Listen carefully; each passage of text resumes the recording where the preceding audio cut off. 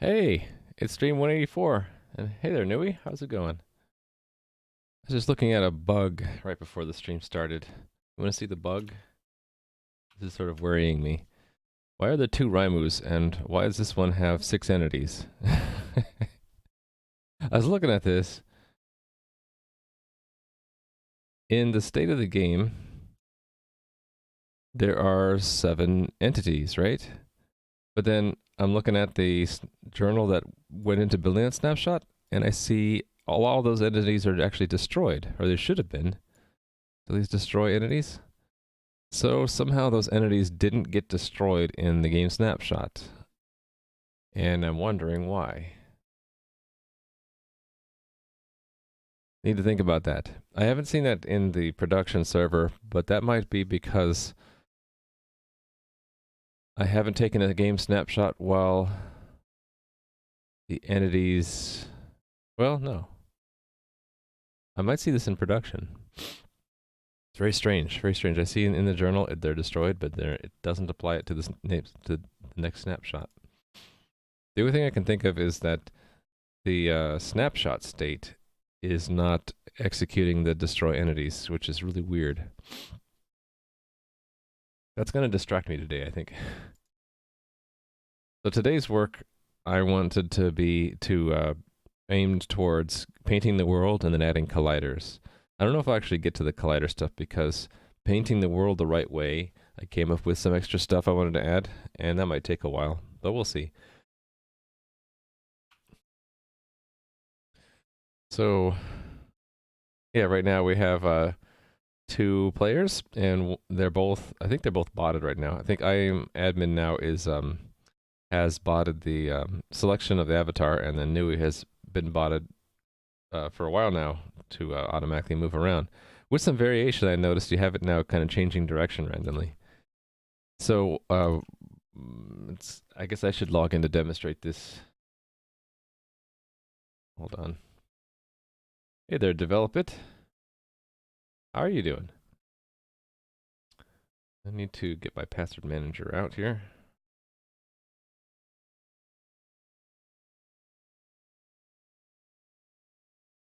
You move yours randomly. Never the same direction twice. Ah. Nice.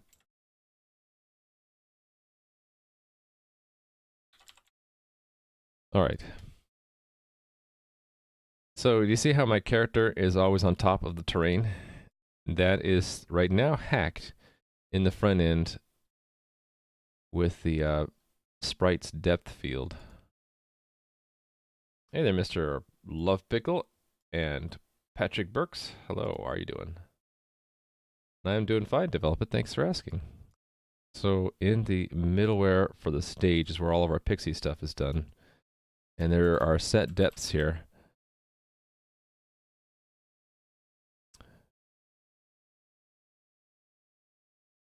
So there is a depth field, but I have it set to, it's sort of a hack right here. It's set to 0 unless it's an avatar, and then it's depth 1. So that's a total hack. So rather than hacking it, I would like to have the entity itself track what its depth is. So that means I'll be adding depth to the position component. And I'm going to follow the same scheme that phaser does, where it's a non-negative integer. The default is 0, and that's the bottommost layer. And so like what layer 1 would show on top of layer 0. So right now all the avatars are layer 1, the background tiles are layer 0.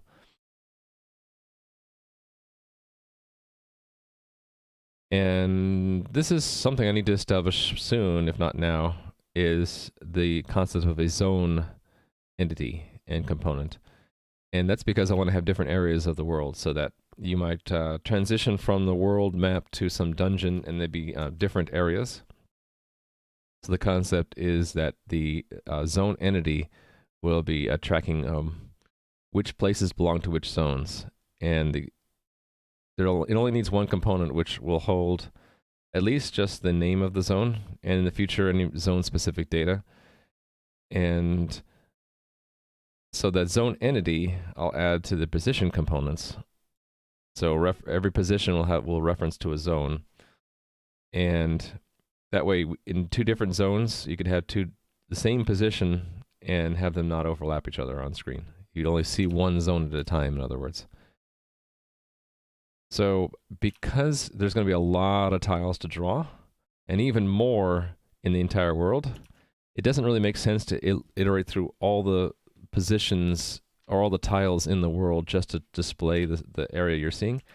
And for efficiency, there's a lot you have to iterate through. So I'm sort of forward thinking here, I hope, and making the idea of making a per zone index that caches the entity lists for every position.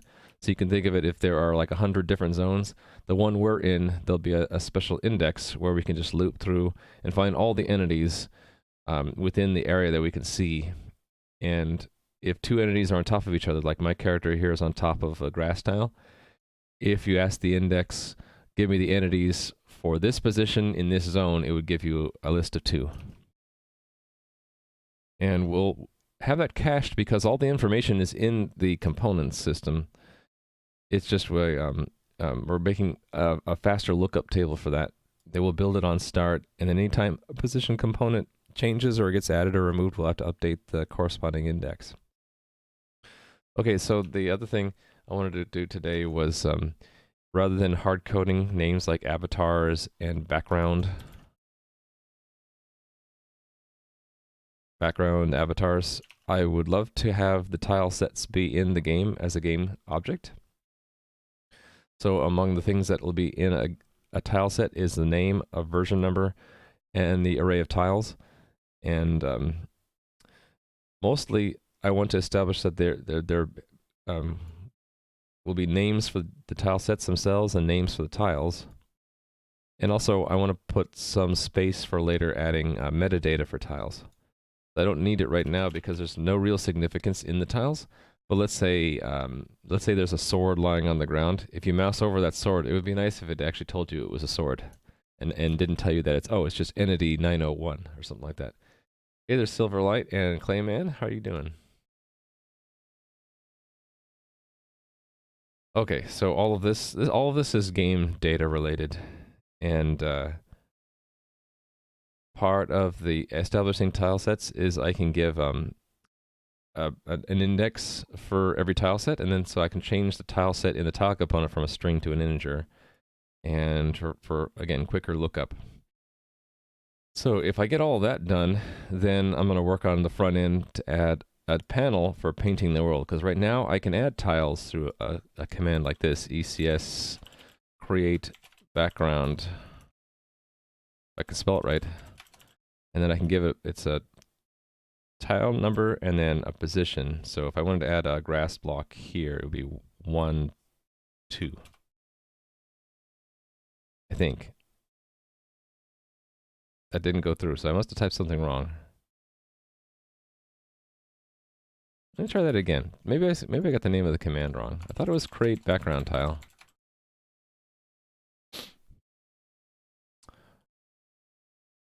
My search is loading. You knew he's an NPC, randomly controlling? And that's not Indorn. I thought Indorn was TDD Dan's game. Hey there, Jumper FN.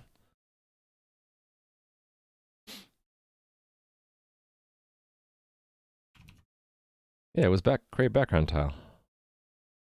But maybe I got it the order of the arguments backwards.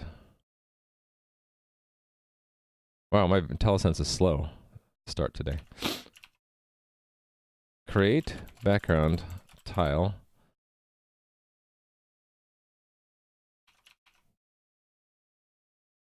It's tile X and Y, yeah, so maybe I spelled it wrong. 2, 1, 2. Huh. How about 2, 5, 5? Why is it not working? On what part am I using the C++? It's the back end of the game. So I can show the test environment. This is the console of it. And every time I log in and out of the game, for example, like if I just refresh that, you'll see it say the player logged out. and then the player logs back in again, hopefully. Yeah, right here. So for the real game here, it's all running in Amazon Cloud, Elastic Cloud Compute virtual server, and the front end is in JavaScript. Oh yeah, thanks. That's the botland. For my code journey, it's there. The link that Development shared is for Adam, who I should just give a shout out to, because why not? A lot of the folks who watch my stream are also watching Adam's stream when he streams. And he's making a game called Botland, which is a pure JavaScript game, strategy game with a focus on automation. So my game is an RPG. You can read about more of it there, and I should spam the link to get online if you want to. And yeah, I'm wondering why that I couldn't create an entity just there. Let me reload. Okay, it's... Did I get the command wrong?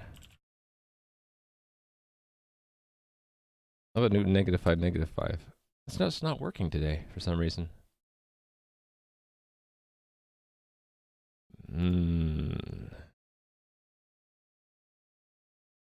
Oh wait, am I typing it in the admin console? Is that the problem? I'm typing in the wrong console?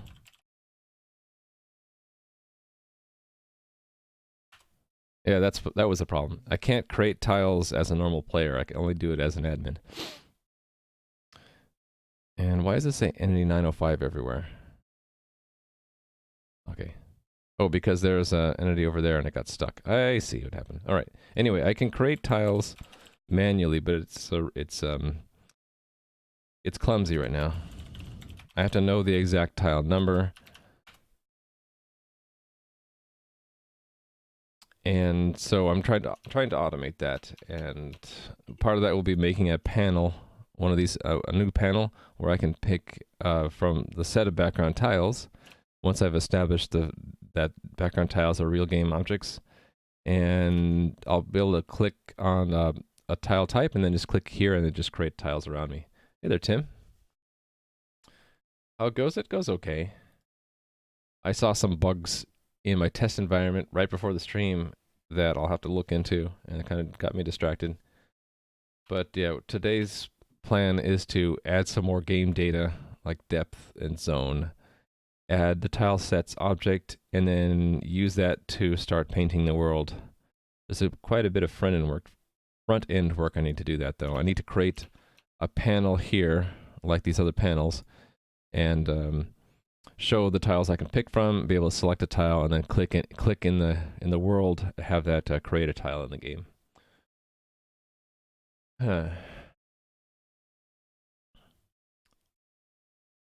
All right, depth to position component. We can do that.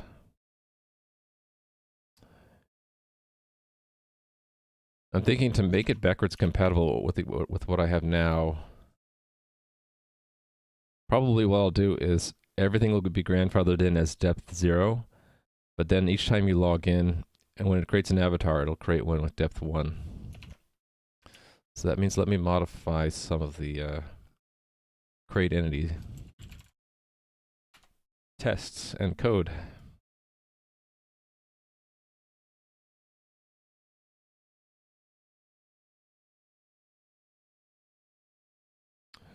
Modify component delta, replace, destroy entity, create entity, add character.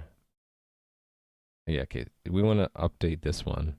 I want to introduce a new tile key called depth. And shorthand will be D for depth.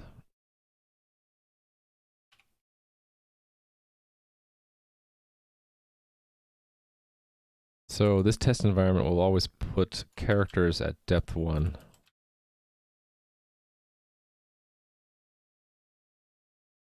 Yeah, I added 2 more ground tiles just now. And I actually don't know what the entity IDs of them are, so I can't delete them. Keep off the grass, yeah. That's another thing I need to add to the console here. I'd like to be able to hold down a shift key or something and see all the entities. Right now, it's only showing me entities that are avatars. Avatars. I'll have to fix that. Okay, here's another case where I want to have a default depth in here. Right, so this one affects what we get back from sprites. So I'm going to actually put that in here.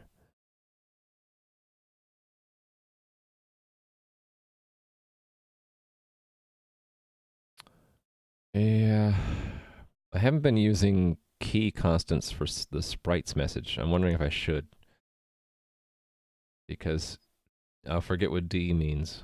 X and Y, it's obvious. I could abbreviate that. Yeah, I might as well get into the habit, right? So key sprite depth. It's a different message, so it has to have a different key.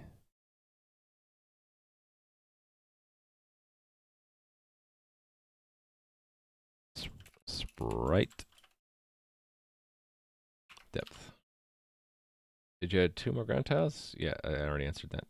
Is it efficient to have so many entities for every tile? Well, there are only really 2 entities per tile. There's its position and then the tile, which is basically what tile set to draw from and which tile. So we have to have that data somewhere. Now, I could pack it to be more efficient by collapsing all the position components. So like, let's say you had this block of 3 by 3 here. There could be one component for that where there's additional arguments like width and height, but then they would all have to be grass, for example, right? Kinematics, you know we can't, the injection attacks don't work. that never worked in my game. All right.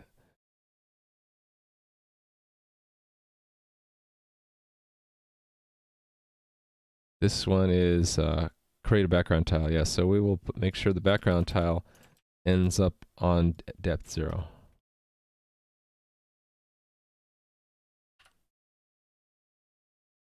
Okay. This is another test thing, right? So we're going to have to add it here as well. Depth 1.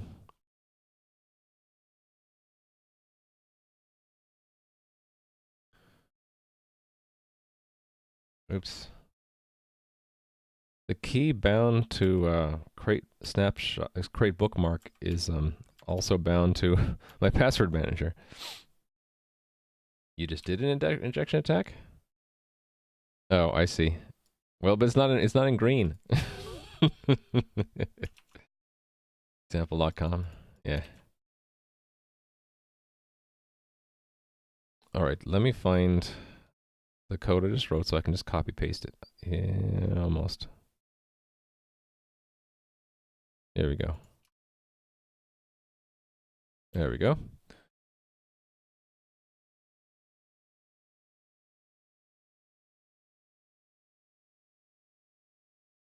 I'm just updating every reference in the code which deals with tile components to include a depth now.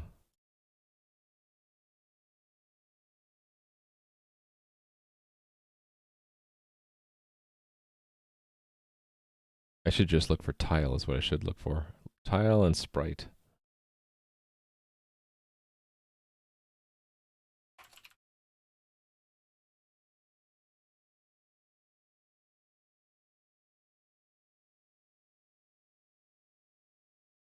Right, so we're going to put characters at depth 1 now.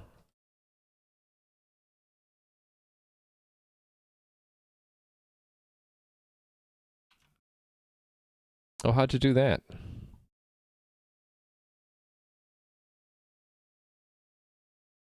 Oh, did you like find a Unicode thing for an extra wide space?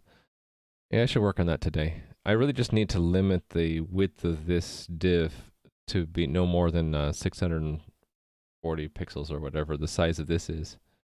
Yeah, you gotta reload right now.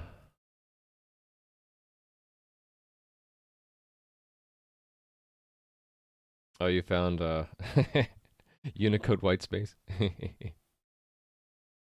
Yeah, that's already reported by Nui. Oh, I worked a little bit on this, by the way, the ticket system, so I can see any. I can see a little bit of the description. I got to make it a little bit wider to see all of it, but that's okay. I need to work on the spacing in this table. I got an ultra wide monitor, so I can make it wide enough to see everything.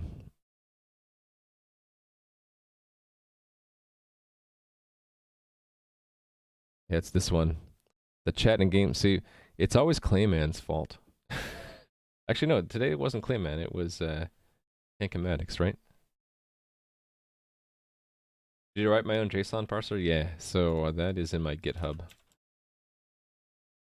It's maybe not as good as the one made by.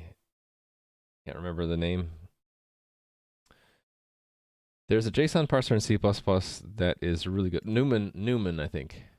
Someone named Newman. Newtonsoft. So mine I just wrote on stream, and it gets me what I want. So there are all of the things that you'd expect JSON to have, like indexing by key, by integer for an array. There are casts to the primitive types, integers, floating point, string, boolean. A value can be one of any of those types, that kind of thing. And Lohman, that's right. It wasn't Newtonsoft or Newman, it was N. Lohman. Yeah, that one I would recommend people look at. N. Lohman, I think it was. Well, Clayman, it was your fault yesterday, I think, that you did that. Or was that yesterday? Yeah. No, today it was Kankamatics. So yeah, there's an open ticket for that. Oh, there's this display bug too. If there's some entity in the corner, then every time I reload, it gets stuck until I mouse over and out again. That's okay. You don't have to be sorry. Actually, you get credit for helping me test these things, right? This will increase the load time or reduce the load time memory usage, or decrease. Oh, have a dynamic structure thing already contain the info loaded from JSON, but decided at the present to use a parser.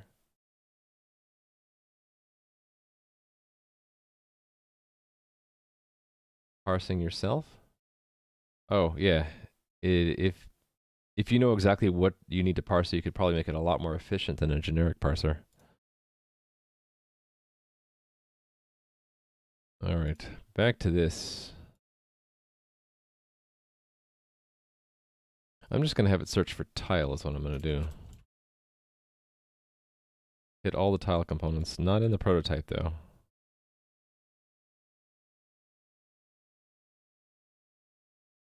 This is the movement system.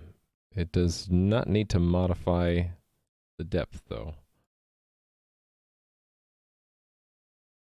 Make an encoded sprite. This I do want to have the depth in there.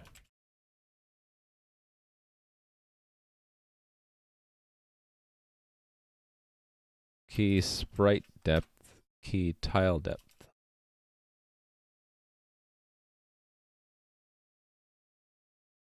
There's a checkbox that shows show old and closed, which is disabled. By default, yet it shows 2 closed tickets. Oh, it's old and closed.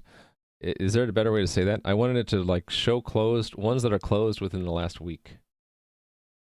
So if I click it, if I show all, and then if I sort by ID and then I click that one, I see stuff like tickets 1, 2, and 3 that were closed more than a week ago. But some of these are closed less than a week ago. Like this was closed 6 days ago. So this, I wanted it to stay in there for a week and then drop off. And if you really wanted to go back and see really old ones, you click that. So if there's maybe a better name for this, I'm open to that.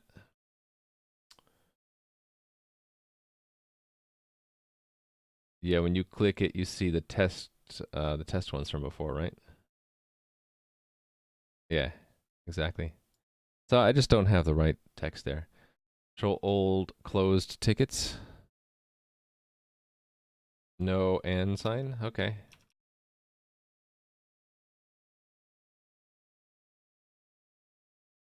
Oops, the bullet got eaten there. And I don't need it to be bold.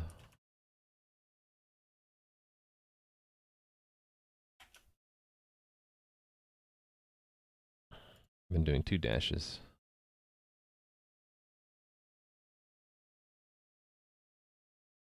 There we go. That's okay, you can create an empty ticket. So if I see, I should see it if I sort there. A bug, new. Okay, should just close that. Didn't want to. And we have a new player, AKS8M. Unmask, there you go. All right, tile.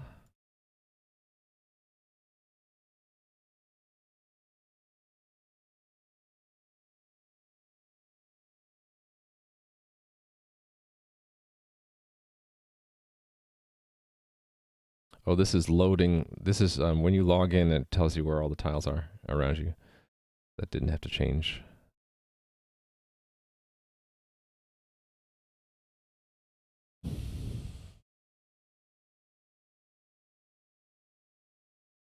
For tile changed, I think that was intended to be either if the tile or the name changed. But I'm not going to change, it's not going to be a depth. The depth won't change, so I'm going to leave that alone. Why do you see close and lock button when you can't press them? I was debating whether or not to hide them or just show them grayed out. So that's, again, something that I could just hide them. I know, what do you guys think? So the question is, in this screen, should I hide that or should I show it grayed out with a tooltip saying like why you can't use it? And hey there, a bad idea. How are you doing? Meticulous should the description on one line?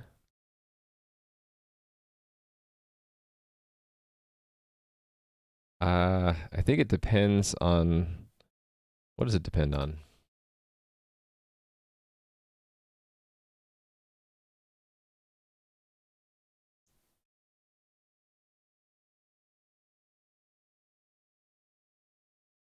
I think I had it limited to 60 characters, but it could still wrap. So let it be there for consistency. And we're talking about these kinds of buttons, right? Yeah. So it's open to interpretation. So it's going to be really hard to make it perfect. I'm trying not to sweat the little details quite yet. Actually, I wasn't going to include the depth on a tile change, was I? But a tile move, I probably should. So let's include that.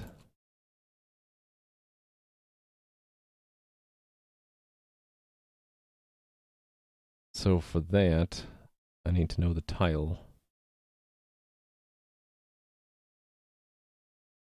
Key tile depth. Actually, hold on. It shouldn't go in tile. I was going to put it in position, wasn't I? Position, yeah, I had this wrong. That should be position. Okay, so I need to go fix all of those that I just did. Actually, the easiest would be to search for this again, or search for that right now. And let's replace them all. Position depth.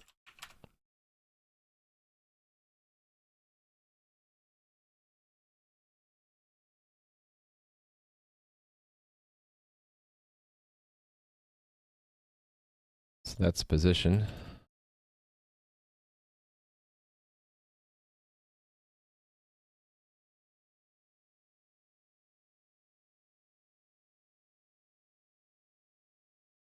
Okay, and then back to tile again.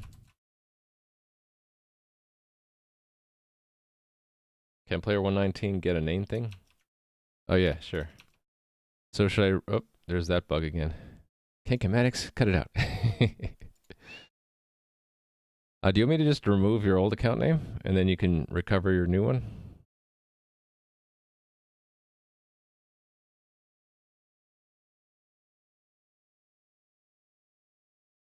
No? You want to keep the first one? Hey there, IH developer. You want your user 20. Okay. You just okay, we'll let you have your second account.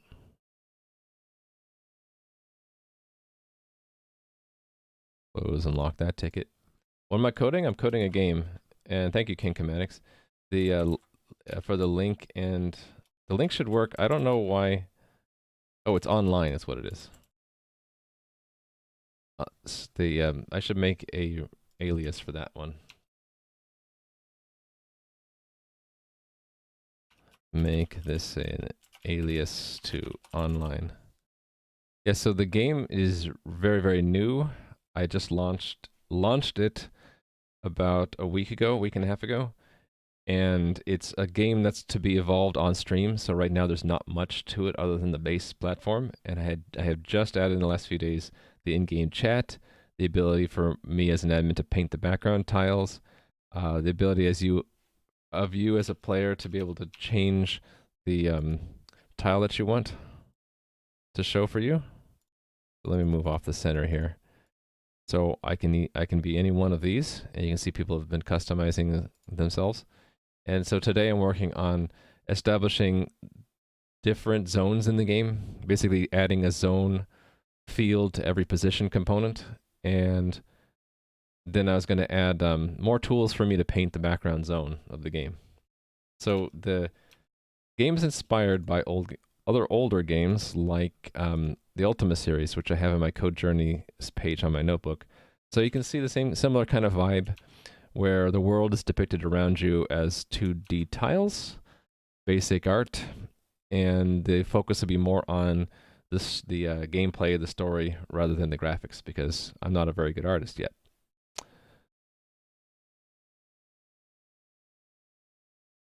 So yeah, if you have any other questions, let me know. Otherwise, I am going to continue doing the work for today, which you can always get to from the today command, by the way. I have a plan for every day. So today's plan was adding depth to positions, adding zone components, adding an index so we can quickly find entities at any position in the game, adding tile sets, and then removing some of the tile set hacks I did before, and then adding a panel for me to paint the world. This player 120? Yeah, because when you create an account at first, you will show up as masked until I go in there and okay the name. So it's like, okay, that name is okay, and then that name is okay. So it's just a check. If someone were to create an account name that says like spammer123, and then they make, let's say someone starts to open accounts with bad words in their name, I can leave them masked and then tell them, please change your name or I'm going to delete your account, that kind of thing. Thanks, Tim. So I have a in-game ticket system, and one purpose of that is when people create new account names, I can have a little discussion with them saying, well, could you please change your name? But all these names are okay, so I close them right away. There's this bug too. I was going to look at this right now. I believe this has to do with the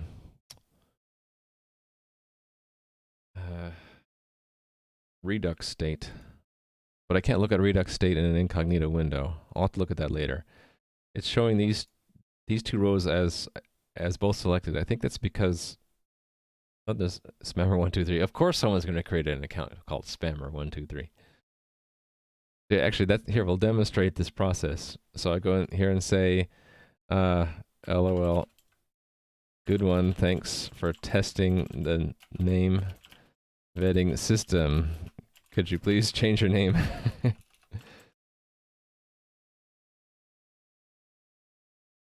And then they can respond if they want to. Otherwise, I can keep them masked, and they'll show up as player whatever, player 122 instead of spammer 123.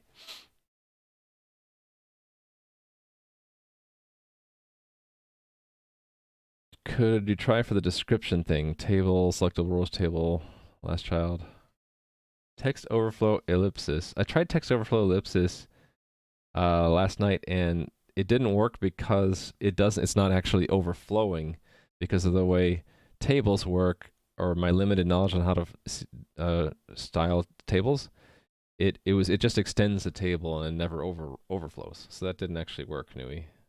So probably what you're saying is correct. I just there's some additional stuff I need to style for the whole table overall to limit its width. So I'll give you a point for that, and I'll look at that in a bit. But I have to also fix the table width somehow.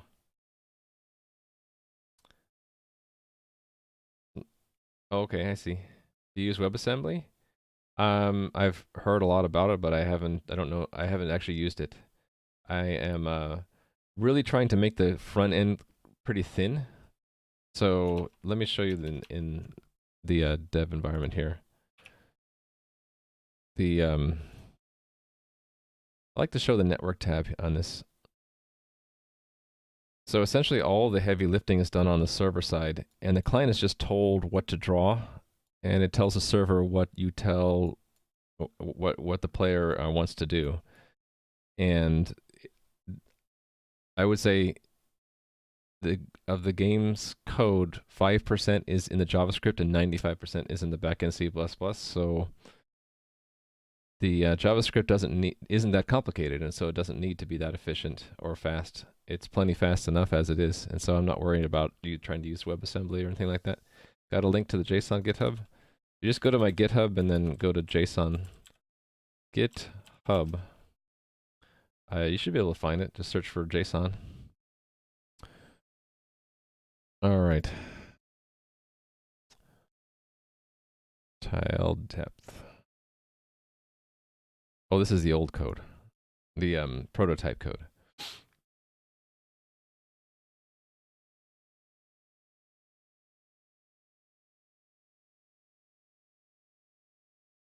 Making code its right position. All right. Yeah, I don't know why it would fail either. Maybe because the account is less than a year old? I don't know. Well, we'll see about the performance. I'm trying to make it functional first and then optimize if I need to. So I actually haven't looked at the performance of the front end. It's probably not that bad. Not really doing much other than receiving commands to move things around on the screen.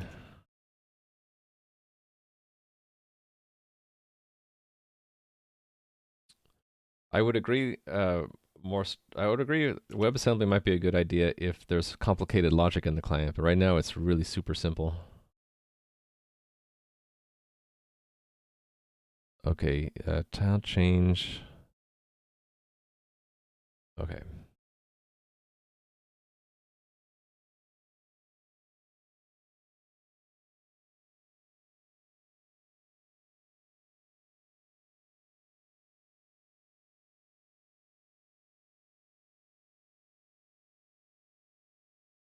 I just realized I've been putting under tile that doesn't go there.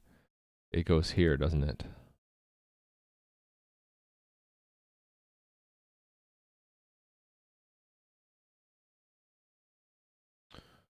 And actually that means I should add another argument here for depth.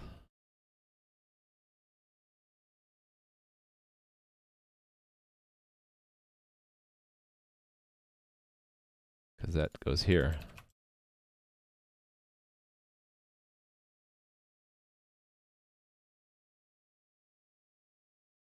True is not equal to 1. That is, I don't know, but the JavaScript always confuses me because of the equal, equal, and the triple equal. There's a concept of truthiness in JavaScript, where something can be truthy but not true. In C++, it's a lot simpler, right? If there's truthy, it's true.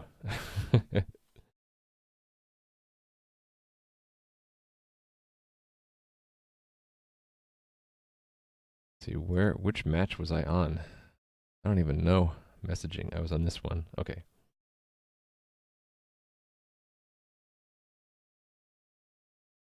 Player login. So we're gonna put them onto depth 1.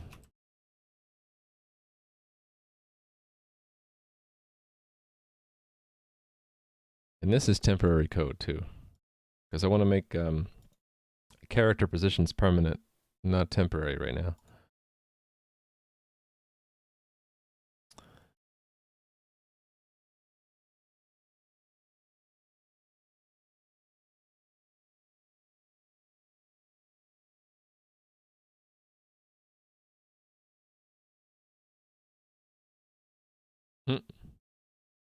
Can't assign to true.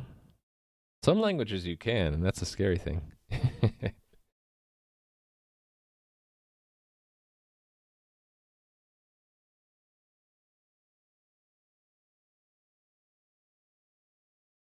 Oh, really? We got new players?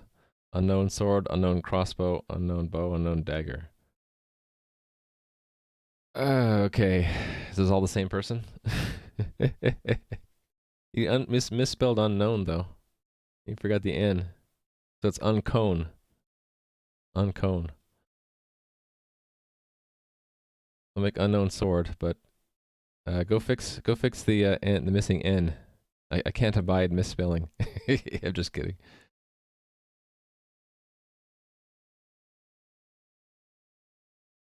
I'll wait until you fix the spelling before I unmask, because if it's unmasked and you change your name, it then invokes a cooldown changing your name later.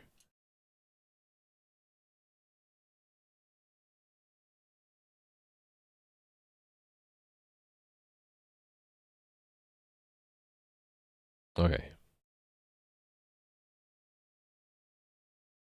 Oh, fixed. The crossbow's been fixed. Oh, fix the bow and fix the dagger. Are you going to use different avatars for them?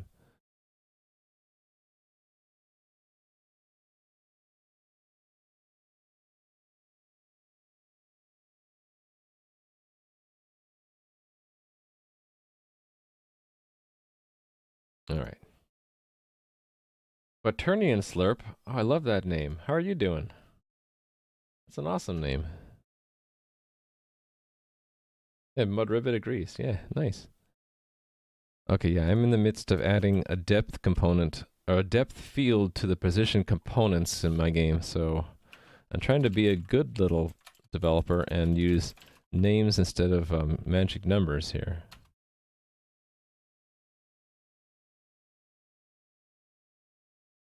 So this should feed back here, correct? Why is this a modify? Update. Actually, this will show up here, won't it? Position depth. I did say 1, right? Yes. Do you think it's more beneficial to get a computer science degree or software engineering degree if you're going to get a career with coding? Beneficial in the short term, maybe computer science because it's quicker. But in long term, software engineering degree, I would say that's better because it's more well rounded. That's my opinion. Oh, cool. But turning a slurp of one of the people in that Adams community. Great. Yeah, so I don't have quite the same level of art as Adam C. Eunice does, because I'm not really an artist. But I do have some tile sets that I had developed with my brother years ago, and I'm using them for now. And that's what we're seeing in my game right now. Yeah, right now I'm working on removing the hack for depth. We can't see it because no one's standing on the grass, but if I move back to the grass here, I'm only on top of the grass and not underneath it because I have a hack in place. So I'm going to be removing that hack and giving formal depth to entities in the game. That's what I'm in the middle of doing right now.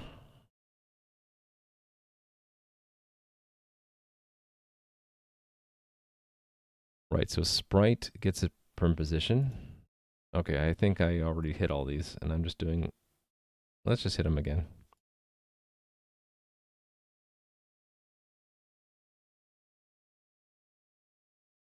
Right. Position is in the sprite.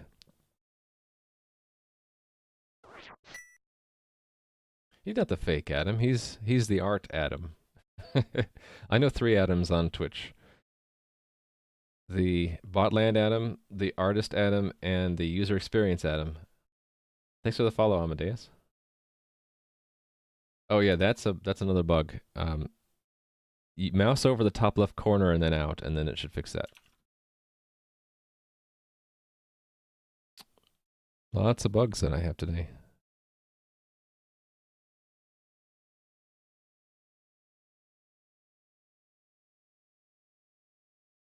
I didn't think about that. There is Adam Art. How will say artist? The Adam the artist. There's Adam Art, which is Botland Adam making art. Now all we need is Adam the artist to try to make to try to play Botland, and then we'll get really confused.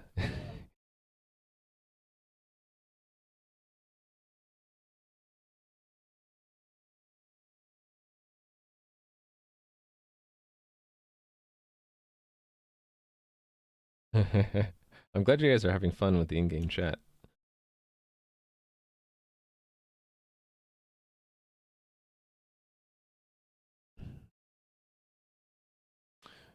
I don't know why I'm having such a hard time thinking about this stuff. That's a okay, that I know I'm getting confused because player's test is irrelevant.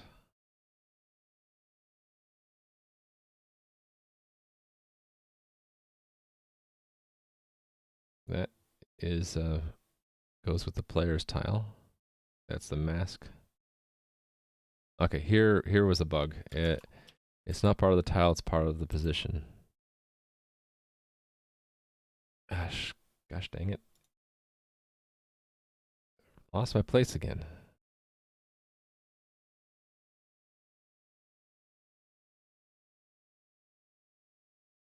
The sprite has the depth.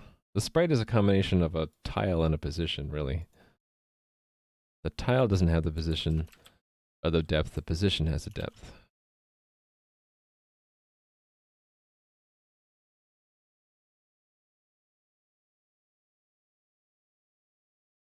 And here's another one. I keep losing my place. I wish it would stay highlighted there. Sprite, tile. The depth goes with the position. Depth goes with position. This doesn't have one. Let's add it. If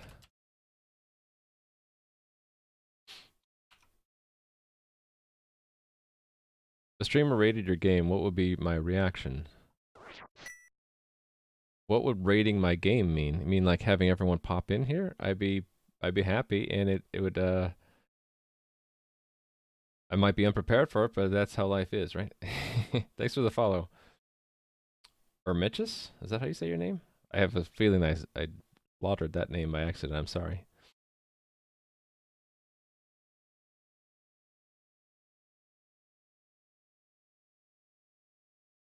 Will there be a moderation system for chat? Yes, but there isn't one right now. I need to do a couple things with the chat. The chat is very raw right now. Fixing the bug that you guys have been playing around with is one thing. Another thing is I need to have some kind of auto moderation, I think, and then real mods in the game should be able to do like they do in Twitch, which is timeout or clear a chat message. I'll probably just model it after things like Twitch and Discord, what they have. What's the max connections? There shouldn't be a max connections right now. Although for each player can only be logged in from one client right now. So if you open a second tab and log in with the same player name and password, it'll log the first tab out.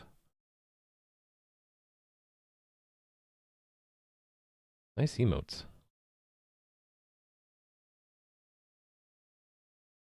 Couldn't even pass entry-level program tests at game companies when you graduated. Had to put in some serious solo effort to get better. It's not surprising to me because I remember when I was in college, the programming classes were pretty weak, in my opinion. The I learned a lot from algorithms and engineering classes, but not so much programming. They were kind of ridiculous, like as in too basic. Oh, this is not special emotes. It's just it supports Unicode. The font I'm using supports the Unicode emojis, which is kind of an unexpected bonus. I didn't plan for that. It just worked. Put a link in GitHub so any dev wants to support the game helps by coding. That's a good idea.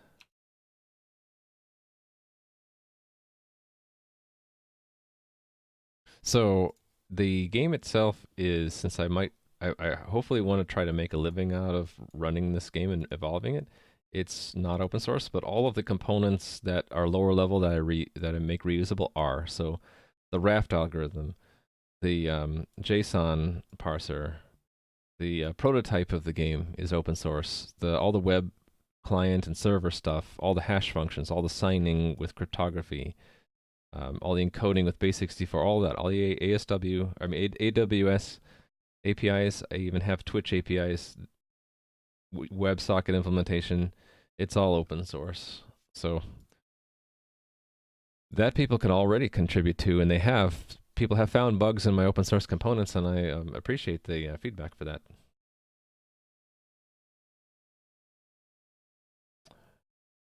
After 3 messages, you finally joined? Did I not notice you joined?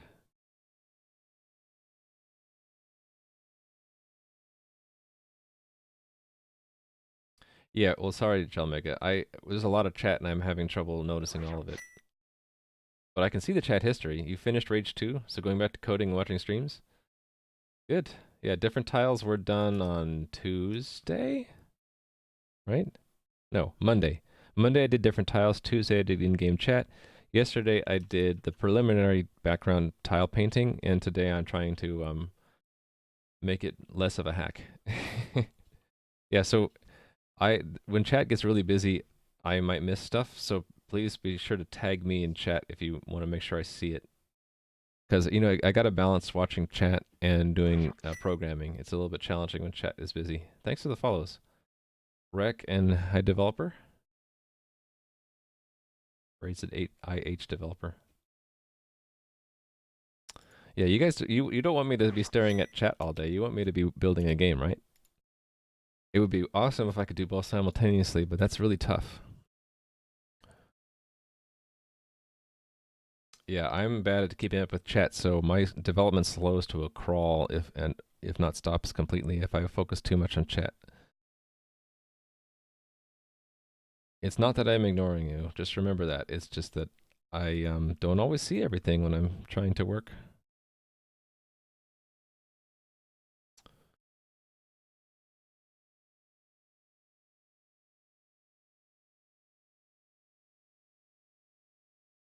You know what I'm going to do is look for all position components, because that's really the more important component that depth be added to. Okay, there's depth there. As long as these all have, all have depth. This one does not, so we need to add it.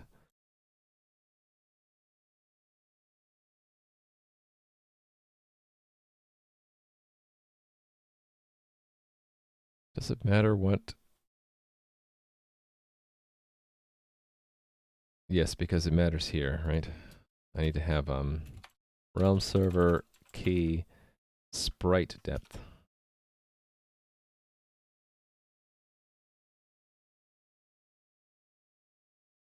I should be watching the logins and the tickets too.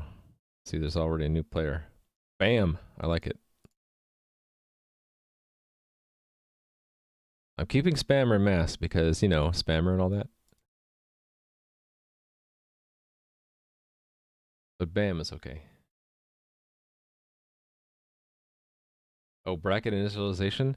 This is an initializer list in C++. So the only thing you need to do for that is have a constructor that takes an initializer list. I think I learned that from looking at the code from N. Lohman's JSON. So here's what you do.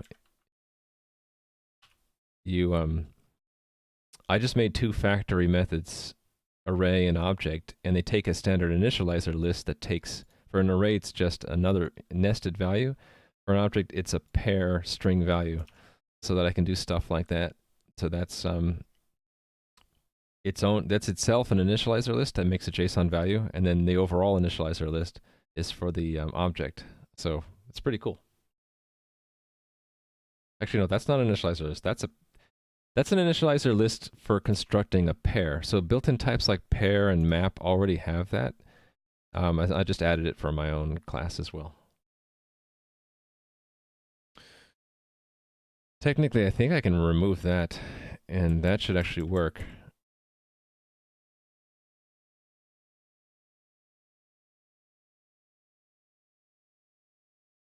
Oh, wait a minute, no. That's because that is actually a named function, factory function, and not a constructor. If it was a constructor that took the initializer list, you can do that.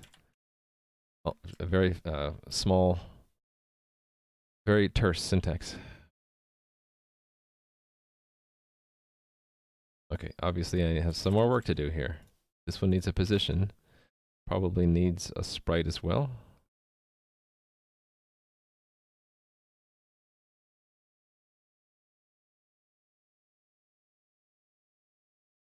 Hold on, what is this one doing? The add sprite can have the depth. Did I say move? No, move doesn't need a depth. Let me make sure I didn't put.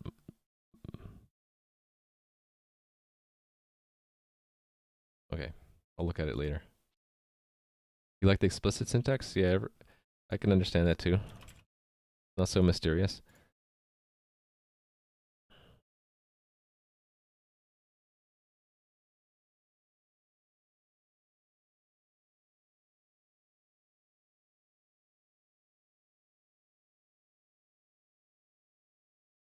Okay, I'm just making sure I'm not missing anything. Because moves don't need to change the depth necessarily. Although, maybe did I put that in there anyway? I don't even know. I don't remember. Guess I'll find out later. If my test fails, I'll know. This one I know I added it, so this is keys. Actually, that was there. That one.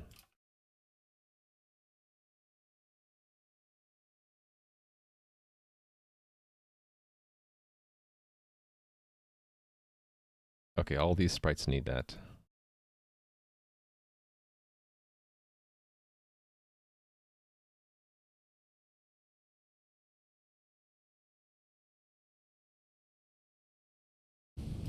Well, let's put this one at depth 0. Depth 0. Pepe will be at depth 1. There we go.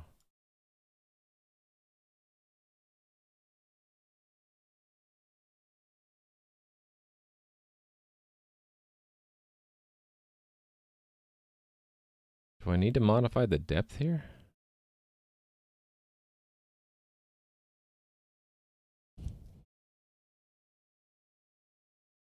I'm undecided. Should when things move on screen, should I always transmit the depth again, or should we just keep the depth the same? The depth hardly ever changes. So I'm inclined to not do that. So to remove that, basically. I say let's just build and see if the unit tests catch anything.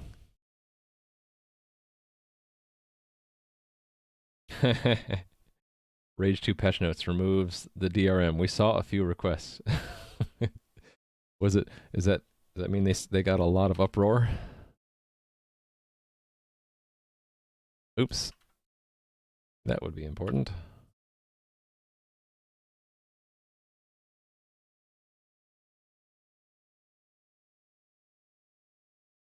So now that chat is slowing down a bit, I'm able to read more of it.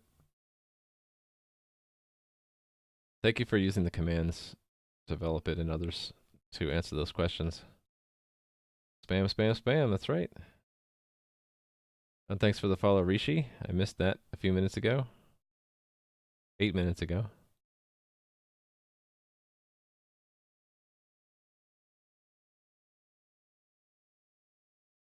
I do not like spam the food. Actually, I've never actually tried the real spam food. I know it's popular in Hawaii. This first build of the day is always a long one. I should just get in. I need to get into the habit of building once before I start the stream, so you don't have to wait around a minute. All right, let's run the unit tests.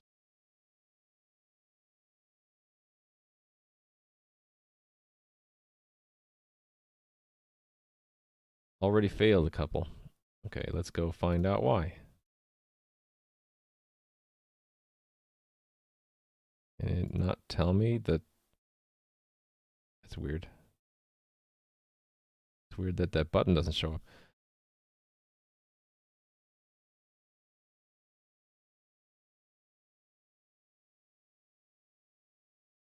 Oh, there's a depth 1 in the move. Right. Okay, so I probably put that in and didn't mean to.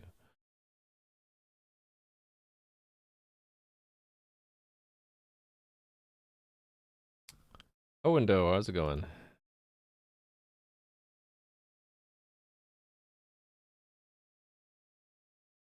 Yep, I put it in here. Actually, how would we know if the depth moved? Will the depth of a tile ever change? I'm going to say no. Fixed depth for now. Change it later if I need to. Not this bug again.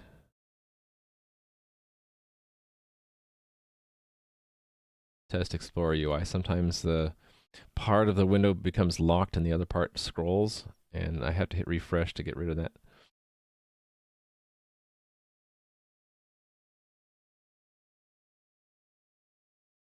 You know, I have like 700 unit tests now. That's why it takes so long. Also, my tests aren't the most efficient. They're over 100 milliseconds each. Something I gotta look into soon. Okay, this one did not create an entity. Oh, because I added depth. Let's add a 4 there, and we'll test the depth is 4.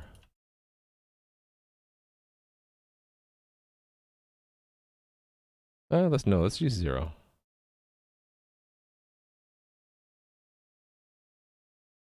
Still running those tests. Okay, but that's the only one that failed.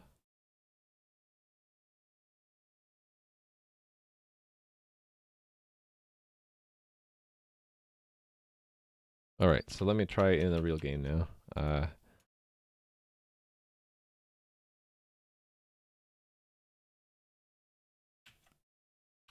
Stop the game and start it again.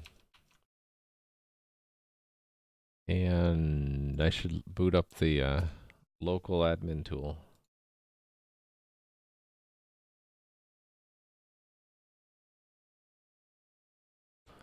There we go. Yeah, there's some extra entities. That's the bug I was looking at before the stream started. That's worrying me. I guess I'll just delete them for now. DCS destroy entity. Oops. 401, 402, 403, 404, 405, and 406. Of course, now I can't get rid of that tooltip. This is the tooltip bug. Okay, now there's only one component.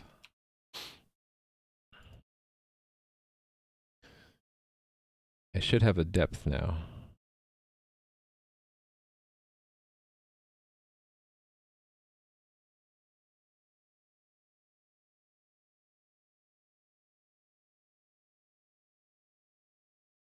Depth 1, there we go. And if I create background tile. Let's put one in the center with depth 0. Well, that's... Oh, because I'm not an admin.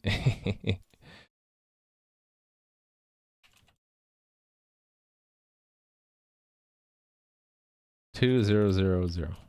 There, I made grass. And now that grass I should go on top of. But if I made another piece of grass at, let's put it at -2 and then put it at level 2. Actually meant to put it over here, but I got my X and Y screwed up. Now I should go under the grass. Nope, that didn't work. Why did that not work? The depth is... Oh, I'm not using the depth in the front end. Okay, I can fix that. Let's fix the depth in the front end.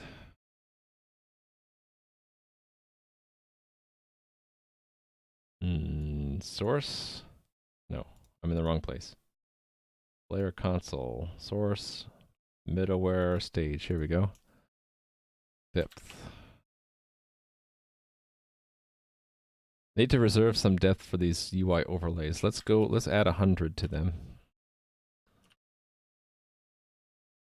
And then this depth is now part of the data from the sprite, which is D, right?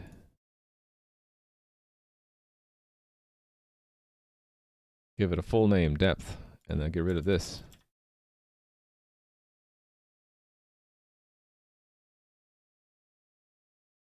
Which one was this? Oh, the label. Let's use the same depth. Cursor, pop up. Which one is this? Tile changed.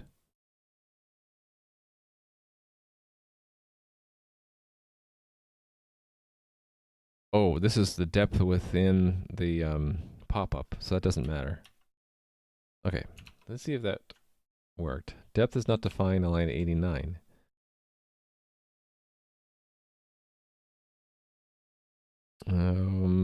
It looks like... Is it the other way around? Is that how you're supposed to do it? Yeah, okay. Okay, so there we go. I can hide under that piece of grass, sort of, but not that one.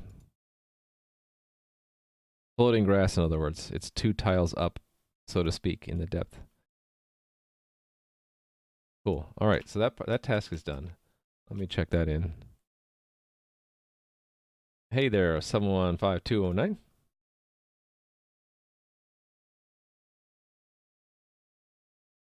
Oh, actually, let me review these more carefully. So the sprites and positions now have depth. That's a sprite, so we had the sprite depth from the position that we're getting when we create one. We're setting the depth in the position, that's correct. All these, that one, this one, all of those positions have depth now. Those sprites have depth.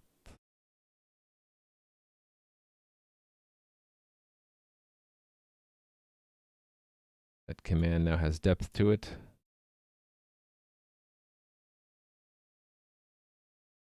Okay. So really the only change to the ECS, to the systems, was to include the positions depth in the sprite when we add it.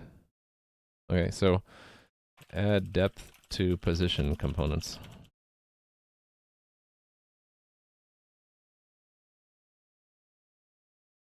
It doesn't work? Oh, well, it depends on what old means. So we were talking about that earlier.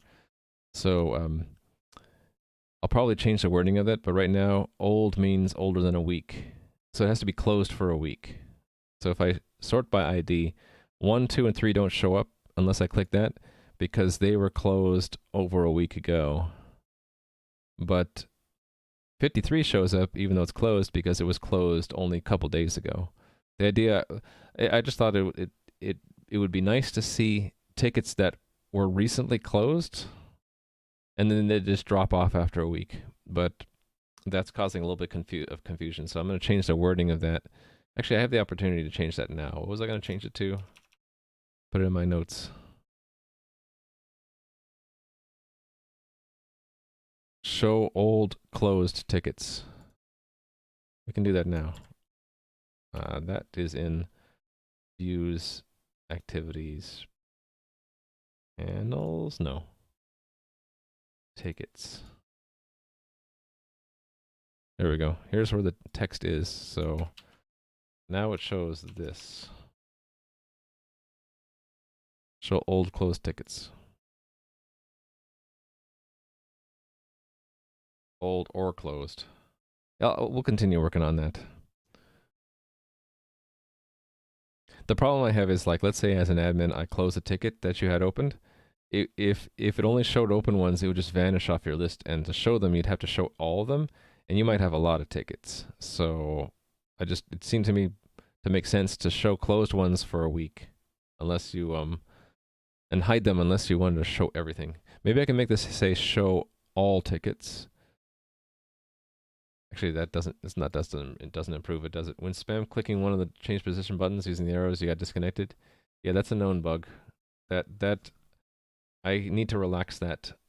I need to measure it at some point and relax it. So that's in the max. No, it's message. Too many messages threshold. So the limit right now is within a 10-second period, an average of 10 messages per second. If you go beyond that, so in any 10 seconds, think of a 10-second sliding window. If it sees more than 10 per second average for that window, you get disconnected.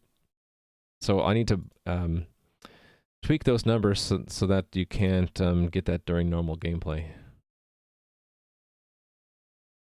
This is an amazing way to type something. Yes, that is.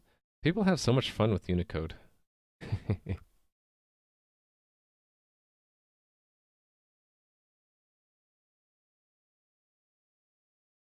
wonder if I could find a solution to this bug here where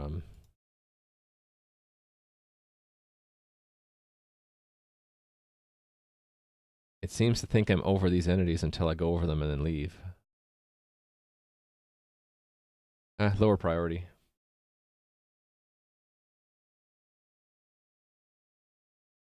You're standing in the upper right corner with 2 accounts? I don't see anyone in the upper right corner. Yeah, there's chat as of a couple days ago. Upper corner? I don't see you up there. You mean upper left corner? Left, yeah. You have 3 accounts up there in the upper left corner? Why am I on that screen? There we go.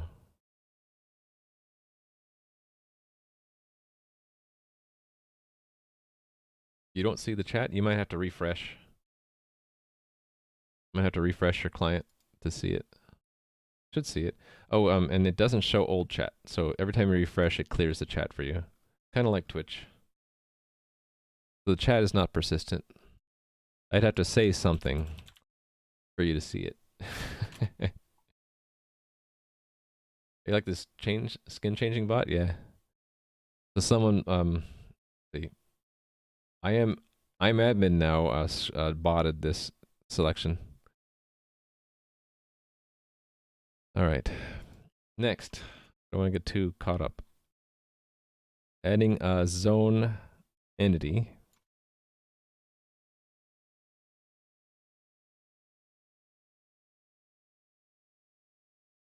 Do I really need to add anything? I think I just skipped down. I think this is the conceptually where we're going to add it, right? So this is the important thing. Every position will have a zone component, and it'll be an entity reference. And I guess we'll say if it's 0, then it's unassigned zone or default or limbo or something.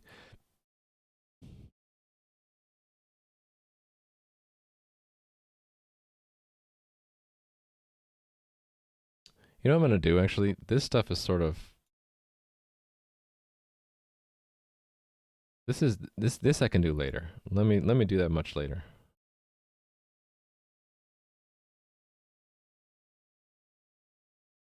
Let me do this next. I'll have a cache, and I'll use the cache to look up positions of things. And then maybe I can lift the restriction that you can go off the edge of the map, and then maybe center the character. And then we can test that. Okay, so we're on start. I'm going to build up an index.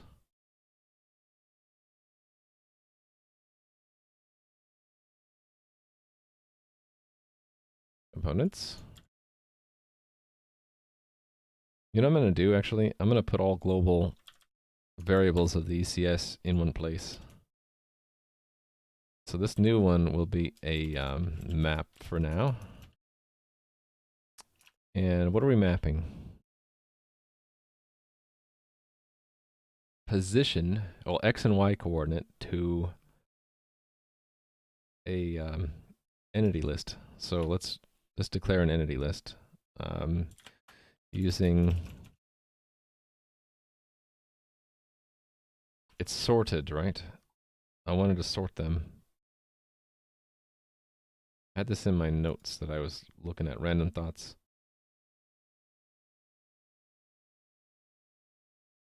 Sort entity list by depth. Okay, so it's really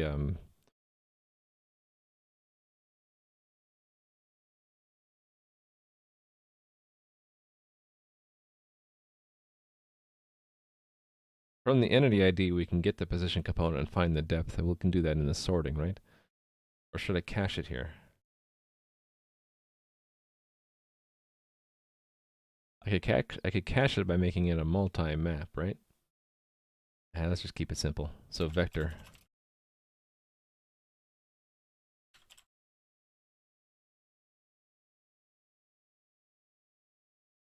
You got a ticket created message? Yeah.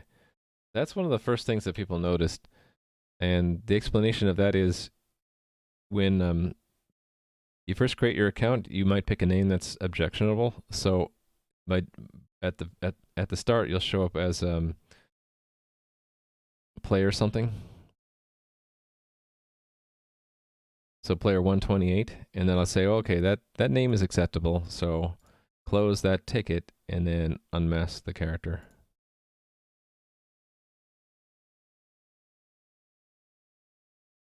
So now we can see your name. Vector of int. So this is entity list.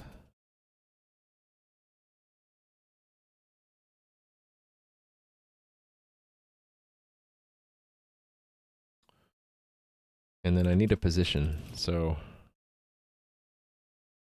position.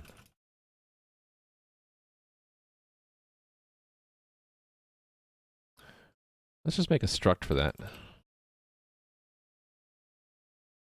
Oh, you're off, Tim? Have a good day. Thanks for stopping by.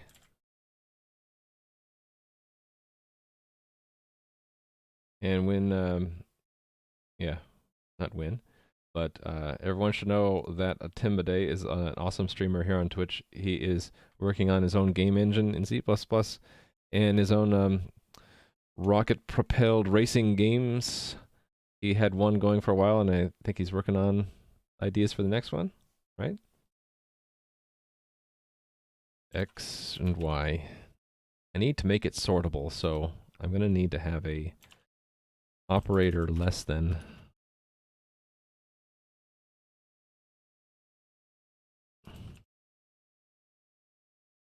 Which says if y is less than other y, return true. Else if y is greater than other y. I forgot to mute my phone. Muted now. Turn false. And return this. Do the same thing but with the x. And this can be shortcut.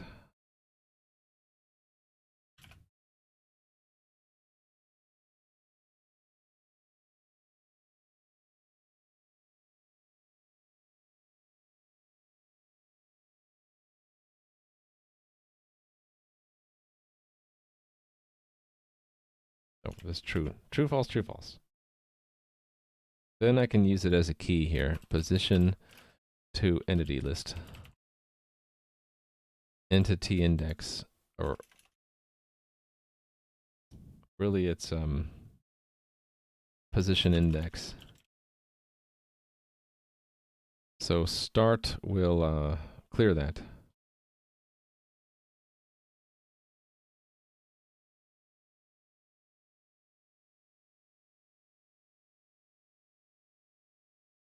Where's the code I had for the start event?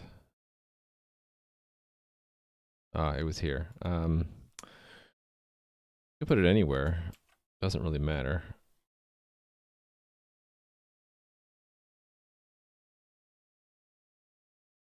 Just leave it there. Just leave it there. So position index clear. And then we'll build it by iterating the position components here.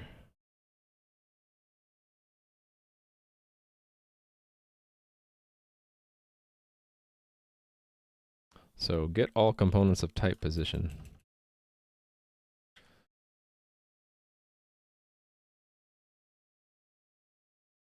I'll only really care. Oh no, I won't care. It's just gonna blindly add it, isn't it? So const auto x is hold on.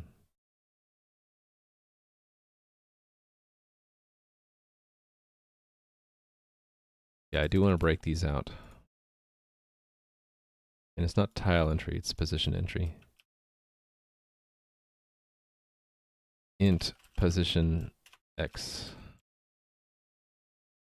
Breaking out the x and the y, and then we need the depth too.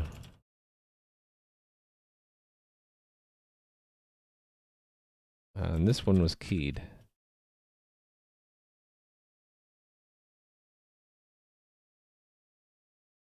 And then, you know, I think I will put the depth in the index because it does make it easier. Because I can say if and then continue it. So if they're at the same position, then we sort them by depth.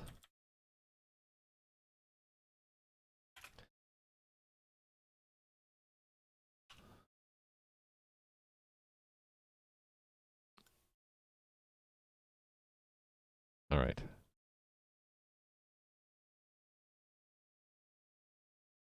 And this needs to be a multi-map, actually, now that I think about it, because we can have two things at the same position and depth. All right.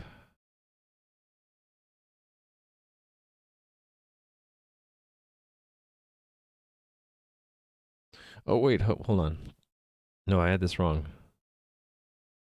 The entity list is all the things at that position. So yeah, what am I doing? There's no depth there. I need to sort the entities first. Or no, I can just put them into a list and then sort them later. Yeah.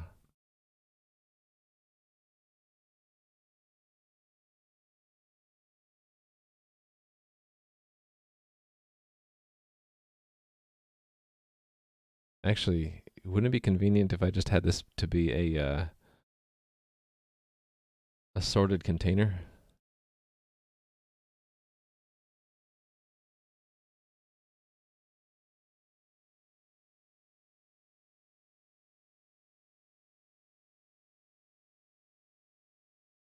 So a nice sorted container would be set, wouldn't it?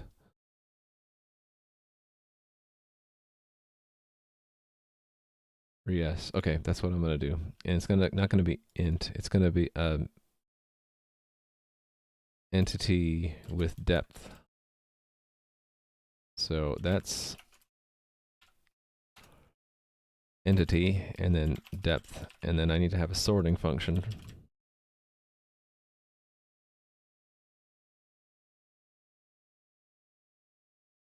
First sort by depth, then sort by entity.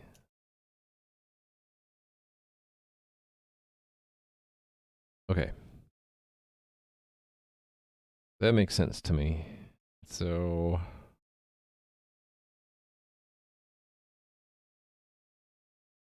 we would find the entry in the index, position index entry equals position index by the position. Actually, I can do it this way. I have two things called position. This is a position component. And this is the position.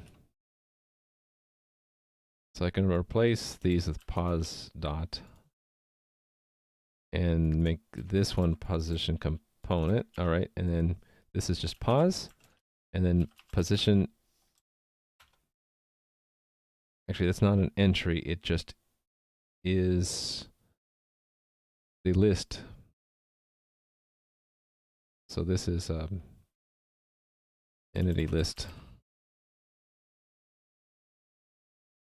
dot insert. Hey, Chris.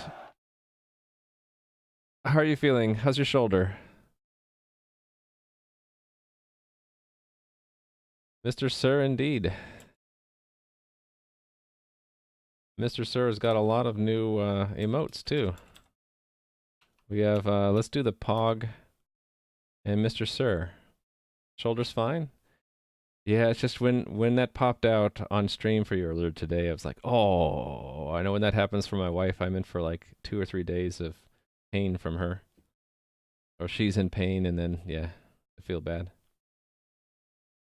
Yeah, so for those who don't know, and if you don't know, then where have you been? But CM Griffing is Chris, who's a awesome streamer here on Twitch, and you should check out his stream. He's working on a chat overlay for Twitch.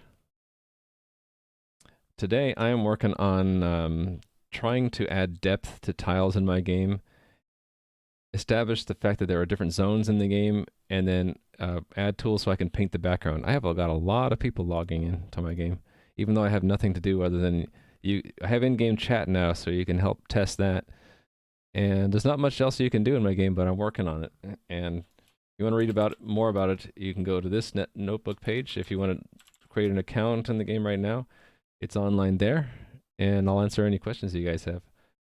Otherwise, I'm going to continue working today, trying to add depth to the tiles in the game, and allow myself to give myself some easy tools to use to paint the background world.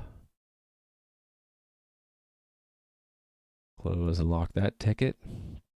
So yeah, we have a lot of people logged into the game right now. Yeah, so my game is inspired by the Ultima series from many years ago, so it kind of has that same vibe. It's 2D pixel art tiles.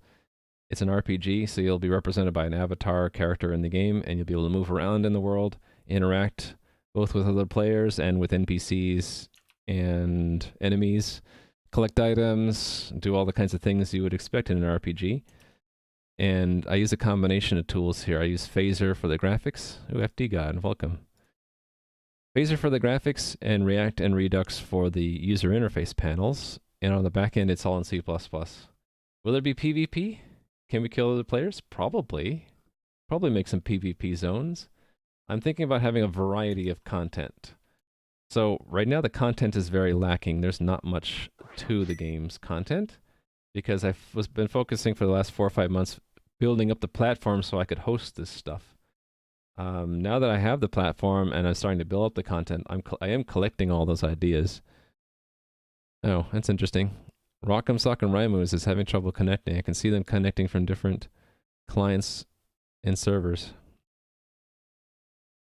I wonder what's going on there. Having connection issues, it looks like.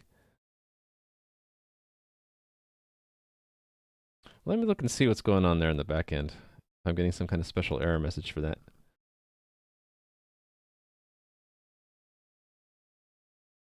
There's a server-side log I can look at.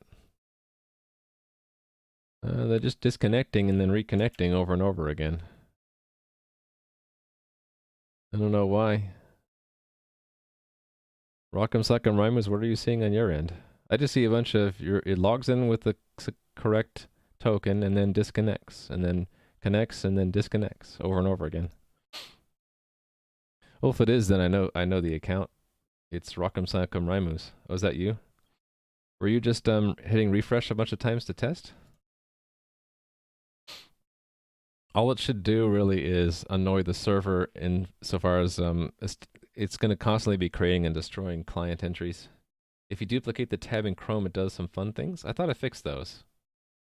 Thought I fixed that. Let me write that down because obviously I didn't fix it. If you didn't have to bot that to do that, then that means I have another bug, right? Yeah, so any suggestions and feedback I get from chat, I'm temporarily writing in my notebook as plus ones or more. And one of the goals of my game is to heavily integrate it with Twitch. So there might be, once I have content in the game, I would have like some kind of in-game rewards for people who support the stream, whether that's subscribing or more. I'm more interested in feedback. So if you give me great ideas, if you find bugs, then you'll end up eventually with in-game rewards. And there's other stuff I want to do, like live events. Like what we have right now sort of is a live event. When I'm streaming, you can see the world from my point of view, and so you kind of get to stream snipe a little bit. And I'll probably evolve this over time where there really is real in-game content surrounded by around the fact that I'm streaming and maybe adding content or maybe just participating in the game. And maybe there'll be special quests that you can only do when I'm streaming. There might be a bot in the channel that is integrated with the game. So there's lots of things I hope to do. The movement is a bit delayed. It might be the distance between you and the backend servers. Let me see. For me, it's okay. It's capped at 4 movements per second. I think the rate is okay.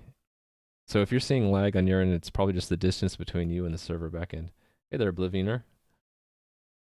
You're far away. So I'm running the server in AWS, that's Amazon Web Services, and it's hosted in Oregon. So if you're distant from Oregon, then you might see some lag. Is the React front end? This part of it is Phaser, and everything else around here is React and Redux. Oh, and you don't have to spam the movement key. You can hold it down. You can also use the keyboard. WASD or the arrow keys do the same thing right now.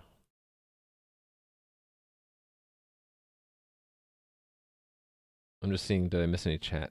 I didn't miss any chat. Yeah, but there will be PvP. In fact, one of the live events I might have is, you know how in the Ultima Online, at one point someone figured out how to kill Lord British? That'd be cool if I hid something in the game that lets you kill my character's avatar, and if you did it live on stream, you get some kind of huge reward. I think that would be kind of fun. If you drag off the button, it still moves. Oh yeah, you're right about that. Don't know how I feel about that. Oh, I think I see what you mean. You drag off and you release the button, it still moves. Oh, that's a bug. Thank you, Nui. But really, it was play poker badly. Both of you. That's a legitimate bug, so I'm going to give you 3 points for that. Actually, it was. I'll give 3 to play poker badly and 1 to Nui for how come that didn't copy? For clarifying. Thank you for that. I need to fix that. It shouldn't. I should probably do something where if probably what you're supposed to do is when you release the mouse. No, when you hold down the mouse here, it should capture the mouse input so that when you release, it stops the movement, right? Probably doing something wrong in the JavaScript.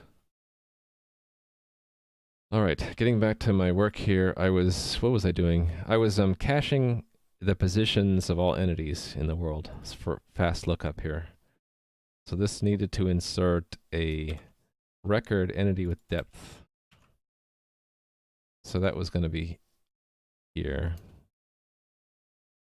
Give it a full name, because why not?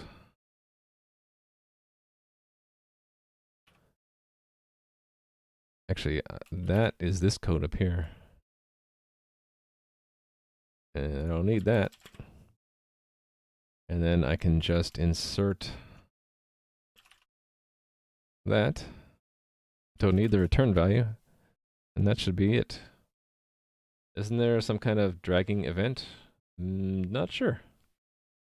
What I'm used to in user interfaces is that when you press and hold, it captures the mouse input for that target so that if you were to move off and then release, it still goes to that target. So I must have broke it somehow. Tested somewhat extensively. Yeah, you know what I was thinking about the other day, yesterday more specifically, is there are a lot of tickets in game now.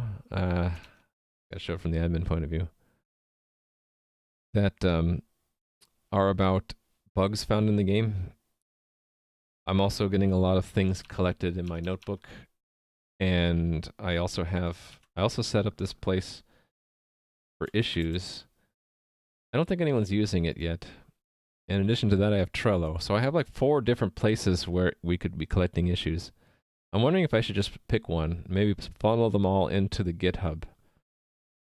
And then people could look up with the search thing to see if the issue's already been reported. Not even Twitch has fixed that bug?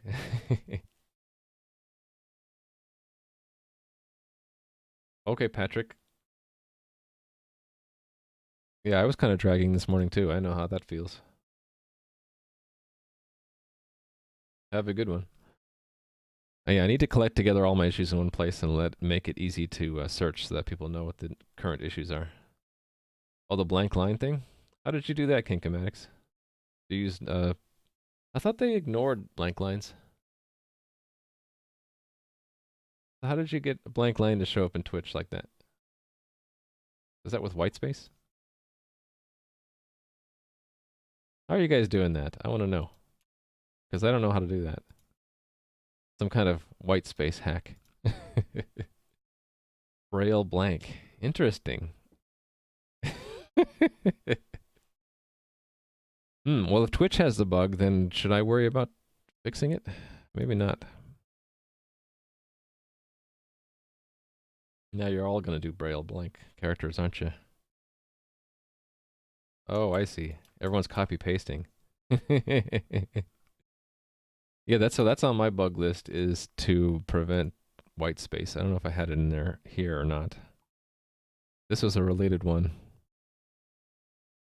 I think. Anyway, let me not get too sidetracked.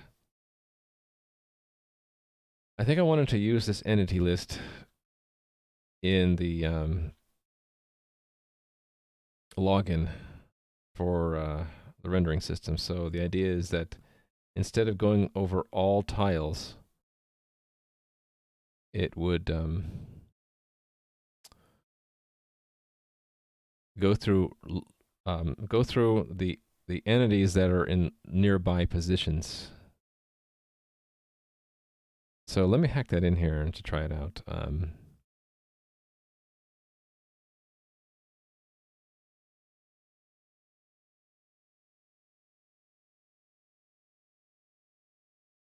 Let me just comment that out. And instead we'll do for int y is, what are the bounds of the game? I should know this. 1, 2, 3, 4. Let me walk through the game to count it up. Oh, someone stretch chat again. So 1, 2, 3, 4, 5, 6, 7. 6, 5, 4, 3.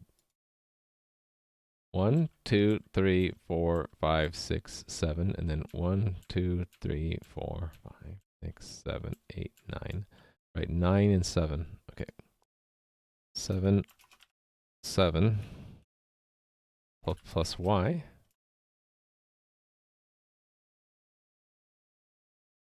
I am so bad on the keyboard lately.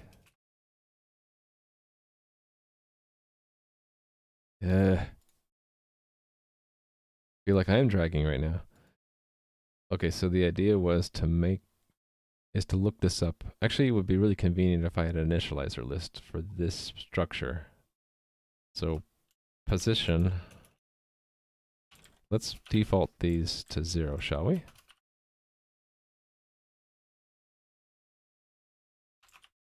Initializer list of ints. How did I do that in JSON?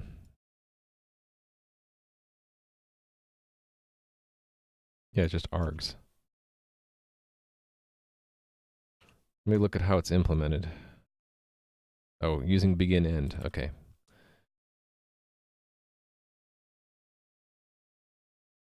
Okay, so arg equals args begin. If arg is not equal to arg's end, then x equals arg, right?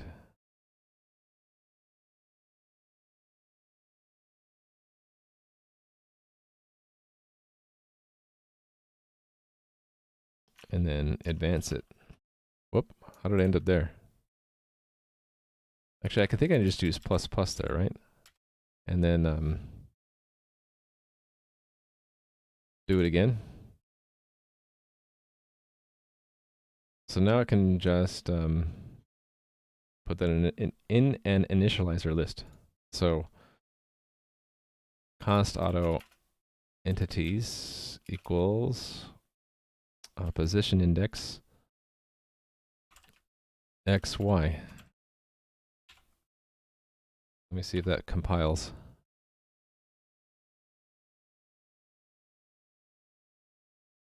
Can you make the map area select the movement too? When you're in chat and click the map, it still writes to chat. Yeah, I can do that. Haven't gotten to it yet. That's in my notes though.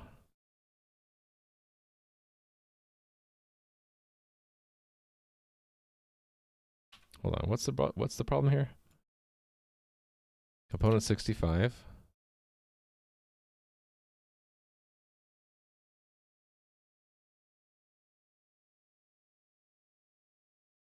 Oh, is it I didn't declare the copy constructor?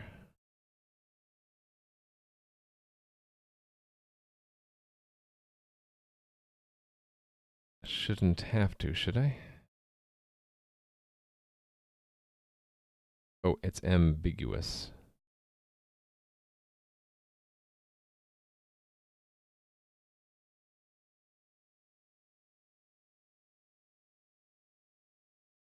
No operator found, which takes the left-hand side. Oh, it's const. That's what the problem is. Const. The comparator should be const. In a struct without constructor, you get initializer with initialized list for free, so I don't need to declare it. So you're saying I don't need to do this?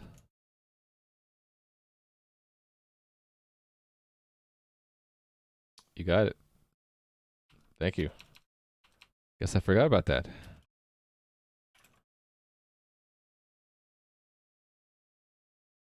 Going to use a karyotic function.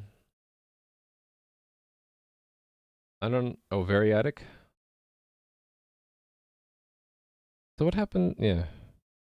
Never mind. I'm just going to leave it out. We'll just use the built-in as Strihek says. Variadic. I don't know.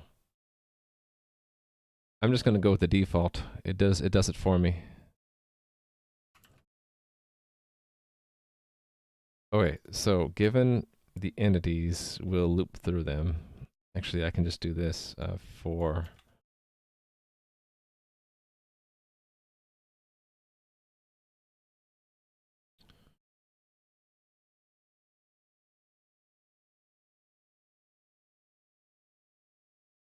and then instead of getting the position from the tile, we'll get the tile from the position.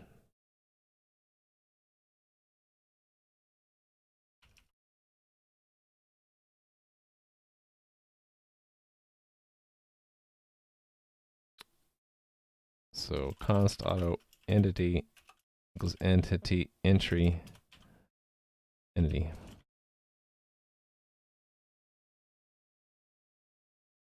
And then we add it.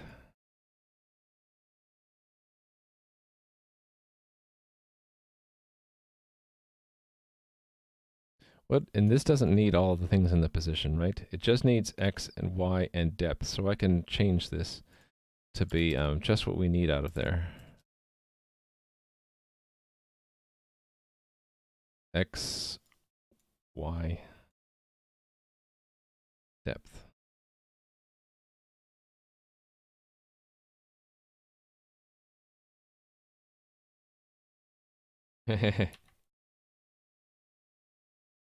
That's fine. So it's tile, x, y depth, and then depth we can get from here. Oops.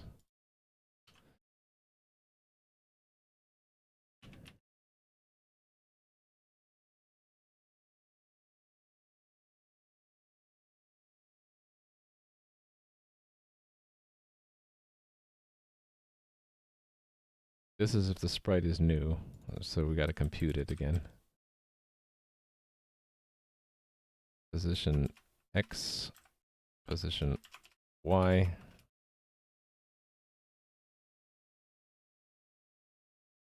If I do this, then also this has to update the index, doesn't it?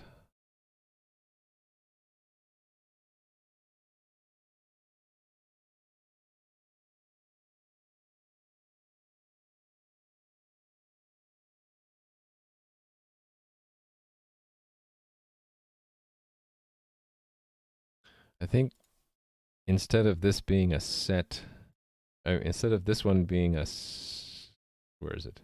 Yeah, instead of this being a set, it should be a map. Entity to depth.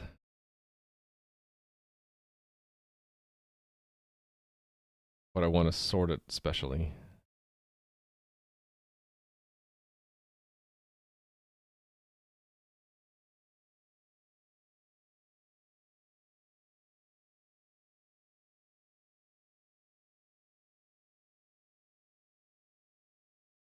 Yeah. Let me think about this.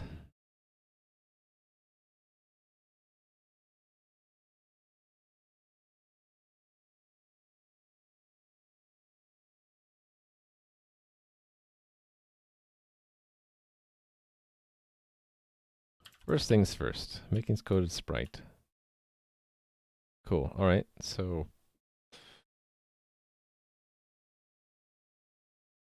it's the movement system that knows when things moved. Where is that?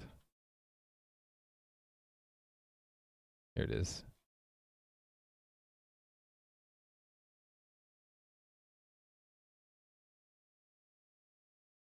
Actually, it's not the movement system, is it?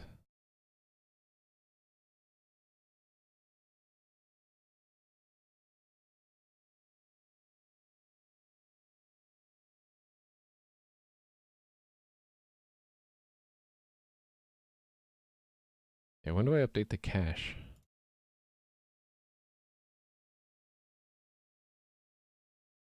I need another system that looks for position components that have changed.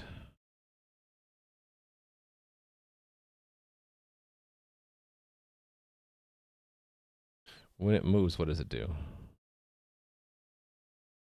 Modifies the input, modifies the position. It modifies the tile and it marks. Oh, this needs to be fixed here. This needs to be a delta also.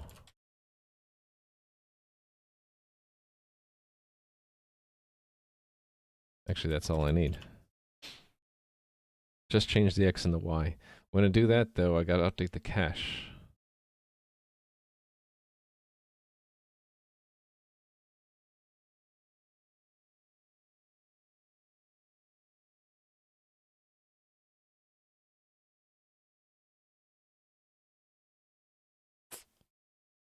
I can't think of the right place to do this. So if we change the X and the Y of a position, that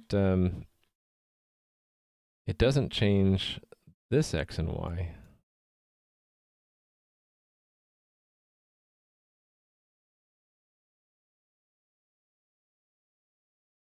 I'd have to, when it gets applied, go into this map, find it, take it out, and then put it back in the new position. When's the right place? When's the right time to do that?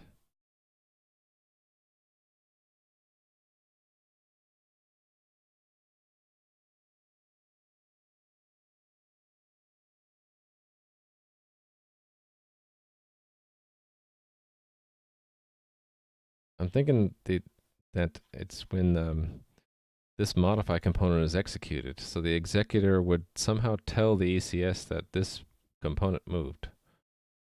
Or this component changed.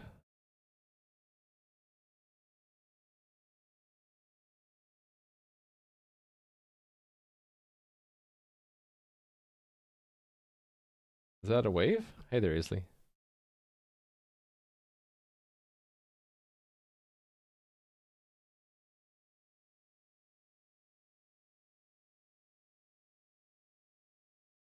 I need to fix that. People keep playing with that. We're down to 4 people logged in. What do I... How am I going to solve this problem? Maybe I'm not going to solve it now. I should just move on. Because really, this was just an optimization for now. This one. I don't want to get too stuck on it. Yeah, let me move on. I'll leave that in there. It's going to be broken. I just won't use it. I'll leave it in there, but comment it out. In the meantime, I'll pull this back in. So we're just going to look through all tiles in the game again. It's just that it needs to get the X and the Y out.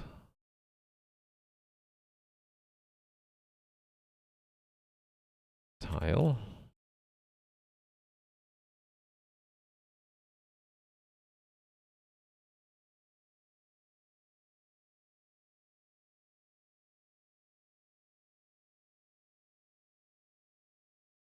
Yeah, I already had it down here.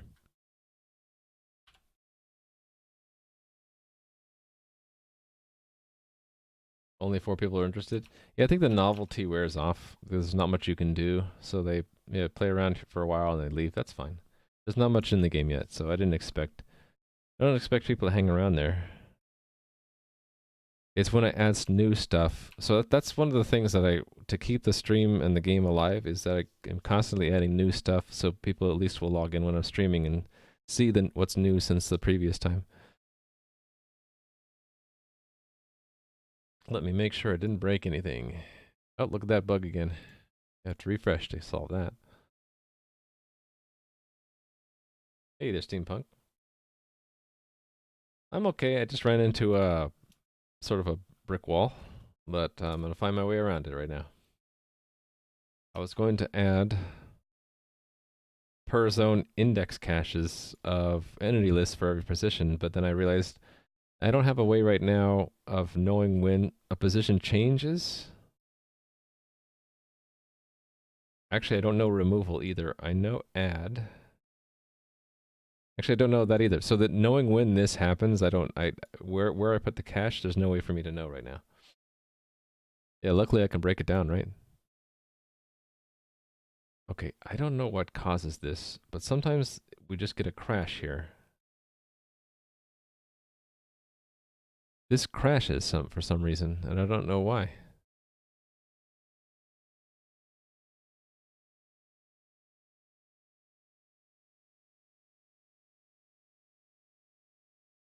Access violation. I don't know why this would be an access violation.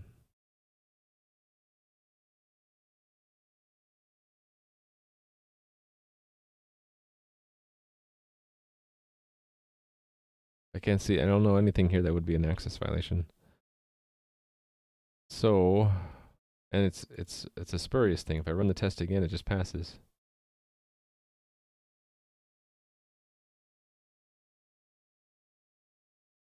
Ooh.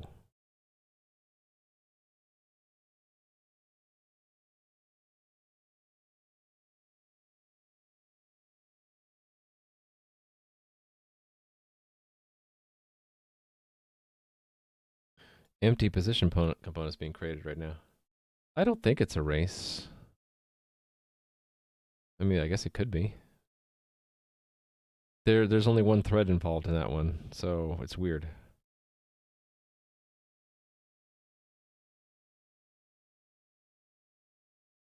What did I break here?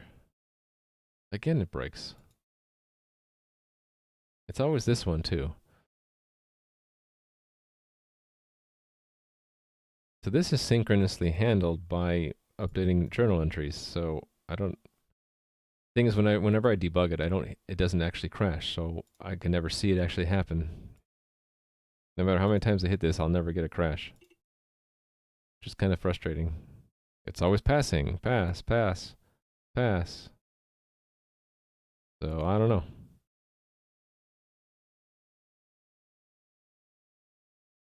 Don't know. Don't know what's common.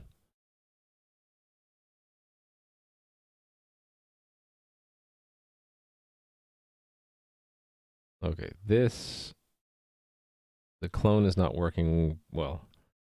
The clone created an empty position component somehow.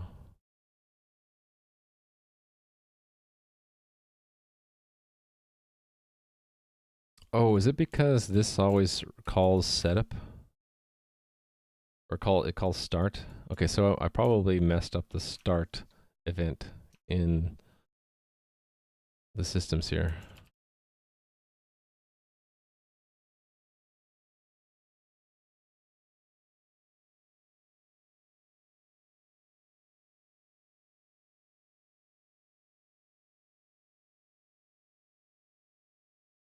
Oh, if there are no position components, it does the wrong thing. Okay, that is a bug here.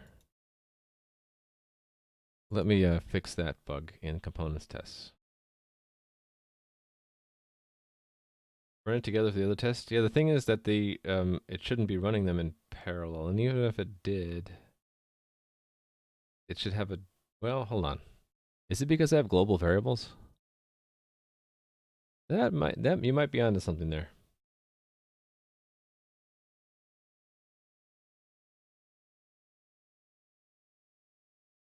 You guys might be onto something with that.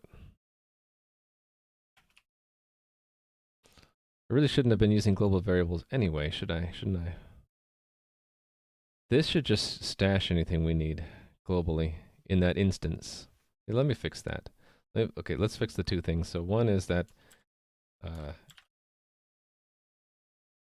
getting an entity of component type shouldn't create the type unless it already existed. So let's do this. Do it this way. Get entity component. Actually, it's get components. Get components of type should not create type. So instead of creating it, we just get it. Get components of type foo. And it doesn't matter what I do with the return value. I should not get anything when I... How do I test this? Clone? No. Yeah. Get all. Get all should return me an empty thing like that. This probably fails right now. It's not clone, it's just entity. It's not entity, it's what am I thinking? It's components. Is that a sign that I should be stretching? That I keep making mistakes?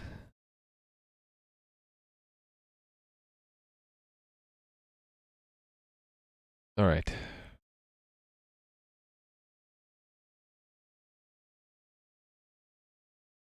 Yep, okay, let's fix it. It's this right here. What I should do is say auto type entry equals impl store find type. If type entry is the end iterator,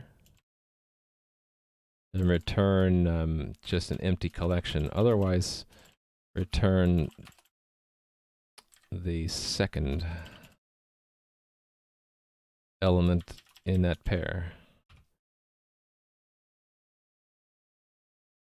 Or the iterator. A tree, a map iterator returns with two things, key value. So that returns the value out of it.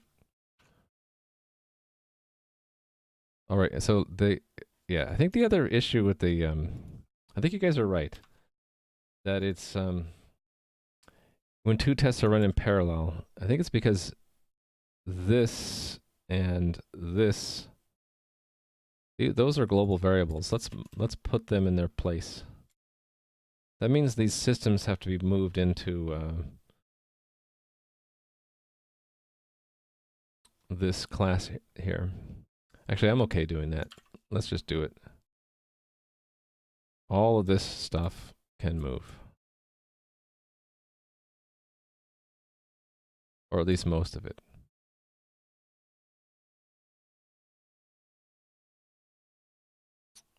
Yes, we should just put them here. And let's organize things a little bit.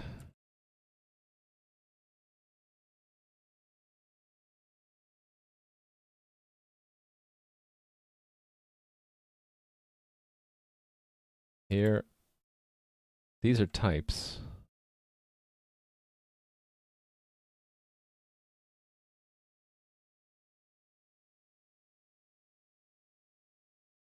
Those are types. Here are properties. I haven't documented them yet, and here are methods.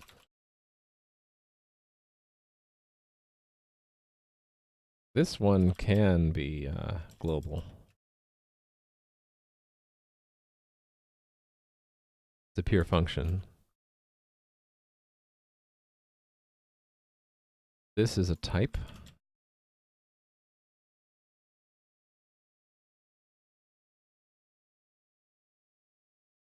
And that's a property, but it depends on the methods being declared, so I'll leave it where it is. Actually, I'm going to leave this whole thing where it is. And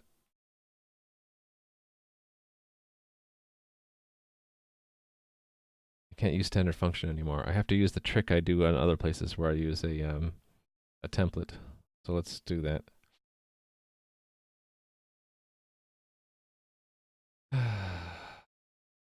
Oh, is this a humorous table about how the ultimate whatever to number conversion table?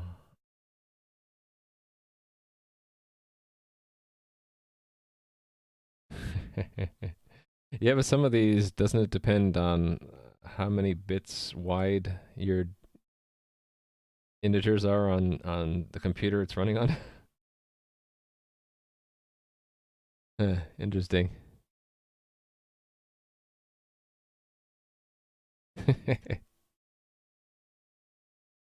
Yeah, it's that easy, right?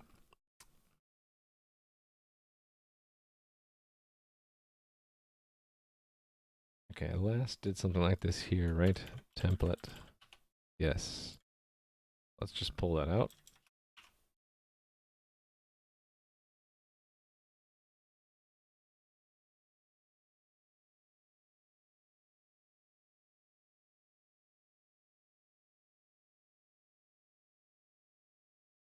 Producing game systems functions.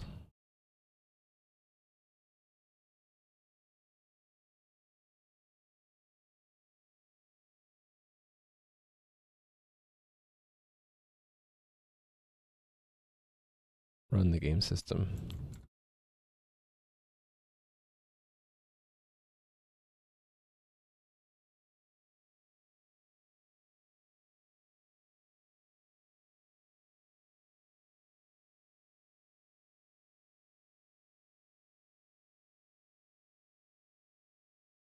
I define that type separately? Okay, fine. Ugly, ugly boilerplate. This is a required prototype for game system functions.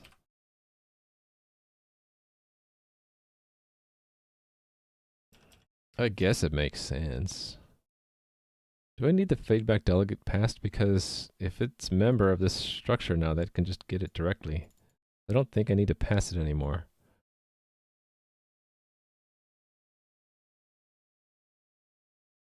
And actually that I don't need because it's a this. It's just reduced to that. Event and game time. And I probably didn't document that yet at all. Okay. This... Actually, I have documented that. Where did I do that? Negative, negative x? Yeah, instead of pre-increment, it's the negative of a negative. But there might be a space. They might have a space in there between them.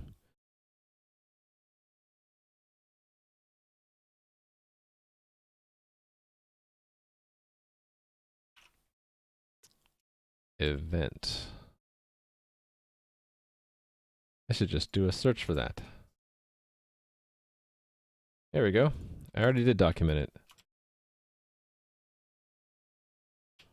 Cool. Then I don't have to document it more than once. Just copy paste. This is a game system.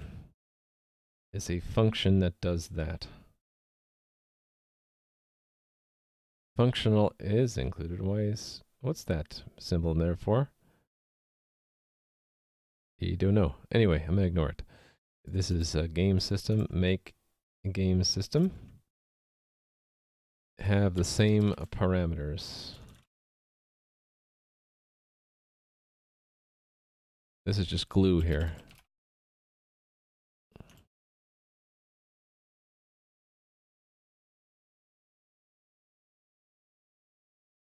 Do I even need this? I don't think I need this. I can just say that this is a pointer. Yeah, what am I doing? I can say, this is the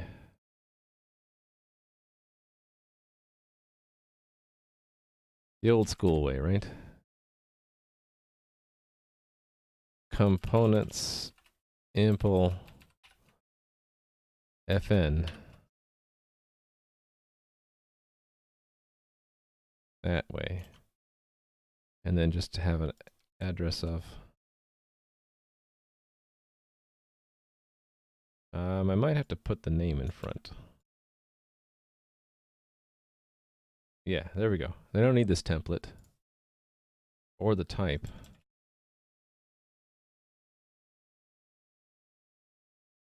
And this goes here. I don't need this. Okay, simplification is good. So the systems only need those two parameters now.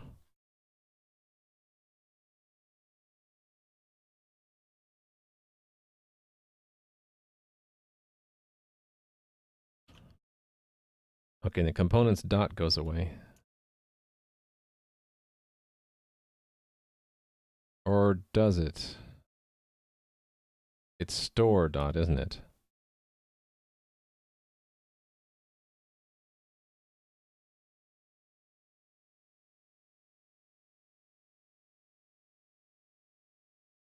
No, wait a minute. Oh, it's reaching back to the out. No, what am I doing?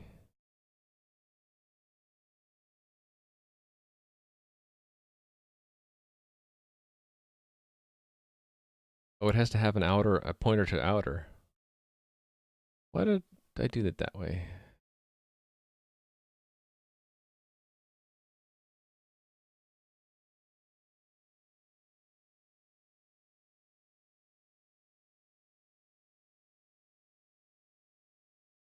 Right, anyway, this ends up being this fn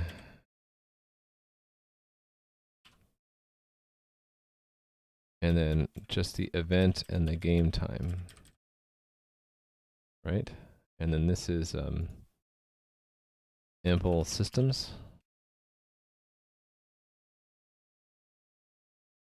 Oh, and it's not, okay, that's the problem, I think.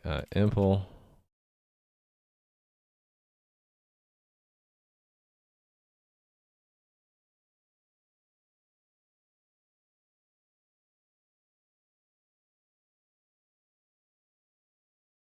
I forget how to call this pointer to method thing.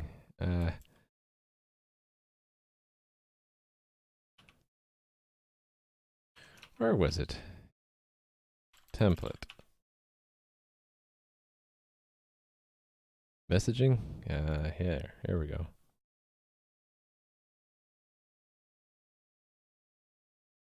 Arrow star fn.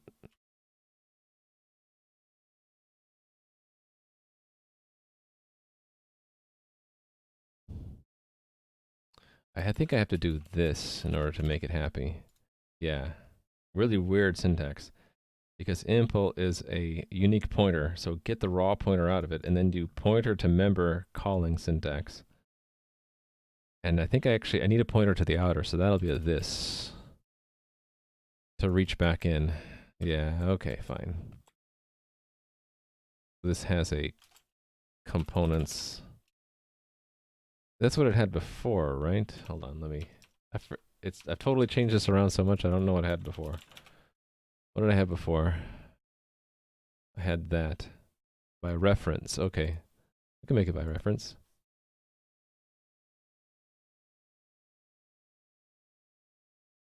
And that's back to components again.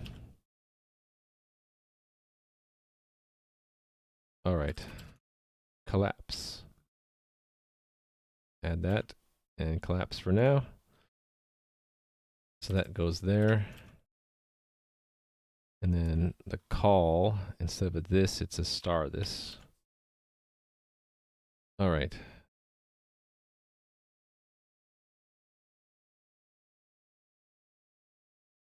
So the star this was always there. We just don't need the feedback delegate because it's available internally now. Okay, that makes sense to me.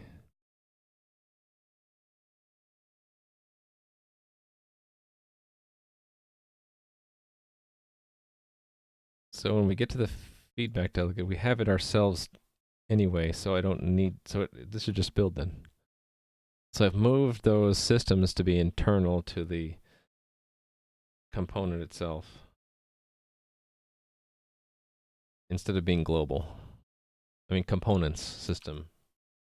The name is wrong, really. It shouldn't be called components, should it? It should just be called ECS. It should be called ECS, not components. Let me make a note for myself. Consider renaming components class to ECS. It would make more sense, wouldn't it? Okay, hopefully I got rid of the crashing stuff.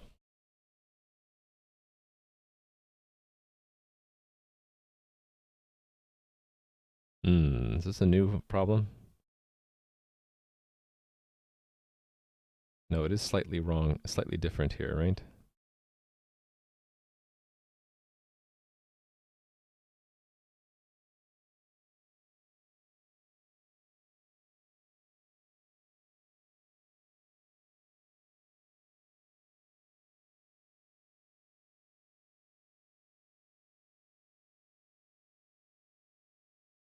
Position.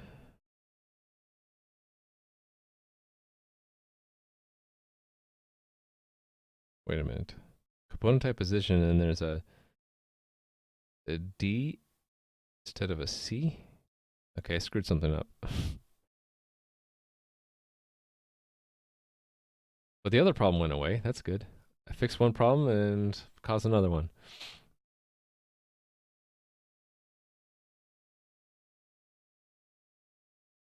Okay, got down to this monster compare, and this is on a movement, right? Right, so we're holding down a movement key. It should,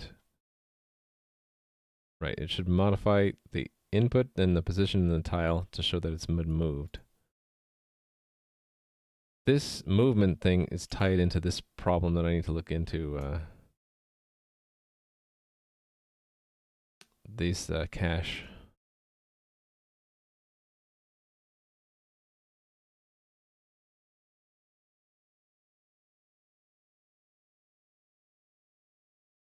Oh, right, it's not expecting a delta. I did change that, didn't I?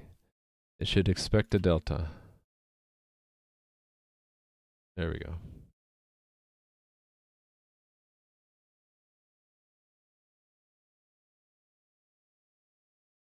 Cool.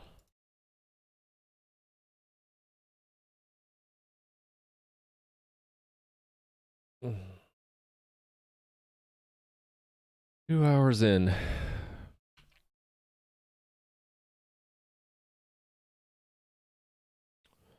feel like today isn't going so well, but can't be perfect every day. You know what? The problem is I'm missing kombucha. I don't have anything to drink right now. I also didn't take my allergy medicine. I gotta do that. Get some kombucha. Come back and with some new fervor get this stuff done. Yeah, let me take a quick break, and I'm not going to address this yet because there's sort of a brick wall in my way. I need to rethink that. I guess this is what I'll do next. I'll add the tile set game object collection, so then I can formalize what a tile set is, and then that'll pave the way for me paving the world, so to speak. Drink before medicine. Yeah. Okay. I'll be right back.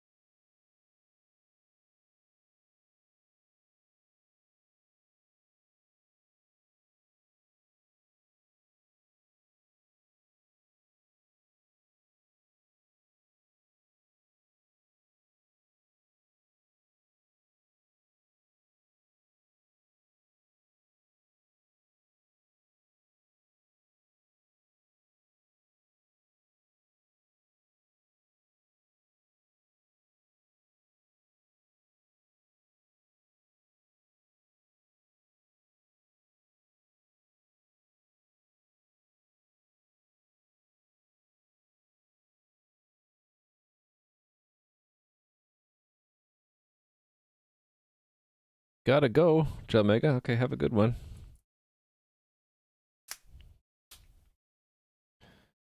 All right. Oh, hold on. I forgot something.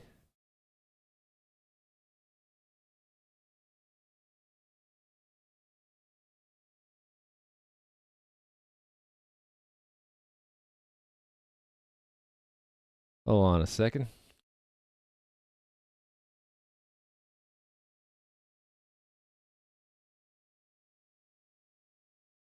Okay.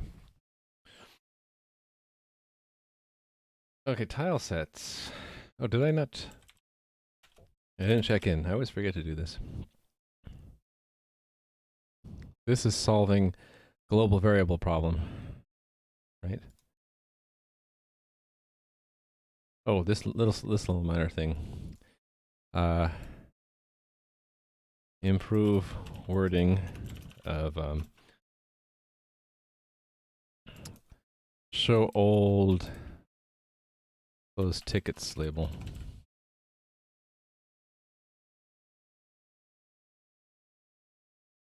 That was a very specific bug.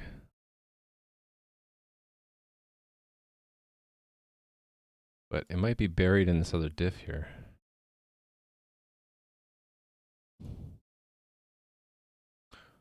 Oh, actually, it shouldn't be. It should be at the bottom somewhere. This one. That goes with that. A fix bug in in retrieving components of a non-existent type.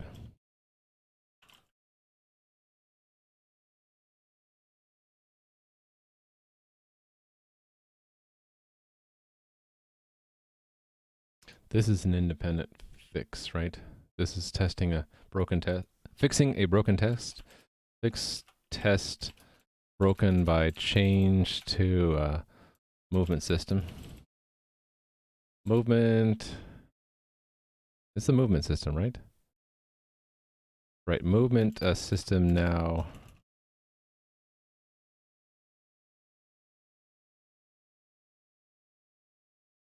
Updates position with delta rather than overwriting position.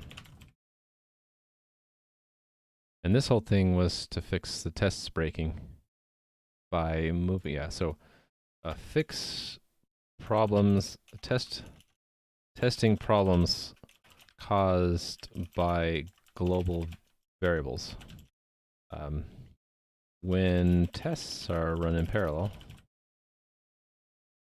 they interfere with each other if you use global variables. Instead, I put all state of the ECS into the components class, which I might rename, which should probably be called ECS instead. I don't feel like renaming it right now, though. Instead, put the all state of the ECS into the components class. All right, and then all the changes that implied. Okay.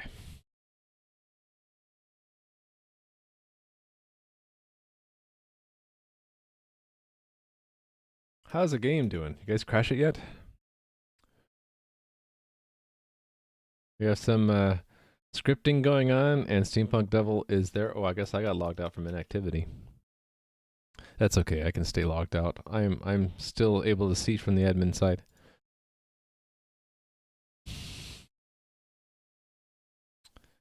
Tile sets. I guess we'll just establish the object. Let me pick another object. Let's pick components. Tile set. Tests.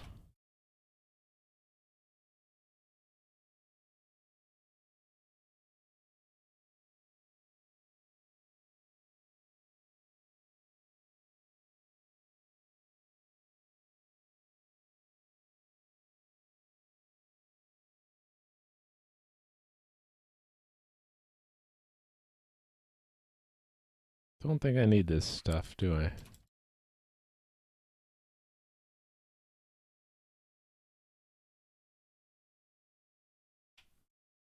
I'm not gonna need that. Okay, so I can clear all of the tests out, starting from scratch. What are the operations we'll want to do? Add, change, remove? Or add, update, remove?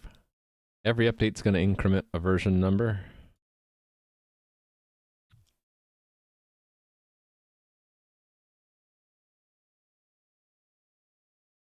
The tile sets will be updated whenever anything changes. They don't necessarily have to. So this version is only when the graphics changes, because I use that for picking the file name of the tile set on the client side. So yeah, and when the client would need to know actually the client would need to know an update if the metadata changed too, potentially.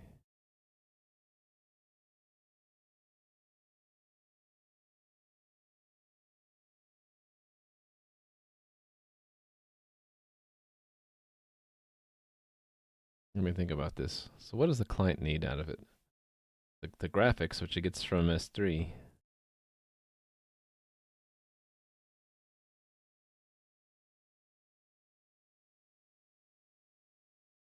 It's not a version number I care about. It's a asset name.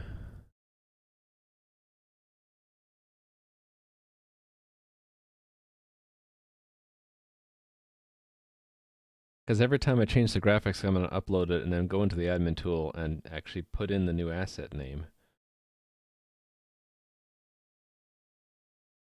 At least for now. Later, I'm going to want to automate it because I want to let other people contribute graphics. There'll be an upload system, and the server will have to. The server at that point would pick the asset name, so that's fine. So we can just call it generically asset name. Name of the a ping file the client will fetch for the tile set.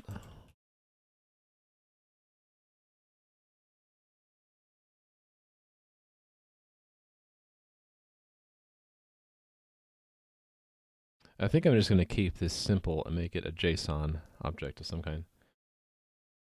Common ways include the SHA-1 of the file and the path of the name. Yeah, I was thinking of just a serial number. I don't really care so much if clients like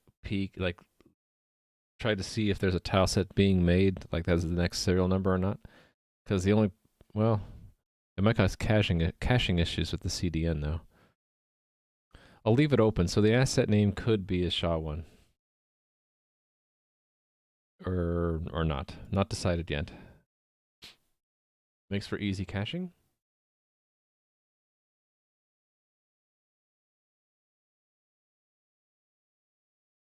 Oh, if I wanted to make sure they're unique, yeah. So it could be. I'll leave it open for now. Yeah, I'm going to leave this, so it's going to be just a string, 2 strings and a JSON value for now. Well, part of me says, why not just make this whole thing an entity, a component in the ECS? And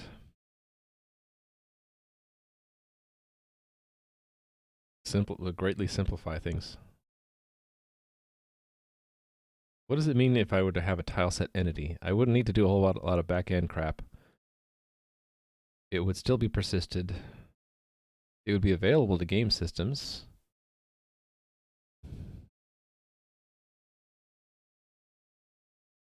Is there any disadvantage having tile sets be game entities? Not really, that I can think of.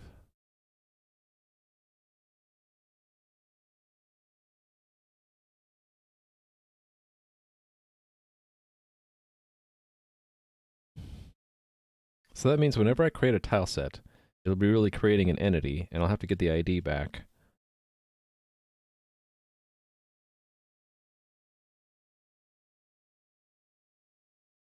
Okay.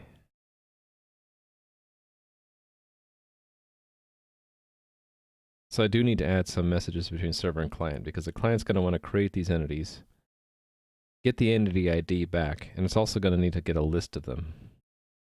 But I can make that generic. I think I'm going to make it generic. So we don't need the tile sets test. Yeah, the coordinator and the game server doesn't really care about this data. It's just game data. Yeah. Okay, so let me just add some generic ways to create, modify, and delete entities from the client. And right now restricted to admin only. Did I do any of this already?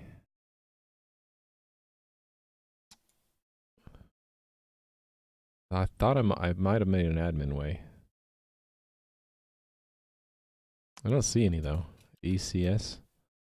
Subscribe to ECS. ECS actions. That's between servers. Okay. There are commands to modify the ECS. It's the ECS command.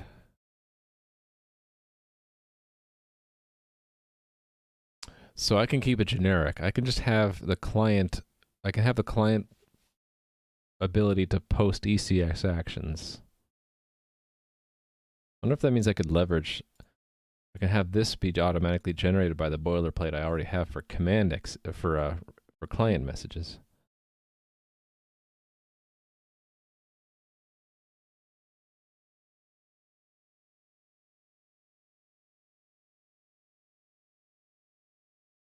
Register client message. Make client message.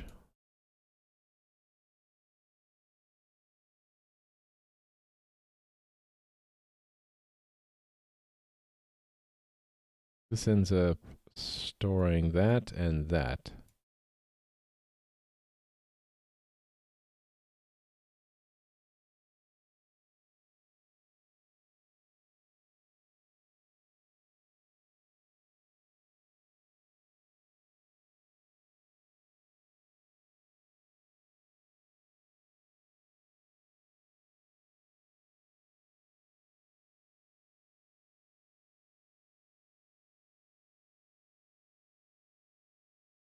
Okay. Yeah, I think I'm going to fold that into A client message. What does this do right now? It just looks at actions. That's fine. Yeah, all right. So I'm just going to promote this. So instead of it just being server to server, it's also going to involve clients. So, okay, I think I know what I'm going to do. I don't know if I have anything related to this. I guess it would be under ECS if I did. And that means this, stuff like the, where is it? This create background tile where we actually do it through a chat message. I could have the chat messages handled locally on the client side and just, it could turn that into a special ECS action.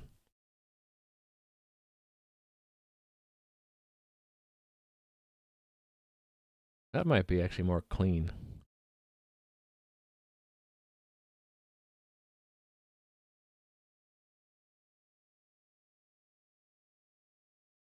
I'm just thinking, do I want different handling of chat commands versus internal commands?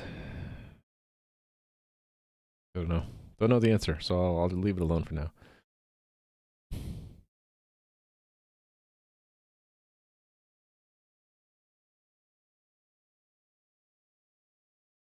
So yeah, I think I'll just have it for now.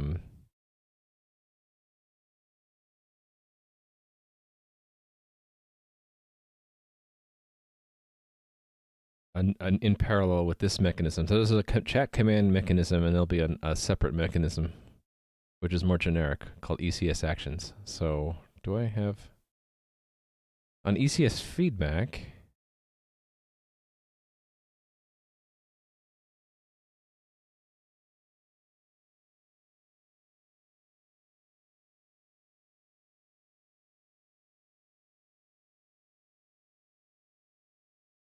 Oh, right. Yeah. Let me look at that function on ECS feedback. One of the things it can do is an ECS action, which is the same thing. Okay.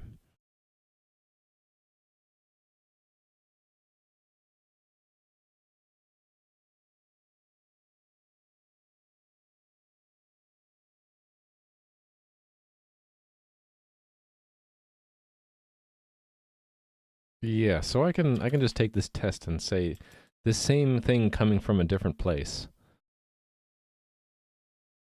Let's put it, I guess we can just put it at the bottom. ECS command appended on ECS action from client ECS action client message. So there we have to have an admin. And the act is not that we call the feedback delegate like that, but that we actually, that same thing in a message from the admin. So like this. And it will be type ECS, because why not keep it simple, right? I don't have any other message handler called ECS, do I? No. I have ECS actions. But I'm going to fold that in. Actually, let's do that. Let's reuse ECS actions. The chat thing working? It should be. Hello. Yes, it's working. Just people aren't looking at it so much because the chat kind of slowed down.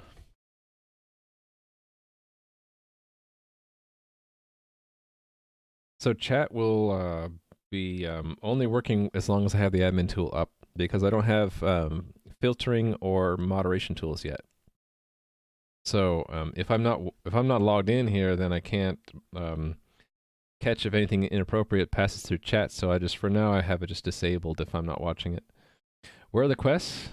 Did you get that time machine I sent you? You just dial it forward about 2 months, and then yeah, then you'll see quests. Yeah, we have to create a world first before we can create quests. Right now, the quest is to create the world.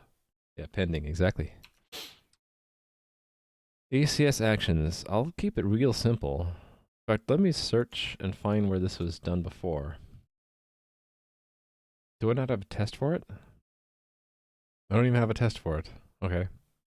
Well, when we handle it, what do we do? We look at actions, and that should just be a JSON value. Okay, keep it simple. Actions. And then that's just this. That replaces that, and then we should get that, right? Oops. Build it.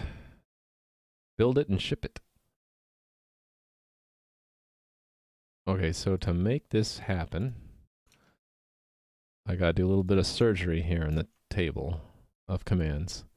So I'm going to remove ECS actions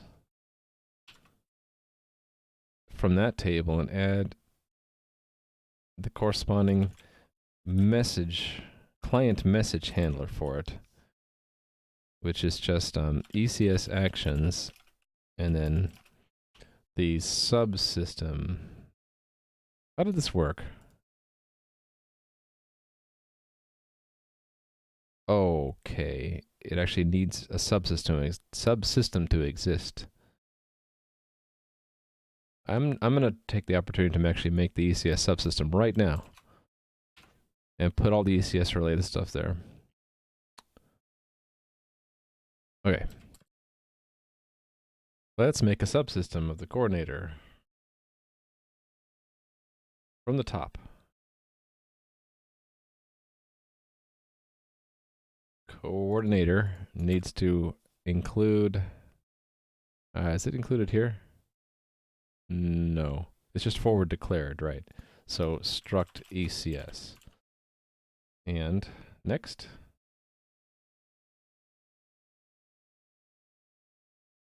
We need to make room for the ECS subsystem. So copy paste ECS, copy paste ECS. And oh, this is the old style header guard. We'll get rid of it and replace it with pragma once, which is the new style header guard. This is ECS. It is responsible for ECS descriptions. No, it is responsible for the entity component system of the game.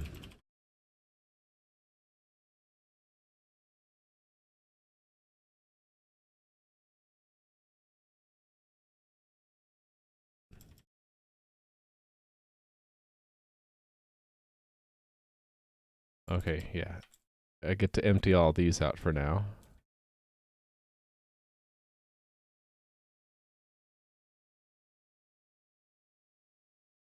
So it's an empty component for now. So what does it actually fundamentally needs? Only diagnostic sender. It doesn't need, well, it's going to need WebSocket in a minute. Might as well keep it. Don't need players or journal. Don't need configuration per se. Don't need DQ. Don't know about my memory. Probably don't need it. Don't need that.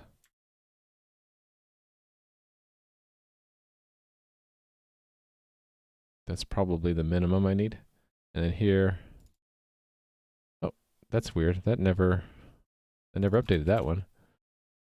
Subs should just be ECS. Don't need client record.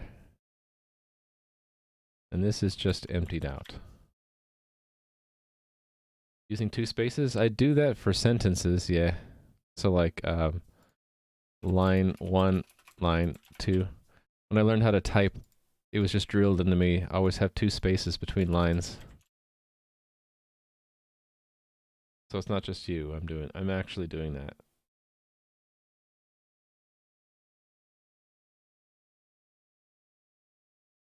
There's a header file that I'm missing. Where is it? I guess I'll search for subs.hpp and I should find it, right? Okay, definitely I need this entry.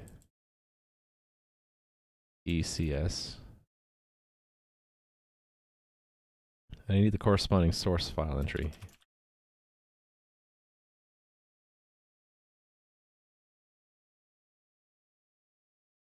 Ah, here it is.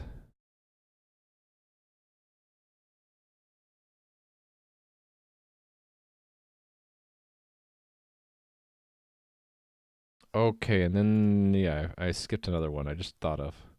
The evil macros. Where are they? Evil macros. Has a list of what can be mapped here. Right, so define ECS type as ECS. And that should be it. Let's try to build and see what happens. Is there any way to help creating the game? Yeah, I mean, people have been helping me out tremendously already. The best way to help me out is to give me feedback. And I'm rewarding that help with virtual points you can't use yet. But if you see me type in any bug, if you see any bug in the game when you're testing it out, if you have any idea about different ways to lay out or fix things here, if you have any content ideas, different kinds of activities in the game you want to see, or different kinds of zones, story ideas, all of that, I'm accepting all of that and rewarding that with virtual points. So my biggest challenge will be to organize all that information. At some point, I'm probably going to look for volunteers for doing things like moderating chat or just moderating new accounts that get created. But we'll see. Yeah, you already got +10 at least.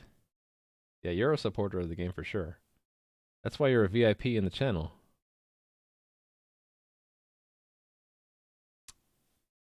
Let's see.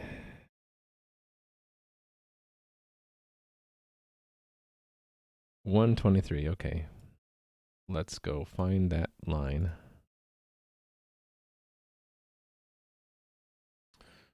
Did I capitalize it or something weird? Let's go to this and find... Oh, I just didn't add it here. It's right, it's missing. Alphabetically, it would go here. Hey there, Mud Ribbit. That's right, he got 10 points. This component is responsible for management of the game's entity component system.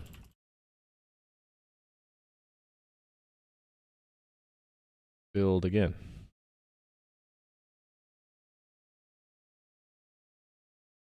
Down to 6 errors. 5. This is still a problem?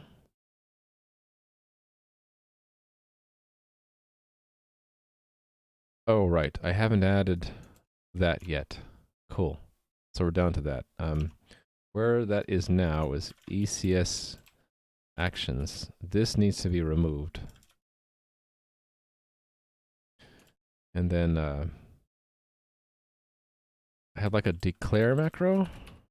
Let's see, where would I find that? Maybe moderation, for example. Or define. Here's somewhere. There we go, declare. Declare client message. Need to have one of those for ECS actions, so. Is it action or actions? Actions. So the way that works, that declares two functions, check and make command for that type. So that means I need to have ECS actions check, ECS actions make command. And let me steal the prototypes from somewhere else. Check. Yeah, so I'll chat check, and corresponding one here would be ECS actions check. Let's just return nothing for now. So just so I can get it to compile, and then make command.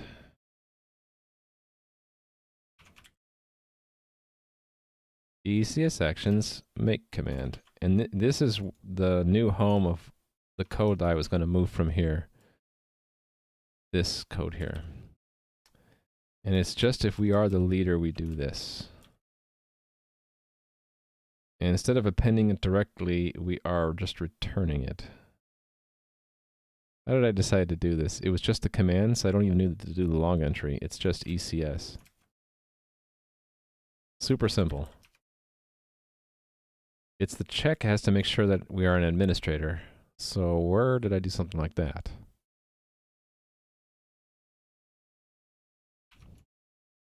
will you be able to walk out of the map on one big map, or they'll be smaller? So I'm thinking that in the game there'll be different zones, so each zone will be a different map. But then the map won't have this artificial boundary, and you won't move around. The camera won't be static, and you won't move around within this scene. What'll be usually the case is you'll be centered, and the camera will move with you. And so the dimensions of the map, it's on almost, it's whatever limit I choose to be. There's no hard set limit. I'll probably make it like, if you know about these old games that like the Ultimate games. So this is a town and this is a castle. What would happen is when you stepped onto this town icon and hit E for enter, you would enter the town, and that would basically move you from the overworld zone to the town zone. And then if you left that map by going off the edge, it would bring you back to the world. So there'd be zone transitions. So I'm thinking about doing it the same way in this game. So there might be an icon or tile that represents town, and then when you step on it and you hit a key to enter the town, you would do a zone transition. Oh, I haven't been watching the in-game chat. Please don't ban you. The movement is a bit hard. Yeah, it's discrete movement on tiles. It was the same thing in those old games. You would have to hit, up or north for every tile that you wanted to move. Will it be as big as WoW? Probably not. It'd be cool if it was, but I'm just one guy,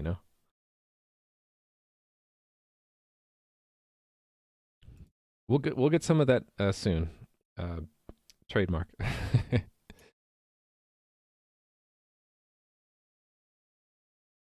Right, I was gonna look and see, is admin.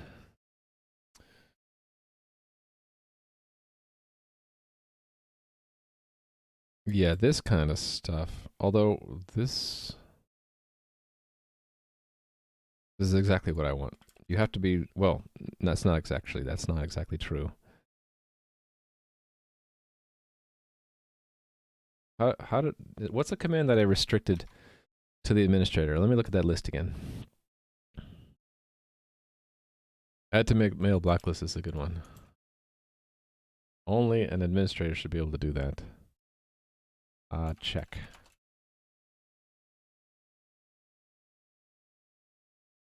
Oh, really? I let anyone do that command? Well, that's not good. Oh, register admin message. So I had a special thing for that. Okay, I should do that then. It was just a simplified set of commands. Yeah, okay, we'll do the same thing. It'll be an admin message. So I'll move it up here. But it's essentially the same thing. So then the check doesn't have to check if you're admin, because the boilerplate does. And that means that this becomes a bit simpler. I don't need to do anything. And this is ECS, not messaging. There we go.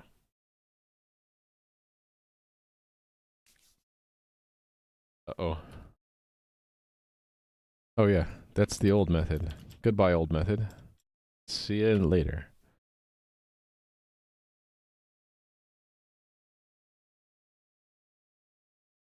Alright, let's see if I broke anything. Quite possible. Because there was still some code that relied on ECS actions server to server, right? That's the test. This code here. Append or forward ECS actions did this. I mean, that should still work.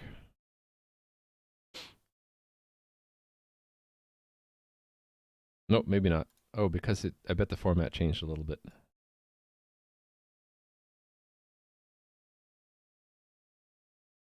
Okay, expected it to be in an array and it wasn't. Oh, yeah, because it's not in an array. Yeah. Let's just pre-compute that once. So, const auto actions equals that. And then we can just say actions is actions, expect actions to come out the other end. Is that the only thing that failed? That's sweet. Oh, this bug again. Look at that.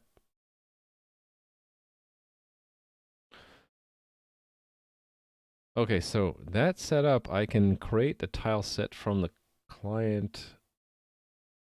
I can do all the development on the front end then. Oh, wait a minute. No, that's to make changes to the ACS. If I'm going to poll the ACS, which I want to do soon, I'll need two things, right? Get components of an entity and then well, get another component of a given entity, or get all the components of a certain type, right? Yeah, so I'll do that next.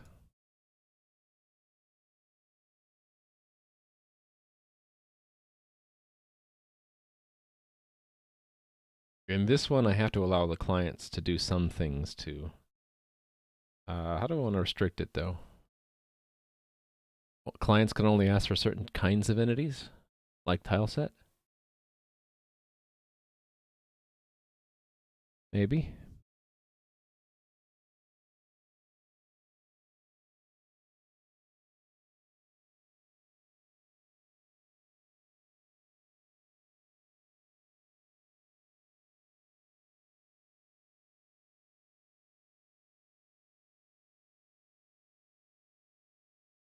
So the ones I'm most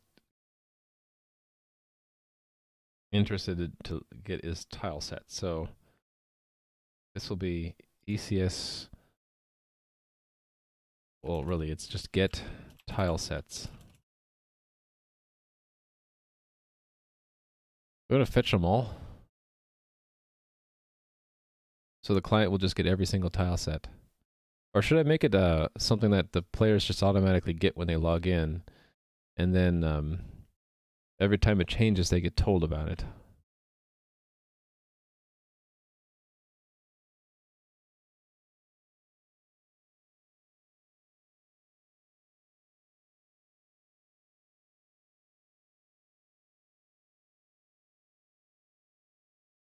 Actually, I can make a game system that does that automatically. I don't need the coordinator to worry about that. Yeah, I don't need this. I can make a game system do this. That's what I'm gonna do. So we're gonna make a game system that manages updates the players whenever tile sets change. Yeah, kind of like the rendering system. Or maybe I even build it into the rendering system. I'll keep it separate. How long does it take to deploy? The front end, it takes about a minute. The back end, more like 10 minutes because a lot of it's manual right now. The front end, I just do npm run build, and that takes like, I don't know, a minute or so. And then I just run this script I made called deploy, and it really just calls S3 to sync the static files from the Webpack, and then I copy the index, the asset manifest, and the index, turning off caching. That's all I need to do right now. But then the players don't know that the client's been updated yet. I have to tell them, okay, now refresh. What I've been planning to do in addition to this is after deployment, it should tell the game system, hey, the client version has updated, and then that should tell anyone logged into the game that there's a new version available, so that when they're in the game, it should pop up something saying, hey, there's a new version of the game available. You should click to reload or something. I haven't done that much yet. What's going on here? Oh, two people standing on top of each other.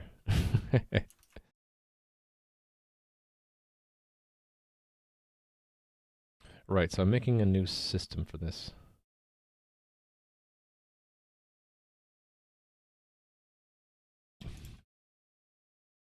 We'll call it the tile set system. And there's a login aspect to it. And there's also tile set system, tile set. I guess we'll go through all of the possibilities, right? Added, changed, and removed.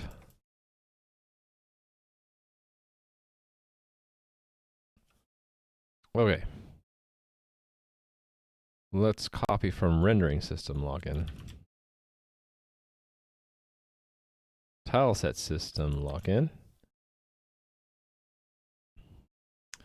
let's create the tile set. And the component, it's just one component, right? Called the tile set. And then the object will have everything I need. Now, what did I decide that I wanted in a tile set? Name asset. So name avatars. Asset avatars.ping.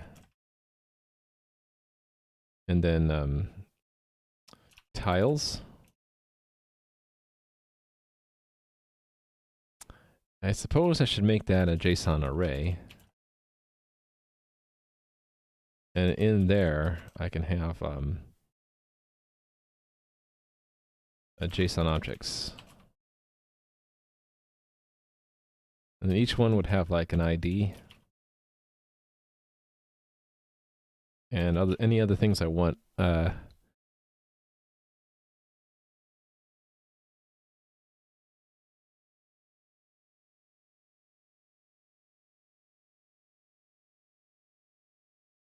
Actually, let's make the ID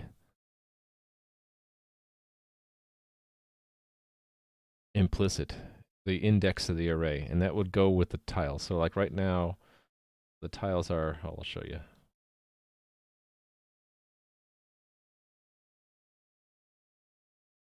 They're in a row already.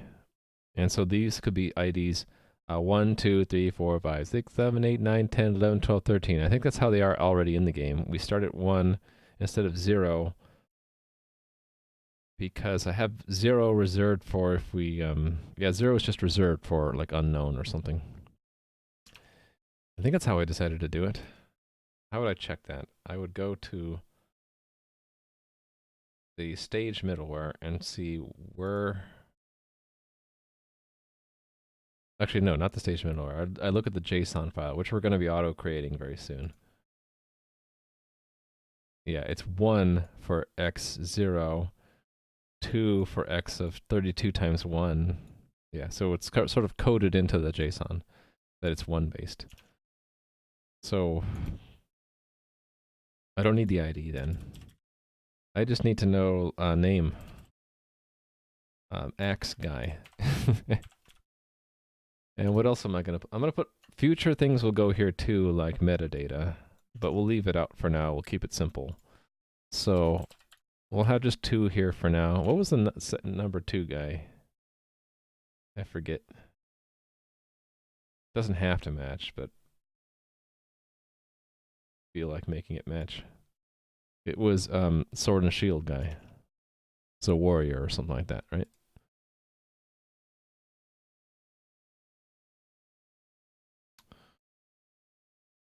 All right. And I don't need any other components. Don't need any other entities.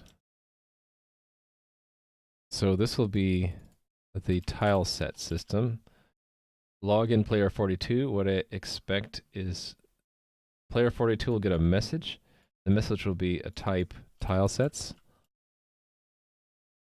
Tile sets will be an array. And for each one, we'll have...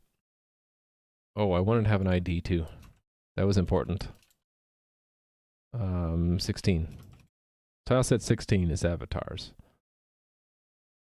Tile set 16. Actually, I'm just repeating this stuff, aren't I? So I might as well call this avatars. Is that? And then I can expect that as is. That should be unmodified. Here.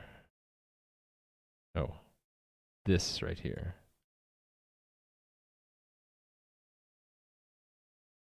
And I'll just have 1 tile set for now.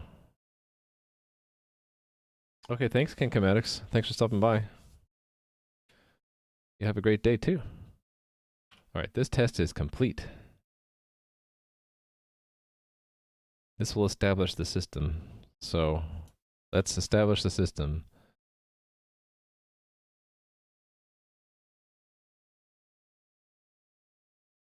All right.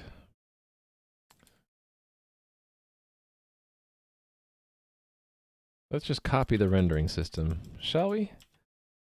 And we'll call it the tile set system.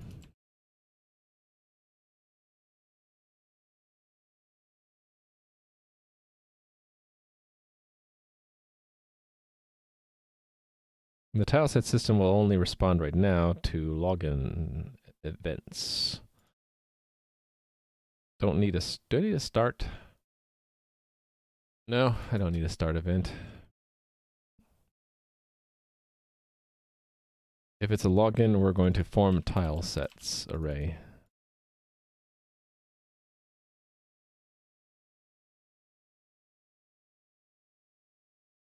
Why did I do this?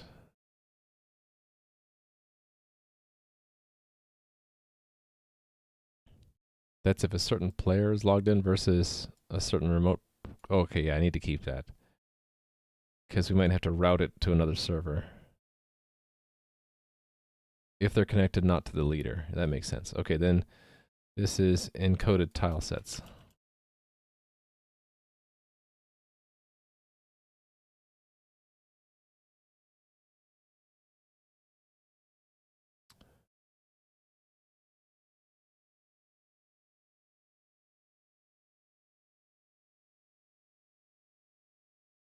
Actually, it's not even encoded, it's just tile sets.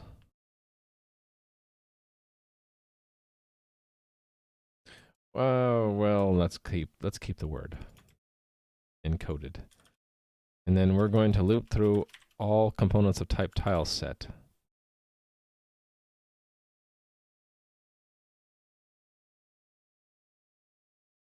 And they call that a tile set, so that it doesn't collide with encoded tile set. Actually, that's exactly what I want to push in there. So it's just encoded tile sets add tile set, right?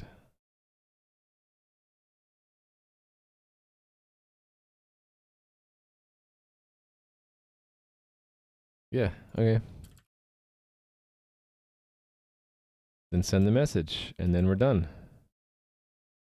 All this is unnecessary. Build, test, ship.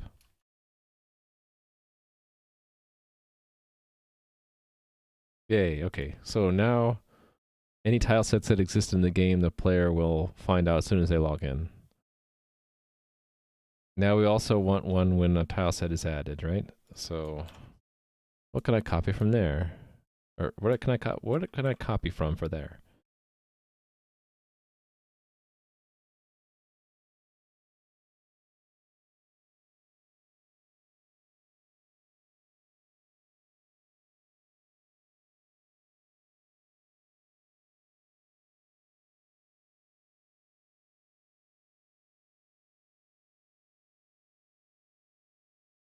I think we do want to do the update. Actually, that means I'm going to want to cache things, right? How will I know a tile set changes? If I included a version number, that would be actually help me know that it changed. So maybe I'll do that. So to imply that I have a version number, I'll just put it in here. Version 1. There. Okay, let's just arrange this thing. Okay, so the update needed someone to be logged in, right? Or did it?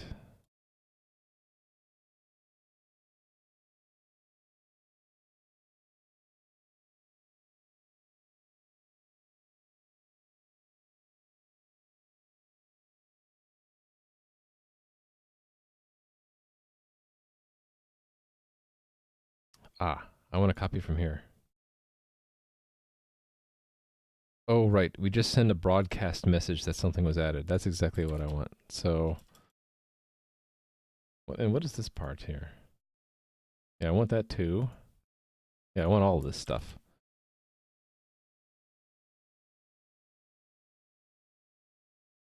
The change is picked up by the update.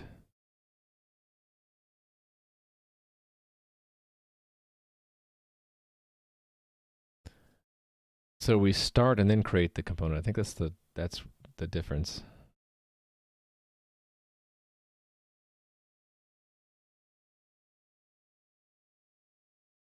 Yes. Actually, this already, this test is not exactly correct, is it? Oh no, hold on. There's no start. To detect a change from one update to the next, we have to notice a change. So I have to do an update, then make a change, then do another update, right?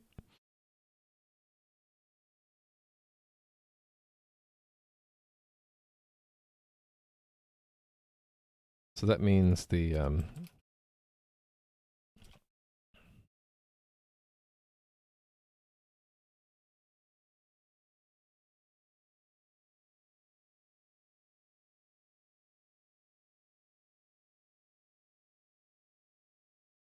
yeah, I got it. Okay.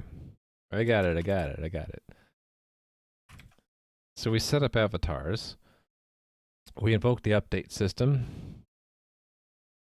And then since it wasn't seen before, it should come across to everyone as an update.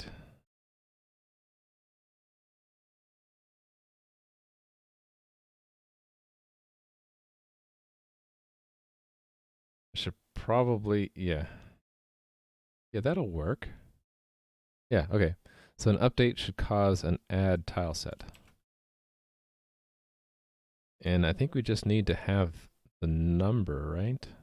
Oh no, just the...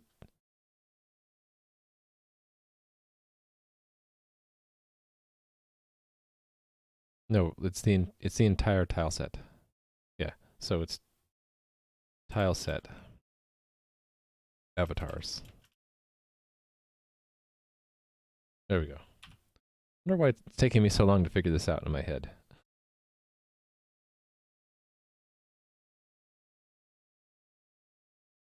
All right, let's do removed.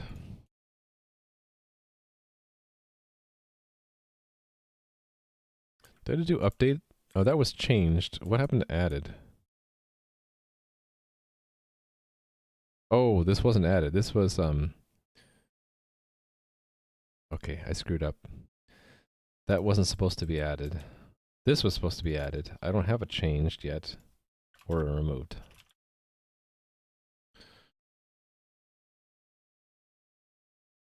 Instead of this being added, this is tile system login.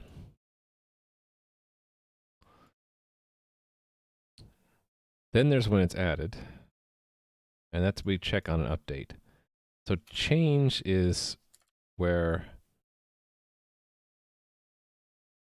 we have updated once, and then we change it, and then we update again. So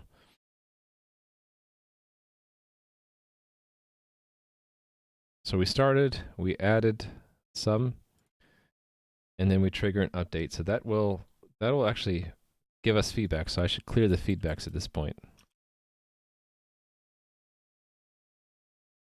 And then we make a change and update again. So a change would be components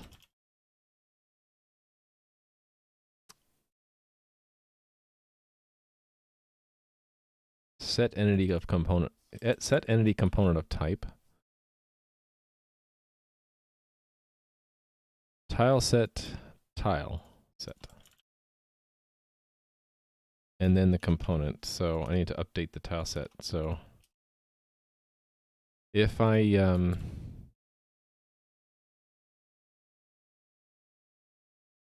make that non-constant, I can modify that in place, right? So I can say that so I can collapse it onto one line again. And we'll go by version number. So what I'll end up doing is this: version equals 2, and really I don't need to make any other changes. So make another update where we advance the game time a little bit. I don't think the game time matters. We'll advance it anyway. And this should be tile set, or update tile set. And yeah, that one. Okay, so then remove instead of changing the version, so that can be const again. Changing the version will destroy the entity. Destroy entity tile set. And then do another update, and then we should see remove tile set. And I'll just keep it by ID. So the ID was 16. There we go. Got my test set up now.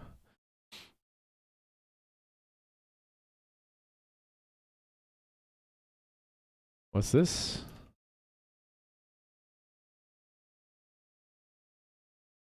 Oh, I already had that. Did I just have a copy-paste problem? Yeah, okay, I guess I did have a copy. Where would I be without you, compiler, telling me all my bugs? Alright, ready to run the component tests again.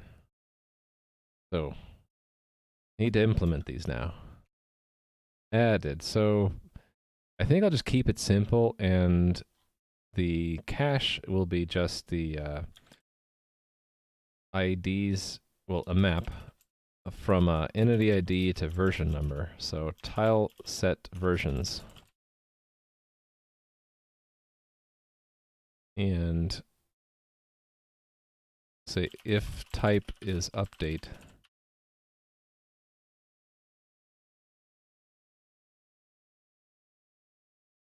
Now we're going to check if anything changed. So we'll end up looping again.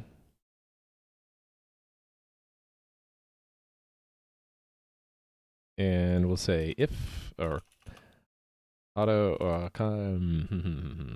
const auto, tile set versions entry is tile set versions. Oh, another thing we should do is on start, it should clear the tile set versions. Just cause. If we restart the entity component system, then we'd expect that to happen. All right.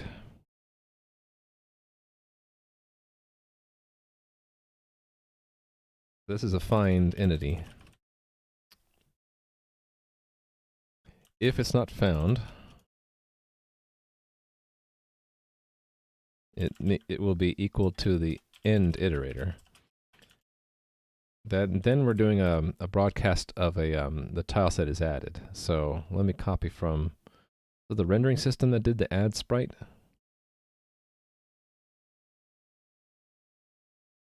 Yeah, this one.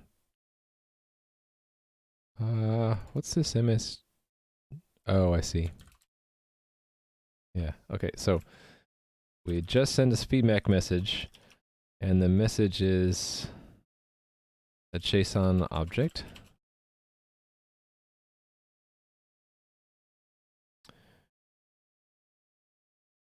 And that is a type update tile set, right?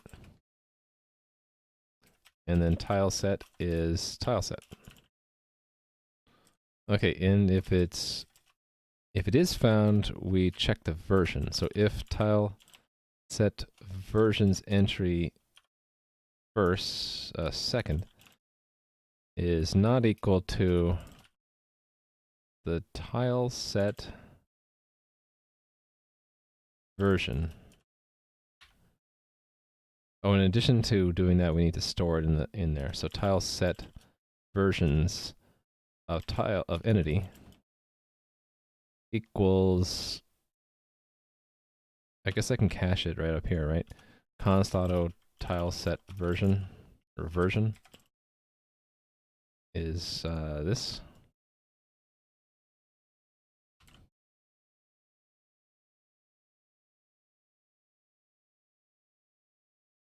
We'll do that here. So versions equals version. Compare them. If they're not equal, then we do oh, that was update. This is, the first one was add. This one's update, right?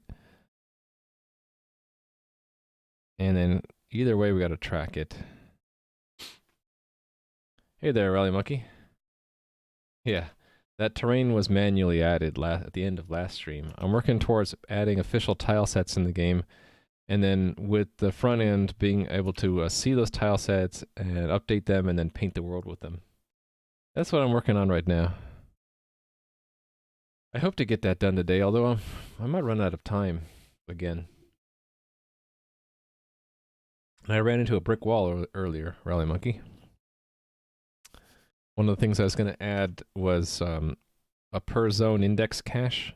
So basically cache like that you're here and Nui is down here. That would be cached rather than having to look at every position component in the game. We could just query the cache and say, is there any entity here or here? And it would say, yeah, 1007 is there. I didn't know how to do that. There was a disconnect in my design, so I need to think about that. Don't forget about the $10,000. What $10,000?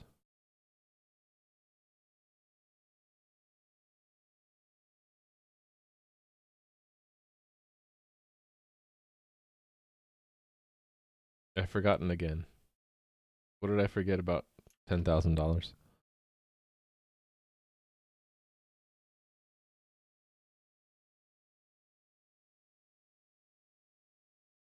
Oh, I remember now.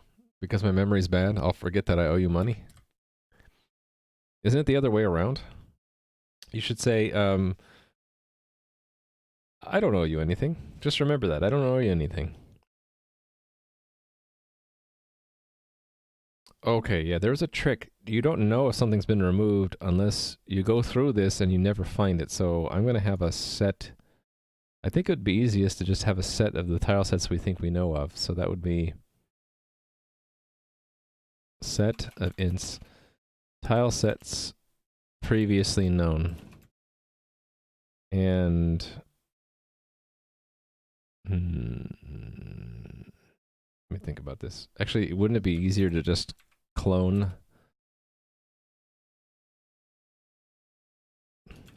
the tileset versions?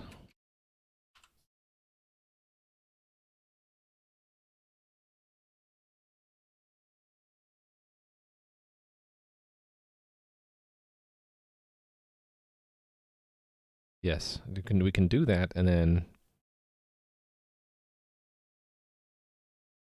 here we would remove it. So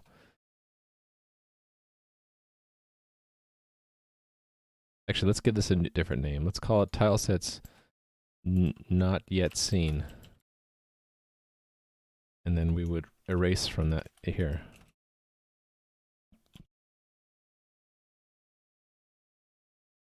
Then when we get outside this loop, anything still in that set are tile sets that have been removed. So it's just say for auto. Actually, let's make it const. Entity in tile sets. Actually, it's not entity, is it? It's tile set. Entry. No, it's not.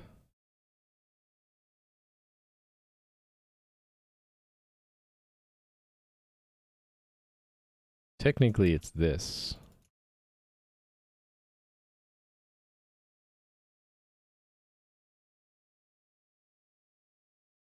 I mean, it's undeclared. It's up here. Why is it telling me it's undeclared? Am I missing some punctuation somewhere? I am. What punctuation am I missing?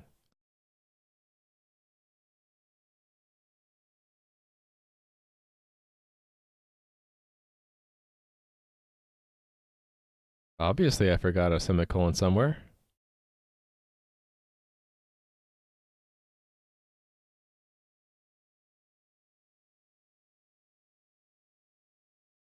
I'm missing some punctuation somewhere. Aha. So there's something off here. Oh, here it is. There we go.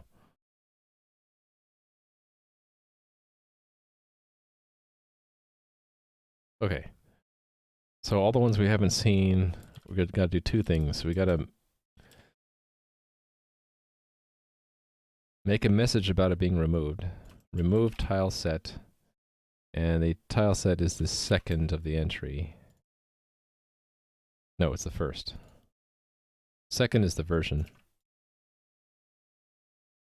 And then we're going to erase it from tileset versions. Actually, that's technically called entity, isn't it?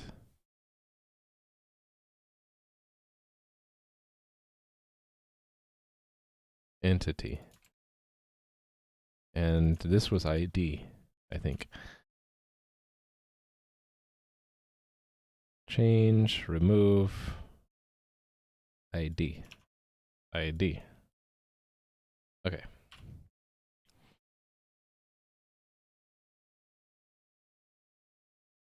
Okay, cool. So let's run the components test again. Removed is broken because the ID is 1, not 16.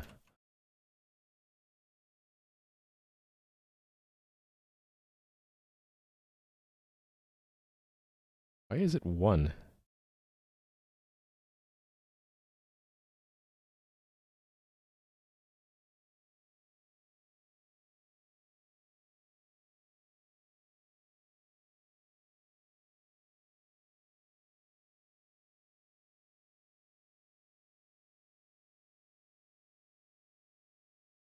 I don't know. That's weird. I mean, that's the version number, right? That's if I put a 3 there, I'll get a 3 in the output. The Aquaman looking avatar new? No, it was in there yesterday. No, there's some 1 that's there. It has nothing to do with this version number. Why is there, what's this 1 coming from?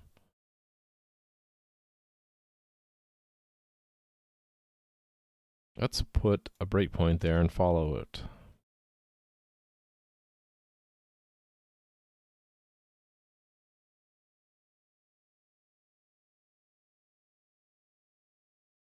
It got added as 1, really?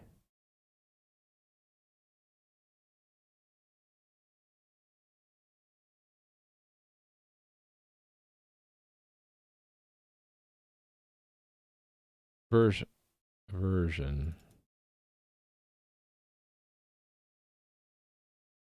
Oh, it's the entity ID, not the tile set ID.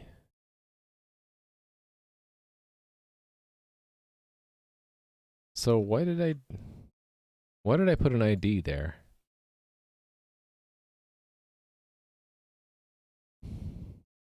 That should just be the entity ID.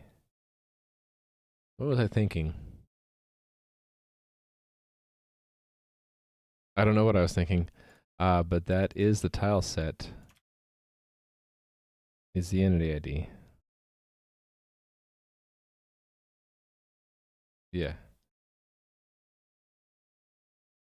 And that's, again, tile set. And that's, again, tile set. Tile set. Bad test is all it was.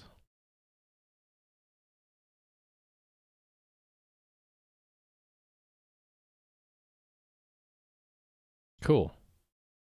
All right, so that means it's all done on the back end then. I just need to work on the front end for the rest of the day. So I can add, change, and remove tile sets and players are told about it. And it's all added and modified through a generic ECS command. Sweet. So to the front end we go, I guess. I'll need to add a new panel for tile sets. Actually, why don't I just add a panel that's both for painting and for making tiles?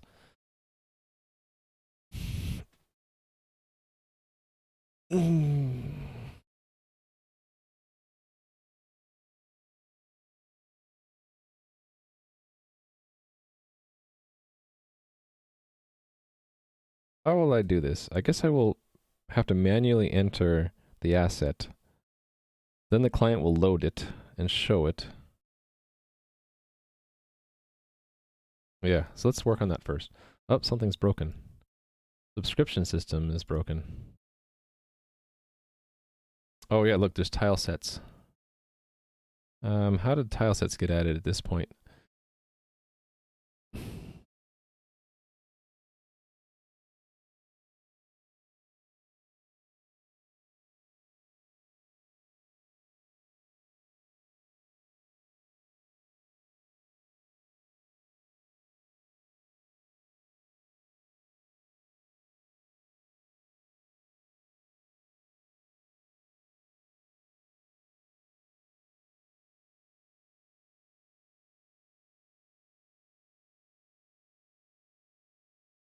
I think I know. It's the login, right? Or it's a subscribe ends up doing a login.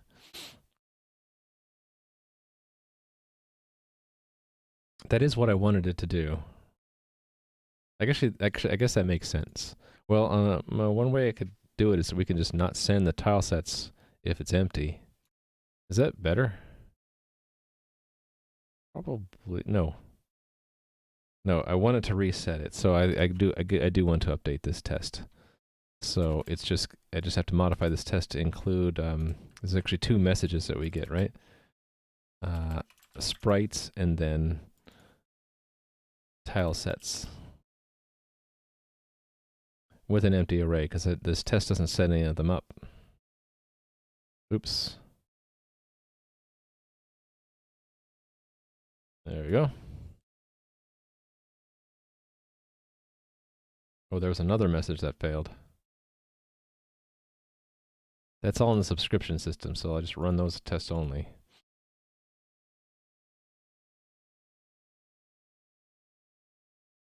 This one, again with the tile sets. Right.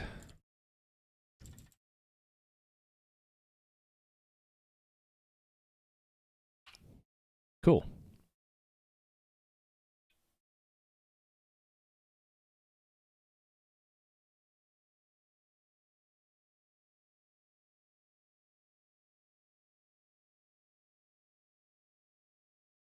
I think that's going to work, so let me go check that in.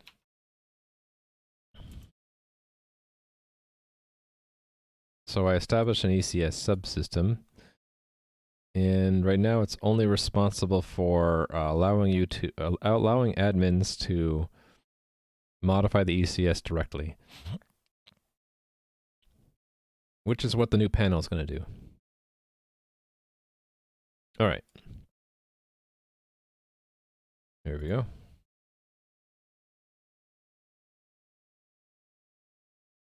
Establish ECS sub coordinator. Actually, there's a bunch of things in here, right? Subsystem. Add ability for admins to issue ECS actions, and then establish tile sets system.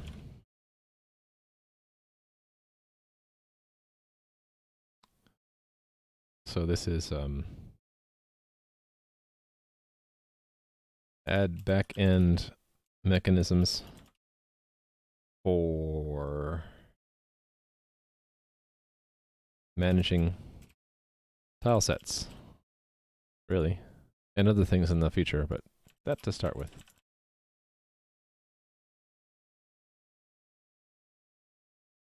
How's the game going? Kind of quiet right now, right? Any new tickets open recently? A name check, FD God. I didn't see that one. So that means FD God is still masked? Oh, I must have unmasked. Yeah, crickets. We'll do that emoji. There we go.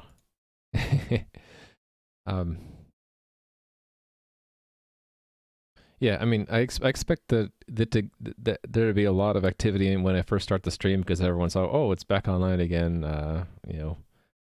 And after I add stuff, people want to log in and check it. I guess also people like to see themselves on screen. Do I have tombstone tiles? Not. Oh, I do in the tile set. You've seen my tiles before, Rally Monkey. I've shown them to you. Oh, no. What am I doing? It's not in here. It's in a sprite.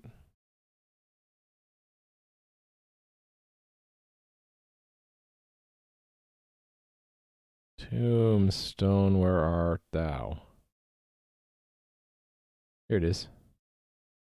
There's my tombstone tile. Tombstone tile. Hey, Mr. Balrog? Is this the same Windy Beard Games Mr. Balrog dance?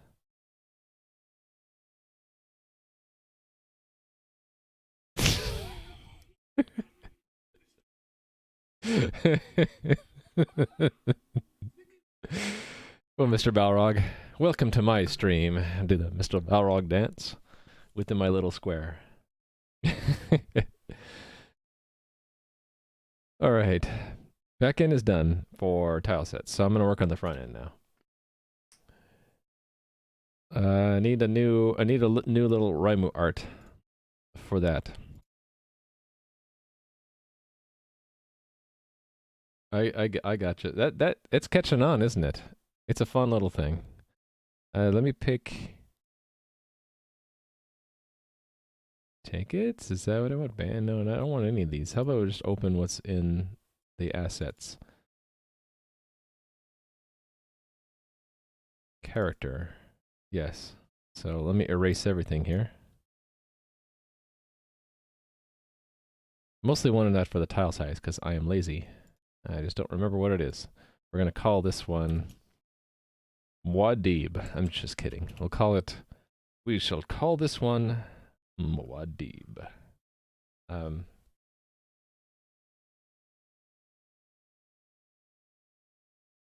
Tiles, I guess. All right, something creative to put in here. How about a paintbrush? Where's the line tool? L.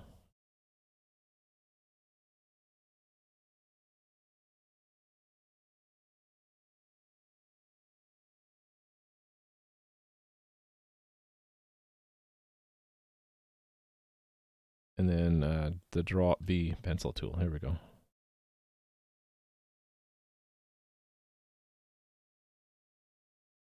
Like that.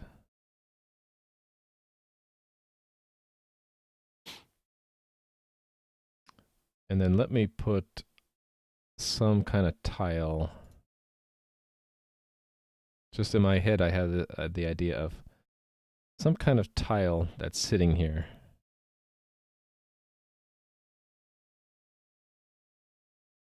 Something like this. And we will fill that in a bit. So marquee tool, this area. And let me remove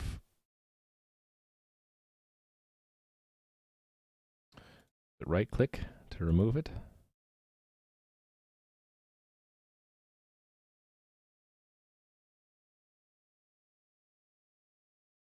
Then oops.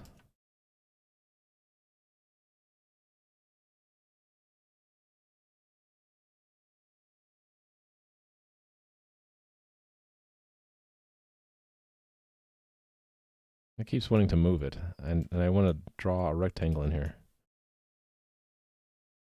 I think that's what I wanted.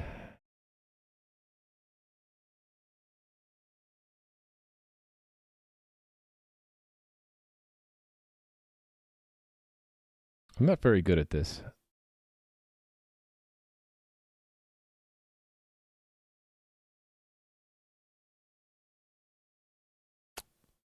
Jeez Louise. Okay, this is good enough. What I wanted to do was paint the inside of that. Like this. See? See what I'm doing there? Yeah, fine level of detail here.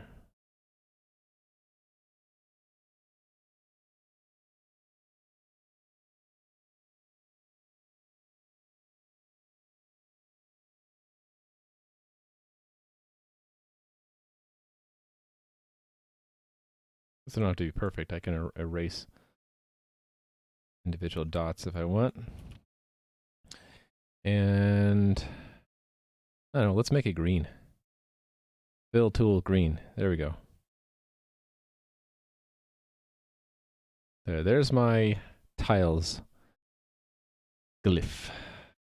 What is this thing? It's supposed to be a paintbrush. It's awful, isn't it? Okay, save that. Export it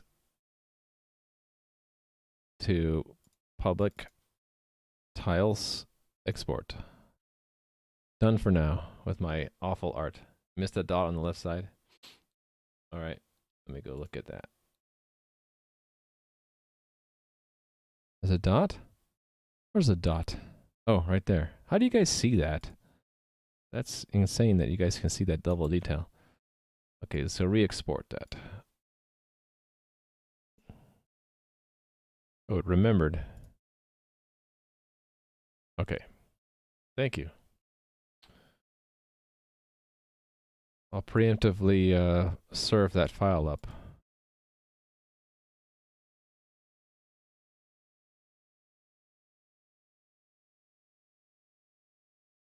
AWS S3 copy public tile. It was tiles, right? Yes. Whoops. What did I click on there? X dump or something? To my bucket. Still some missing right of the brush? Really? Am I just blind?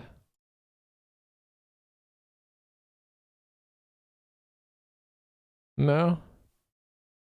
I don't see anything missing there. Oh, wait a minute. Ah, you guys are right. I can't see that for some reason.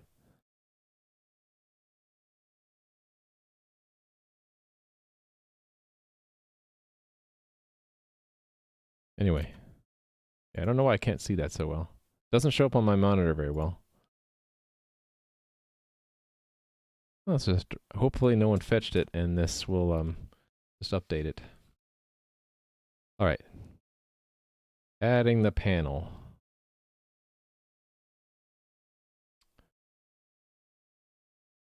Source, views, activities, panels, making a new panel here. Which one's not busy? Character panel? So I can just copy this. We'll call this the tiles panel. And it probably needs CSS, so tiles panel CSS.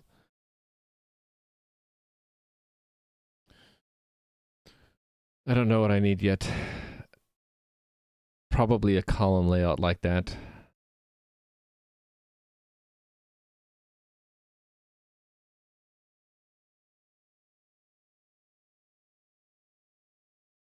Yeah, I don't know yet.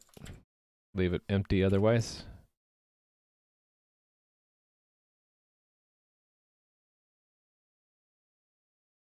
Don't know what my props are. What are we going to return? Just an empty panel for now. Nothing in the map. Will need actions, not yet. Okay, index, we'll add it there.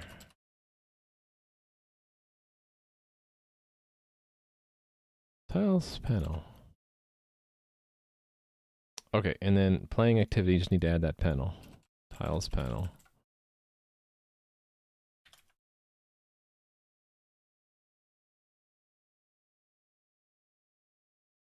And then pick where it's going to go. So admin only, right? Where do I feel like putting it?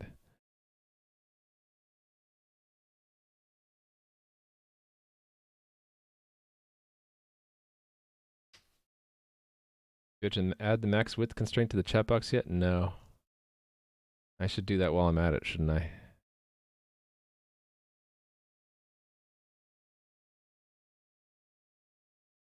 Let's put it next to players.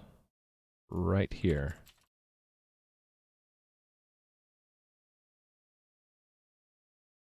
Tiles. There we go. My tiles panel that has nothing in it. This doesn't actually work. It actually disconnects me when I do it. I haven't yet put the admin avatar in the game yet. So this is actually my other window, which is still logged in and can move around. All right, so, okay, let's fix the chat thing. And let me demonstrate the chat problem. So that's where I have something with no spaces and I just spam it and I do send. It shunts it over like that. So Let's fix that right now. Hey there, Hemorrhage. I actually don't know what library to use yet for auto moderation. If you have a suggestion, then I'd look into it. But that was on the list for yesterday. I haven't gotten to it yet, which was, oh no, from 2 days ago? Yeah, some kind of profanity filter. And then this is, I can do this myself. This is more tools for moderators and for other players. Actually, other players will be able to do these things. The moderator will be able to do that. But a profanity filter, Azure Cognitive Services. You won't swear, you promise? Isn't that a swear? You swear not to swear?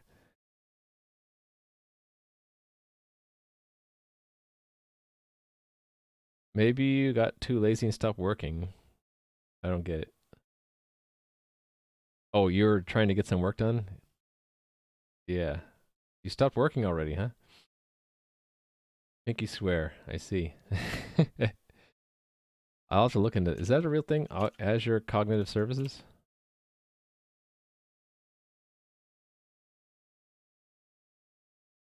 If it is, I'll give you a point for that. But yeah, I'm looking for something to scan and auto-moderate chat. Okay, so to fix that, I think I can do it in the CSS for the playing activity. There's a chat panel, right? Playing chat. And if I just give it a fixed width,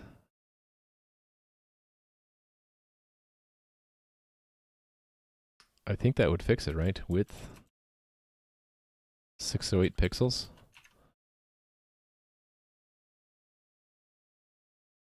It didn't work. Why didn't it work?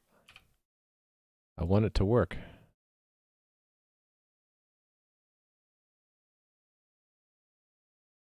Is the CSS not right? Oh, it's chat history, not playing chat.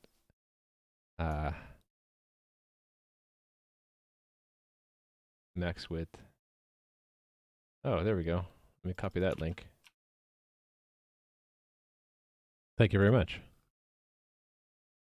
Disable cache. Okay, I think it's because it's nested. This chat history was within, it's inside of, oh wait a minute, no, playing chat is something else. Where is playing chat used? It's not used at all. Okay, that's the problem. It's not that at all. It is what? Chat history. Chat history. Oh, I didn't put it in this at all. It is in another component called chat. Here it is. There we go. Fixed.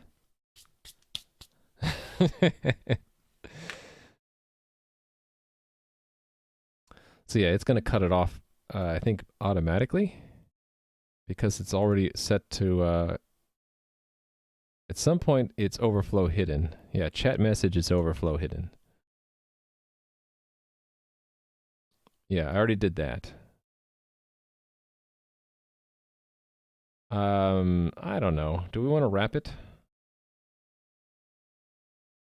That was turned off somewhere. Where did I turn that off? Oh, no, it's because there's no spaces in there. If you had spaces, it'll wrap it. Watch this. It wraps it if there are spaces. The problem before was if there are no spaces at all, it doesn't know how to wrap it. In fact, it tried to wrap it there. So this is a fallback. If it can't wrap it at all, it will lock that panel so it can't grow horizontally.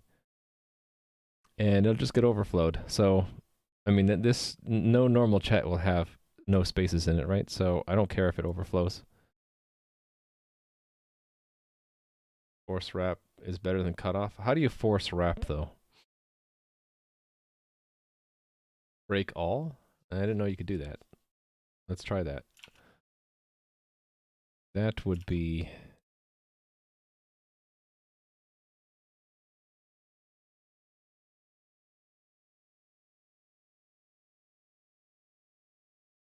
Oh, I know. I don't have a word break. I was playing with word break before.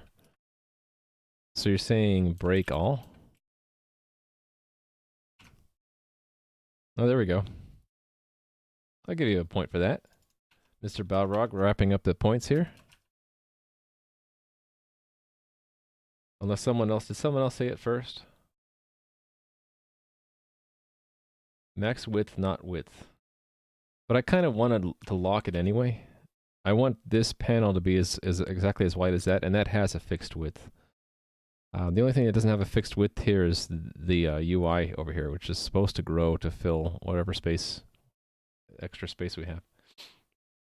There's also hyphenate for the more typographically inclined.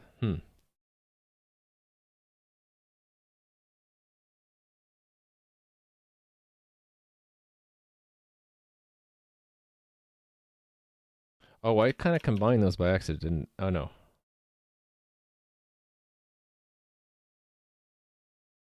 This is wrapping where it didn't need to, right? Can I set a preference? Need to hint the language, I see. I guess I can try both and see what that does. Word, wrap, break, word. Actually, I don't want to break the word, do I? What is that? That should have no effect right now, right? Yeah, it has no it didn't have an effect, did it? No. And then what are the other options here? Normal. Yeah, see, it's breaking that where I don't really want it to break it, per se. What if what are the other options here? I'd like it to try to break it at a word boundary, and if it can't, then fall back to that. Like, I'd like it to do that, if it can, and then fall back to that for this line. Word wrap is a legacy version of word break, so word break is latest. I guess I can just look this stuff up, right? MDN word break. Work break? Is that my subconscious trying to tell me something? I am almost at 4 hours. Okay.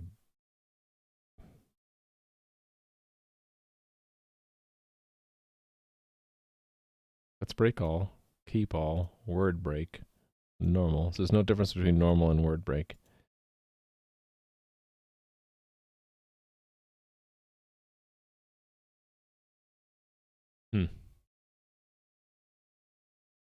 Ignore extremely long, spaceless words.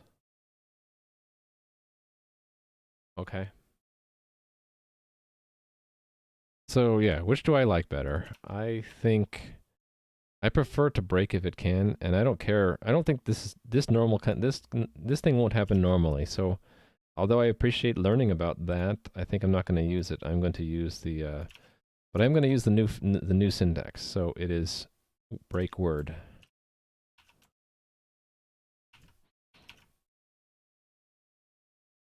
Actually, that sort of did a compromise of both, didn't it?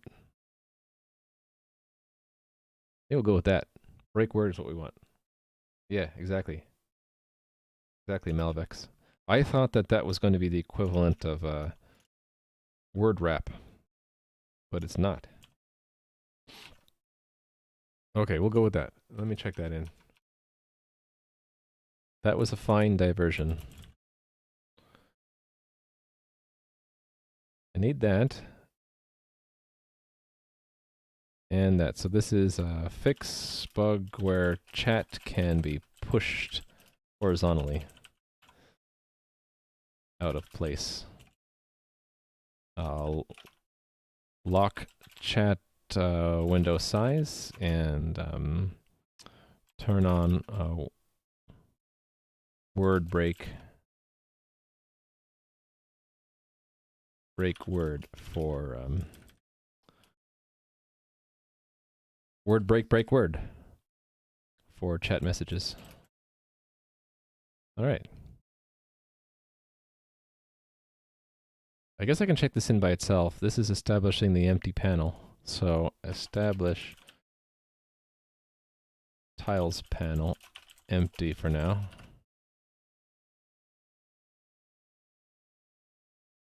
CSS tricks. Overflow wrap is generally used to avoid problems with long strings causing broken layouts due to net text flowing outside the container. Word break specifies soft wrap opportunities between letters commonly associated with languages like Chinese, Japanese, and Korean. Okay. I'm not using overflow wrap, but word break seems to work fine for me. Alright, so back on to this one.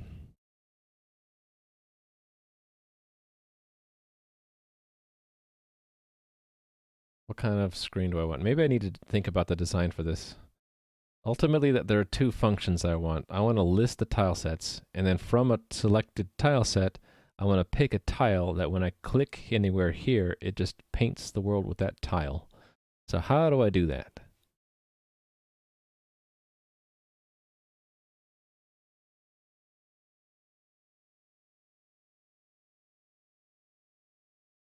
I guess we'll start with the tile sets first.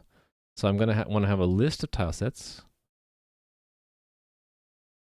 and with add and remove buttons, right? So this should already be receiving the tile sets now if I reload this.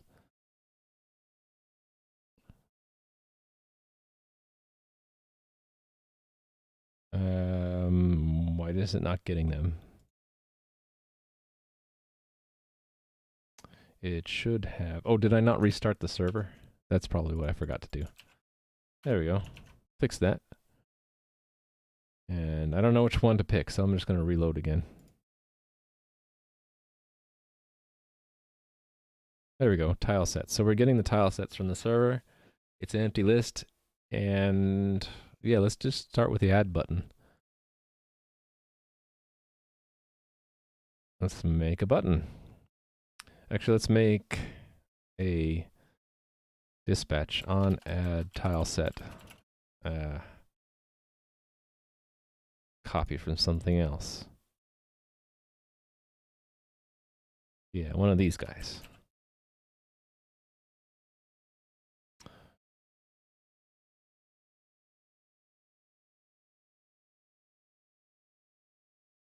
I'll just have an add button so there's no arguments. It just adds a new one and it should pop into view as something that doesn't have a name yet, but has a, it should have, I could show the ID number. Probably a good idea anyway. So let's do add and remove so I can play around with both at the same time. This will have an ID. Remove tile set ID, and that's what I did in the test, right? I already closed it. Let's bring it back up. Test source coordinate. No, these components test. Yeah, it was ID. Okay, yeah, exactly. I thought I had an infra. Don't I have an infra? I thought I did. Infra.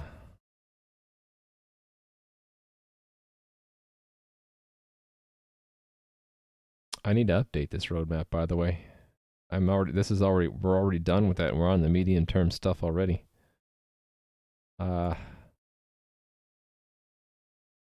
could have sworn I have a command for this. I remember that. Oh. DevOps. I have that.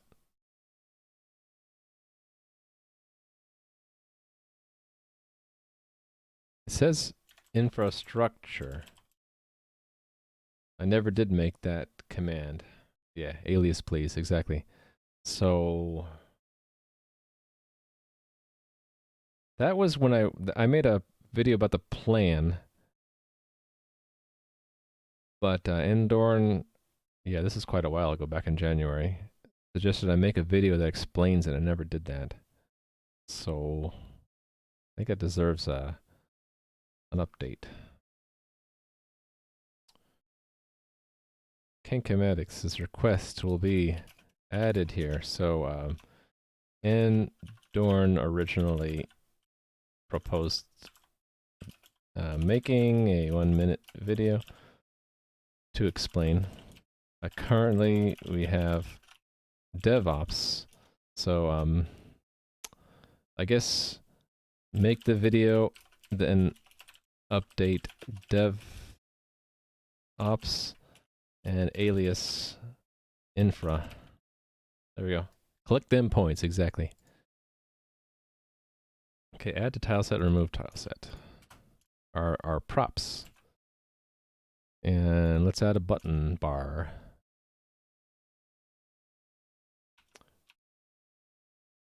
What has a button bar? Settings does. Here's a button bar.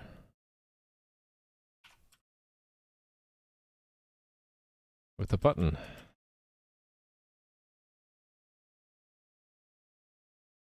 Add tile set. Add. So there's going to be two sections, and it's going to be tile sets and tiles. And we'll just play around with add for now. And then, actually, I guess I could put in the code here for if we have tile sets. So below the bar here would be, what do we want to make it? Just a simple list, I guess? Or should I just do a whole table?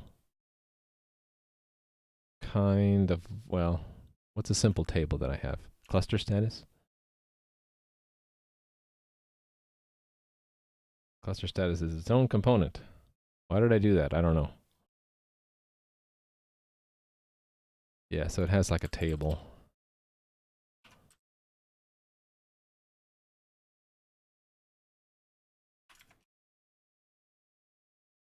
ID, and then actions was where I put the buttons for remove. So how about name? I want to make that something you can edit. Well, no, not in the list. We have to pick one and then you can change the name.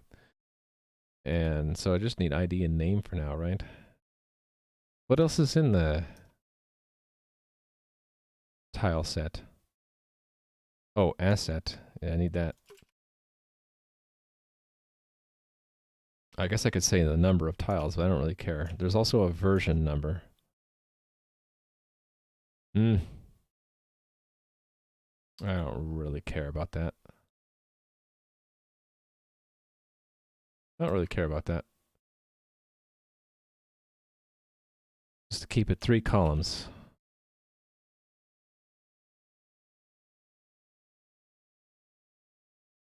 Okay, and then I have the rows, which are, let me give it a better name. So tile sets rows.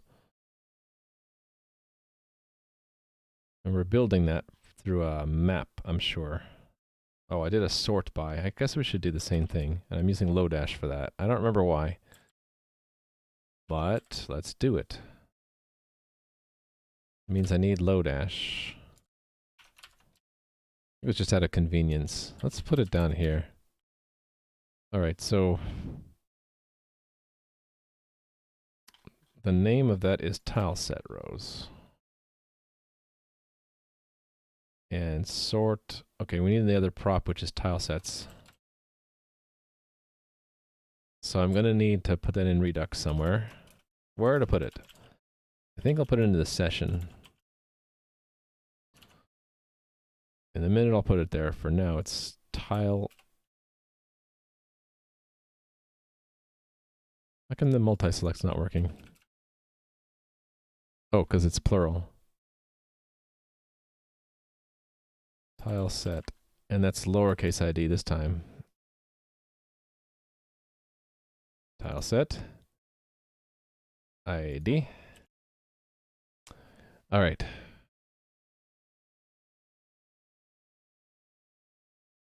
Okay, I don't need that right now. Yeah. Let's leave it. Let's leave.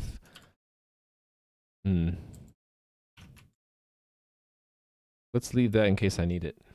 How did I start learning C++? It was a long, long time ago. And it was, I think it was when I was in high school, I learned it just by reading books. These days, I wouldn't suggest reading it from a book. There's lots of online resources you can look through. Well, I do have some book recommendations, though, if you really like to read from books, or like to learn from books, rather. And where did I put that? Advice on learning? Oh, yeah, so I have this as well, the learn link. So, yeah, C++, Scott Meyer's Effective Modern C++ is what I like to point to. And people ask about JavaScript too. I think the two books we were recommending these days is You Don't Know JS and JavaScript, The Good Parts. Yeah, exactly, Rally Monkey. Fancy that. Print out on actual dead trees. Okay, so server, all these servers change, right? To tile set, and I had ID, name, and asset, so we're keeping it simple. Oh, I wanted actions in there too. I got rid of it by accident. Actions is one of these button bars, compact button bars. And it's on remove tile set ID, remove button. Okay, so let's see what that gets me. And that won't do anything because that action doesn't exist. Let's make it exist. Actually, both of these. So, add tile set.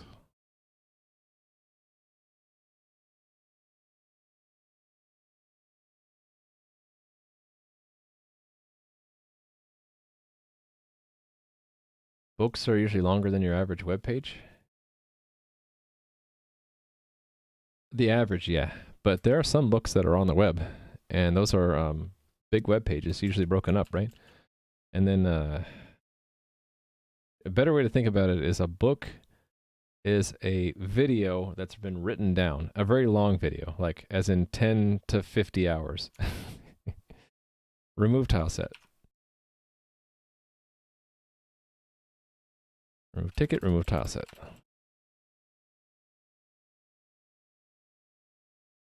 I put it in the wrong place, didn't I? You know what? It's making me think. I have ticket in there too. Tickets can be game objects. Actually, there's a good reason why it shouldn't be a game object. Because if it was a game object, I'd have a hard time splitting it out into a different server. Ticketing system, chat, and login can all be separated out if I need them to be right now. Okay, remove tile set. Yep, I am overtime. I think what I'm going to get done today is the setting up of tile sets. I don't think I'll get the painting done unless I keep going. I don't know. If you guys want me to keep going, I will. I have to stop at like an hour from now at the most. Okay, so I need a reducer to capture tile sets in this session. Reducers, session reducer, tile sets is going to be an empty array. And what will fill that array? Reflect tile sets, I think is what I'll call it. I have reflect tiles. Should I repurpose that?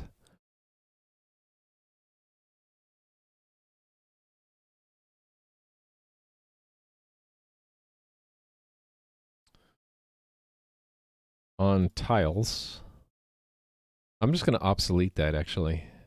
I'm going to obsolete that command. Let me put that on the list to obsolete. Why does that do that? Scroll to the bottom, please. Thank you. Let's say, remember to obsolete the tiles. Tiles message from server to client. Whoa, that was weird. Misclicked and I did Windows tab instead of Alt tab.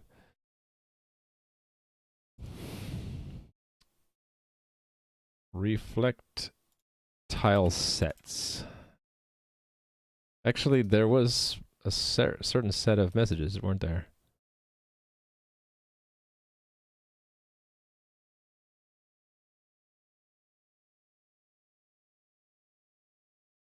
They are ECS messages, actually, right? Oh no, wait a minute. Yeah, what did I do?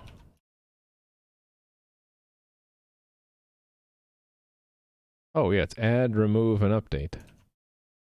Okay, so it says add tile set.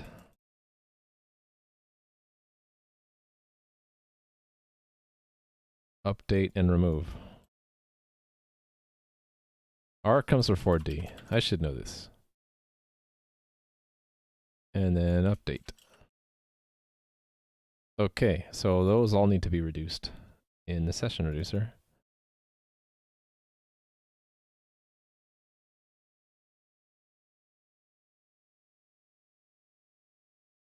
Add. Oh, there was a fourth one, wasn't there? Like, when we first get the tile sets, it's called, like, tile sets. Yeah. So there's a fourth one.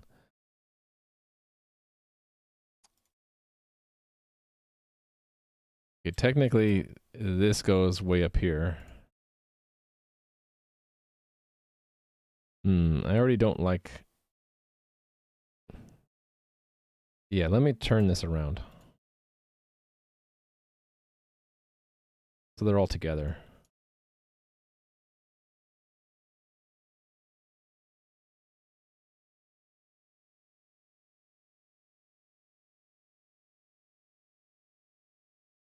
Added, removed, updated. And then this is just tile sets. Okay, there's my 4.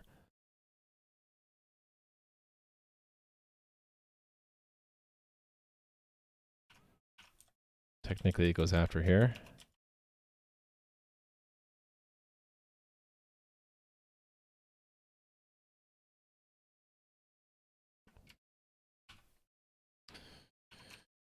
And it's just tile sets. Okay. And then tile set added. And how is it declared as added? I guess I just added to the end. So it's just tile sets dot dot dot state dot tile sets action tile set. Alright, and then updated and removed are more elaborate. Updated. I have to look at the ID in the tile set, I think. So it's going to be a filter. Filter out and add? No, it's going to be a replace. So it's going to be a I don't know. I forget what it is. Let me look at this. It was also done in the admin reducer for player updated.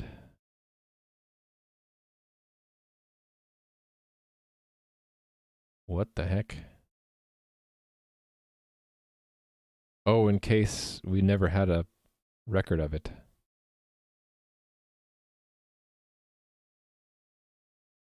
We filtered it out and then added it back? Is that what I did? I guess I could do it that way. Wouldn't it be easier to just do a map? Yeah, let me try that. Let me try a map. So it's state.tilesets.map tile set, and then some logic here, right?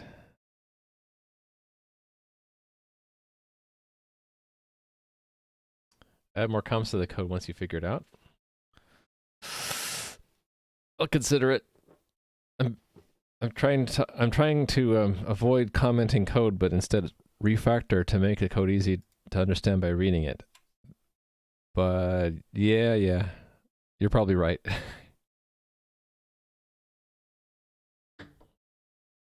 Okay, so if the tile set ID is equal to action tile set ID, then we are replacing it. So it's action.tileset. Otherwise, it's tileset. I think that's what I want. And then removed, it's not map, it's filter. If I'm right. Actually, removed comes before updated alphabetically. removed, it's a filter. And we filter that it's not equal. So we can remove that. Like so.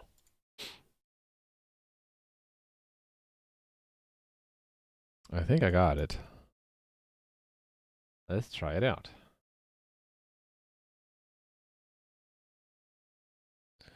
Reload the thing. Okay. Let me look at network.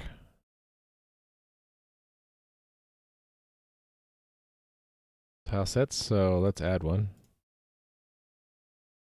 It didn't send anything. Oh, did I didn't hook up the actual action to anything. So that should go to the middleware that sends messages. So server messages.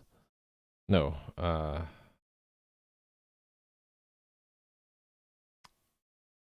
it should go to the admin middleware, really. Or a new middleware that has to do with painting. I guess that's admin, right? It doesn't really matter. This is sort of a dumping ground for anything the admin can do. You can refactor it anywhere. Anyway, so the action I made was what? Like add tile set, and then I had add a remove tile set. Yep, that's all I did. So that's all I'm going to do right now. Actions, add tile set. And remove tile set.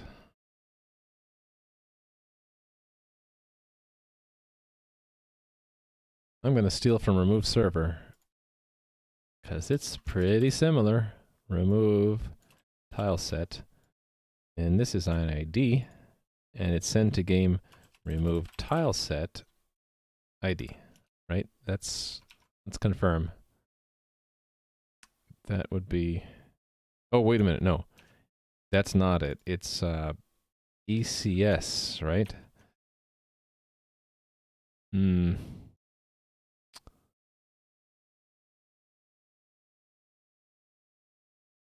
ECS. ECS actions. That's what it was. ECS actions. And then I have to put in actions, and that has to be an array. And in the array, it's what? I'm not sure. Let's search for an example.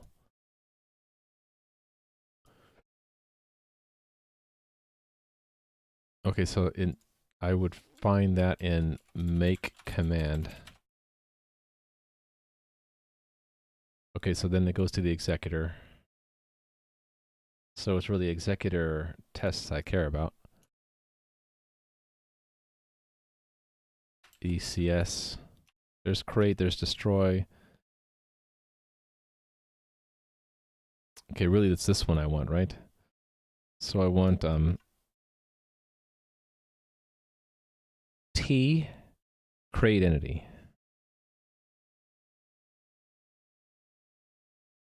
T create entity.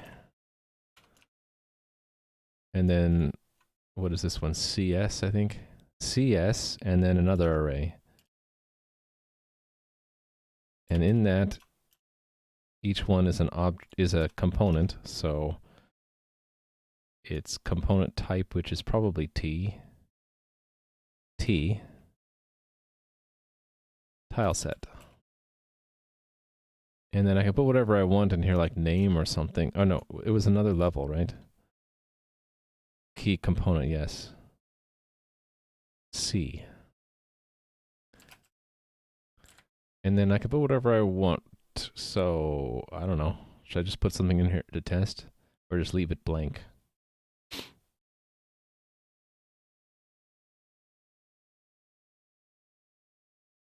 How about we call it new tile set?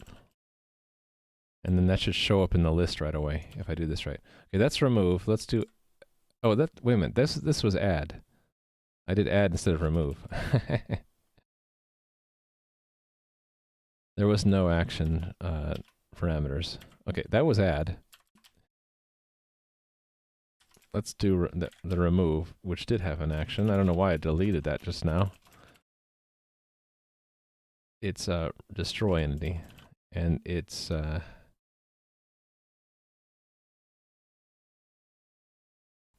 Where was it? Components tests? Yeah. No, it was in the executor.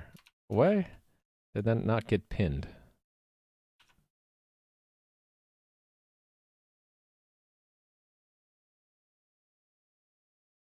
Destroy entity, and that is what, an E? E is IAD. There we go. That's remove tile set. And that's add tile set. There we go. So let's put it in its place. Add tile set goes here, right? Okay, let's try it out. Look at any WebSocket I want and hit add. Okay, did it not end up? I don't know, that's weird. It didn't come back as feedback, so I'm wondering if it got added. Let's look at the game state. If it got added, it would have been appended to the journal. Game journal. Oh, there it is. ECS create entity tile set name new tile set. And if I tell the game to snapshot, I should see that roll up into the snapshot. There's the tile set. So it just didn't feed back to me correctly for some reason.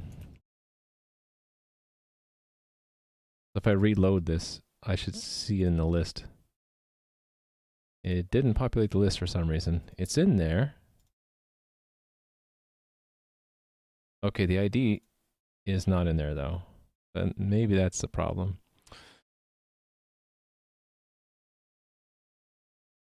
Why is the ID not in there? I must have messed that up. I need to use the restroom though, so I will be right back.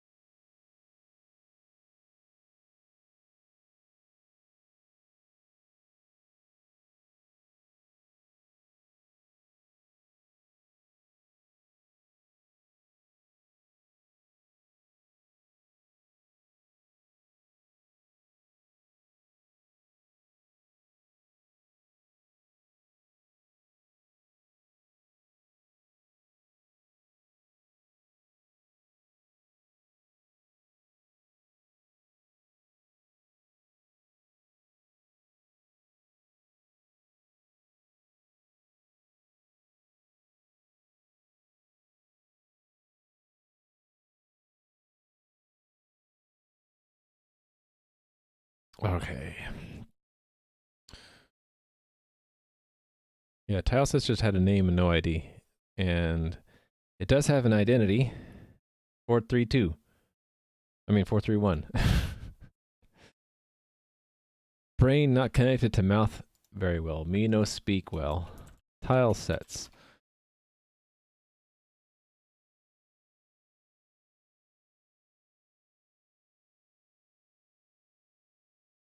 Okay.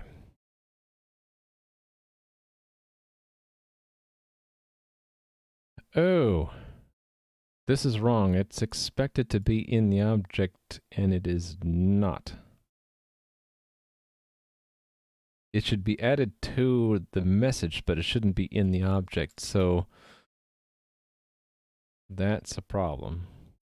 There's no ID in the object.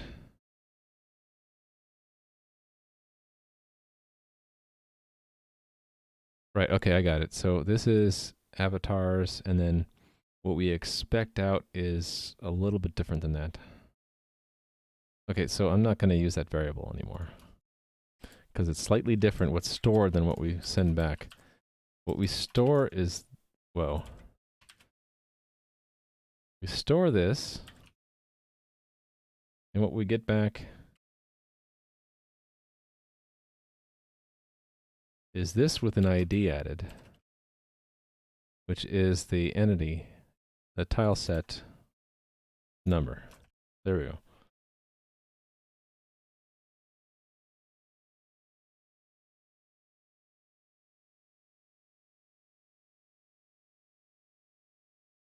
Yeah, I should have seen that that number is in there twice.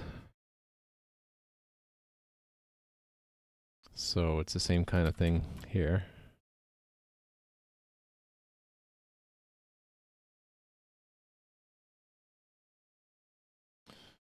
Goes here with an ID added, which is tile set.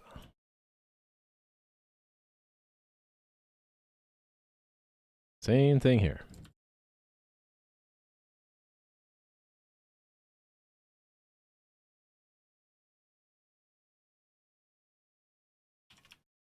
Update, and it comes back here with a version 2.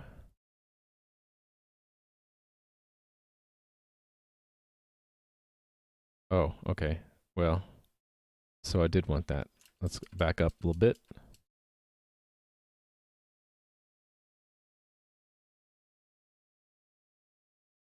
But I will not use it down here.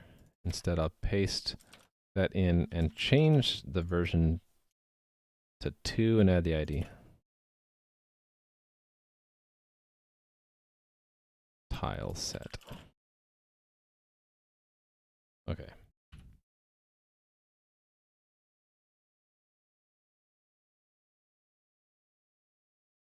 Okay, so this will probably break all the tests, which is fine. We will fix them. We will make them better, stronger, faster.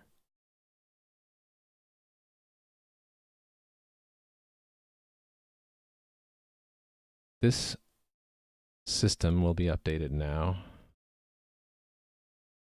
Right, so we get a copy. This makes a copy, which is important because I want to add the ID to it. Tile set ID equals entity. And then, actually all of them need to do that.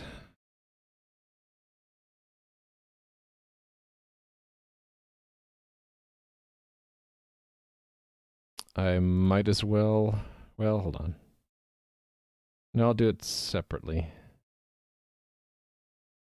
Because if it's not modified, there's no reason to do any of this. Actually, this entire thing, this can be moved.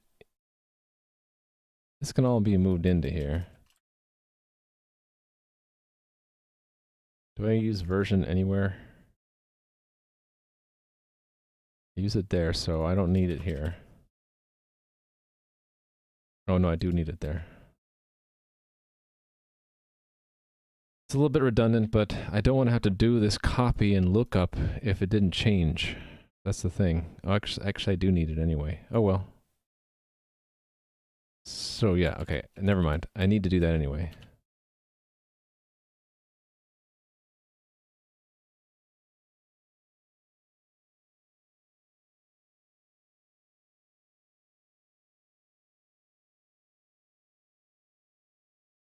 Wonder if I can avoid that copy though.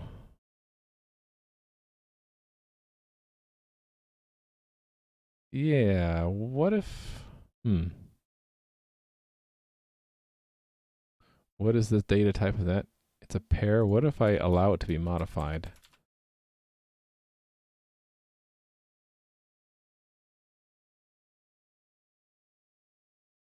And then this can just be by a reference.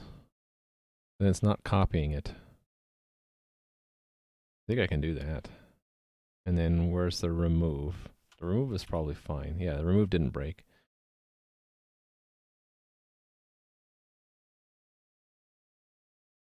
Ah, misclicking everywhere. Okay, cool. So, try again. This should pop up with a with a tile set to begin with, right? It did not. It's possible my reducer is broken though. Or my viewer. Yeah, because it told us about task at 4:30 and it didn't show in the list, so let me, I guess, look. I need to run this not incognito. So I guess I'm going to the other window and logging in with my test key. Then I can look at the Redux tools.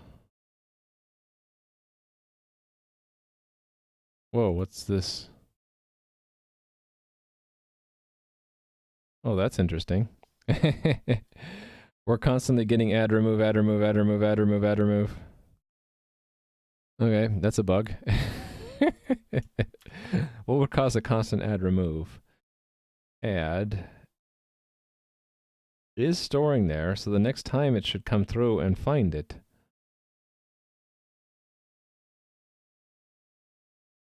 Weird. I'm also not reducing that. The problem was not showing there is I'm not reducing it correctly. That message. But the more worrying problem is the backend is constantly add, remove, add, remove, add, remove, add, remove.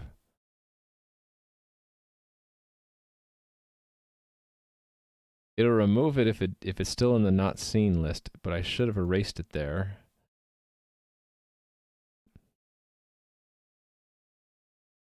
They're keyed by entity, so why would it constantly be add, remove, add, remove?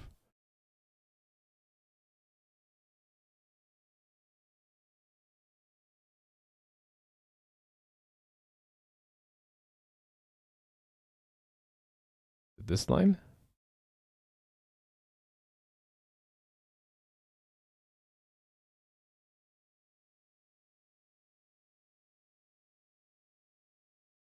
It does store the version in both places.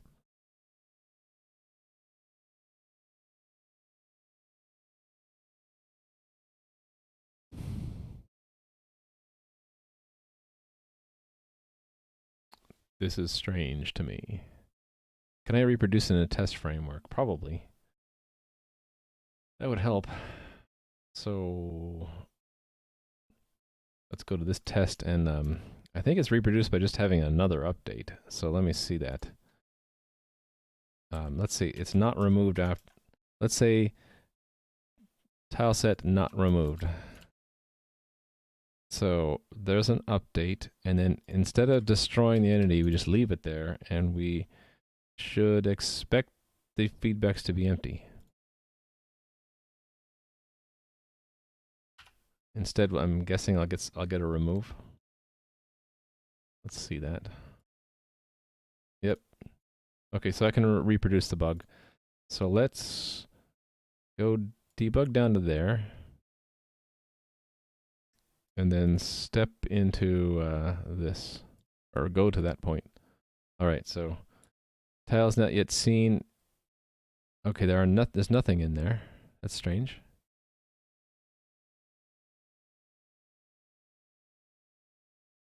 The add didn't work?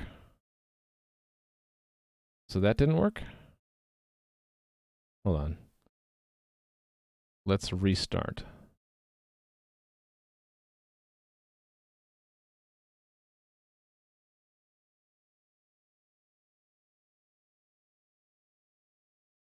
Yeah, okay. Oh, I see. I had the breakpoint on the wrong update. So yeah, the first time it won't be there, and so it should do an add. Yeah, so it put it in, and let's go again. So it knows about tileset 1.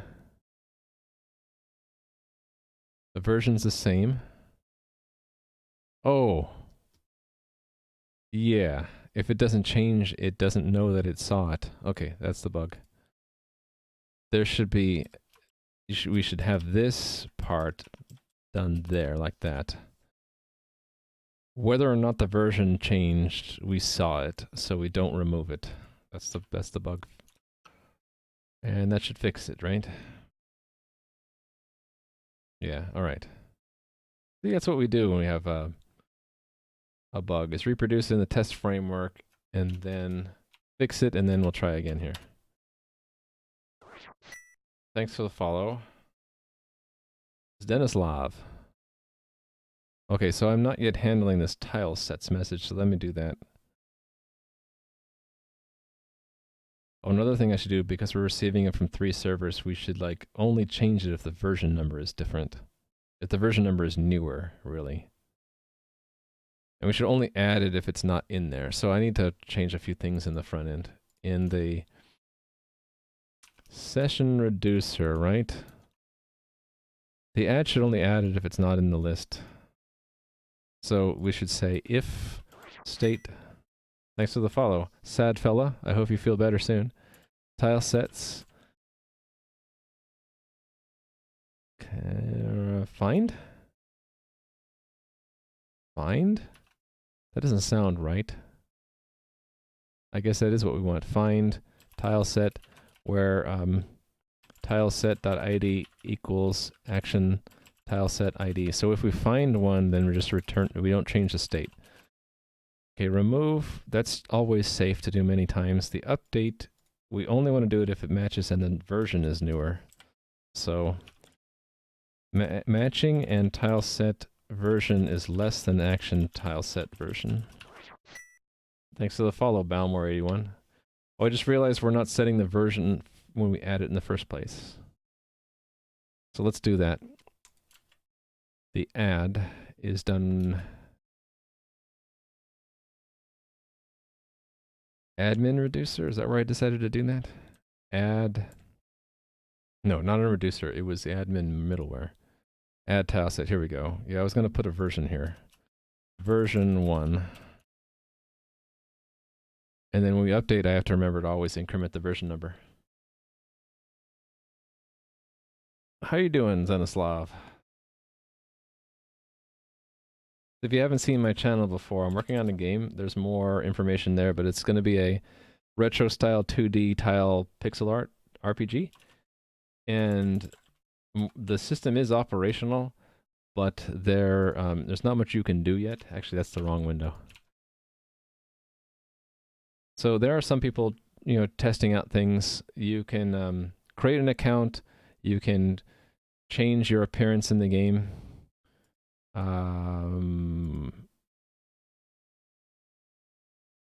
That's my admin window. Oh, I don't have it open, but a normal user can change their avatar. I don't have an avatar because I'm logged in here as an admin.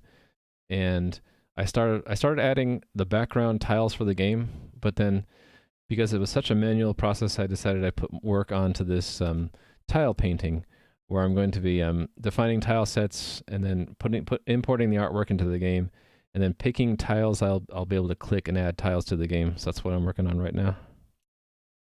If you have any questions, let me know. I'm like half an hour over time. I can't stream that much longer, but I'm gonna try to get as much as I can of this tool in here. Like to watch some advanced stuff? Okay. I'm using lots of different languages and frameworks here. So this inside this red box is phaser.io, which is JavaScript framework for doing graphics. And around the sides of the stage are user interface elements that I am using React and Redux, which are both JavaScript frameworks. Okay. Question, bye? What's your question? I don't understand question, bye. Anyway, bye, Nui. Have a good time. Sleep well, and thank you for the follow, Duke. So the yeah, this is all in JavaScript. This is in the Phaser library. This is React and Redux, and then the back end of the game is all in C++. So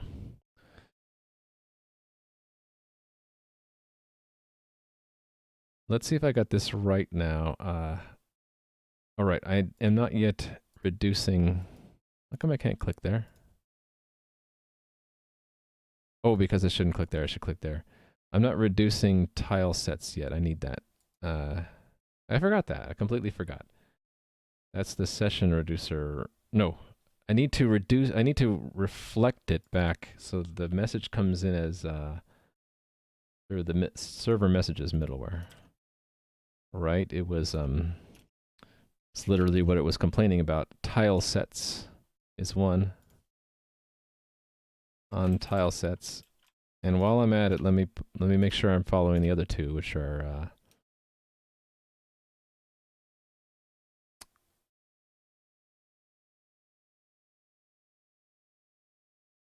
that was in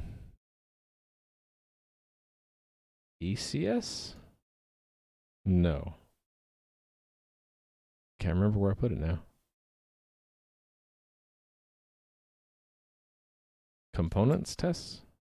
No. Oh, I guess it was. Yeah, remove tile set, remove add and update. Yeah, okay, got it. Update tile set. And then remove tile set. And then add tile set. On add tile set. Okay, so it's sort of like, these are all pretty much the same. Sometimes there's variation. But if a message comes in, we'll reflect it back to the rest of the app by interpreting the message perhaps. But these messages are extremely simple, right? So add tile set is just tile set fed directly back into the reflection. So I can just take the message directly. I think I can do the same thing for remove and update, actually. So remove tile set. And then update.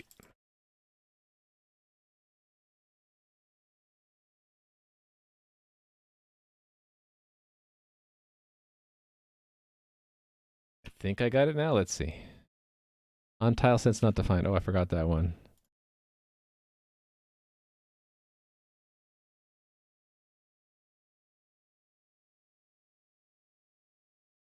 Okay. Oh, there's my tile set. So let's play around with, let's add a new one. And let's remove the old one. And then it broke. Can't read property ID of undefined on reflect removed. The action has an ID. Oh, it is not tile set. That's the problem. It's just action.id. So that is in session reducer around line 163. Yeah, so it's just this one. There we go. Fixed. Reload. Let's add a new tile set, remove the old one. Okay, so I can add and remove tile sets as much as I want now. The next thing to do would be if I guess if I click, I'll have this selectable. So if I click it, then I guess underneath or something, I would show the asset, make it so I can click on things. And then once I've selected, I can paint in here, I guess. And the painting would be basically adding background tiles from that are marked from the tile set in the correct tile. I can do this. I think I can do this today. I have to leave at like 20 minutes from now, but the first thing would be I need to be able to highlight and select one of these, right? Oh, I need to be able to change the asset. So let's make the form underneath. That is in tiles panel. So let's put a horizontal rule. And I guess I'm making a little form underneath. What's a similar form that I've done here? Like when I pick a ticket, maybe. Not exactly.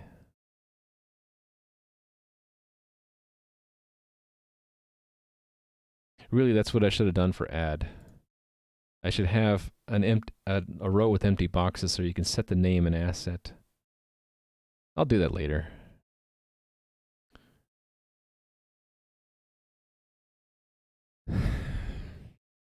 Oh, that horizontal rule is not wide enough. There was a trick for that, wasn't there? Tiles panel.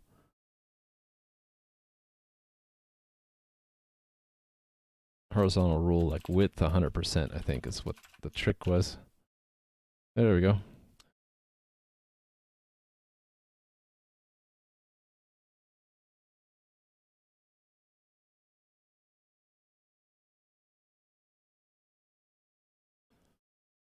Let's make it a div.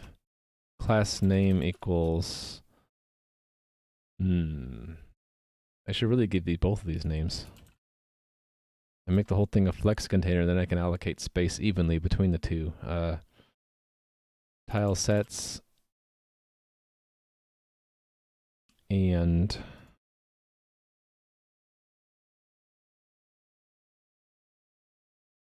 Should I put that prefix in front just to be safe? Tile set.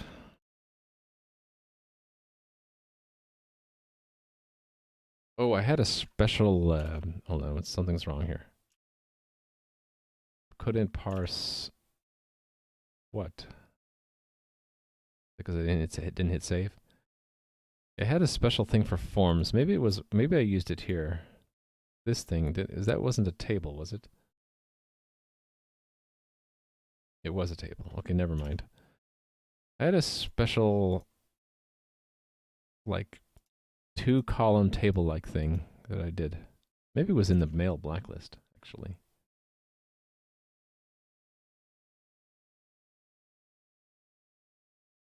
No, that was also a table. Well, shoot. What am I thinking of then? It was something I had style for. Keys values, I think it was.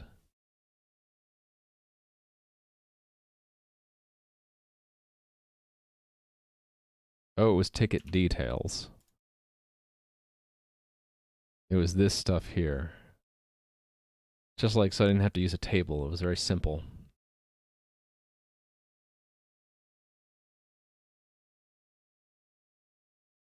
Yeah, let's do that. So, keys values.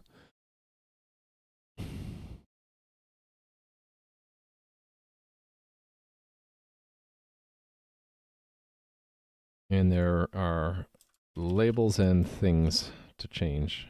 Actually, this is a good idea. Maybe I should just make it a table. It should at least be a form, not a div.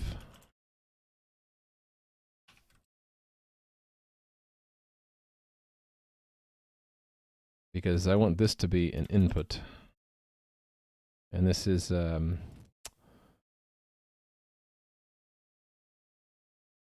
selected tile set, which I need to reduce as well.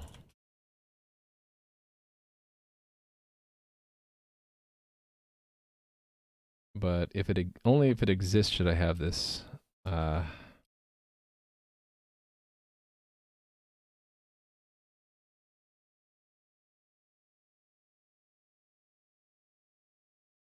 Tile, let's see, const tile set equals selected tile set. If so, then that thing, otherwise null. And then, actually, I guess I could put it in line. That'd be better. So something like this.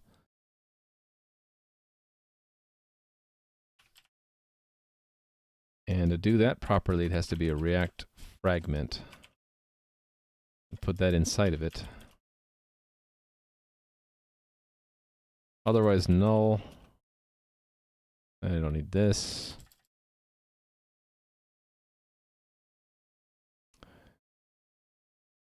And this is an input, so like that. And it's not type, it's name.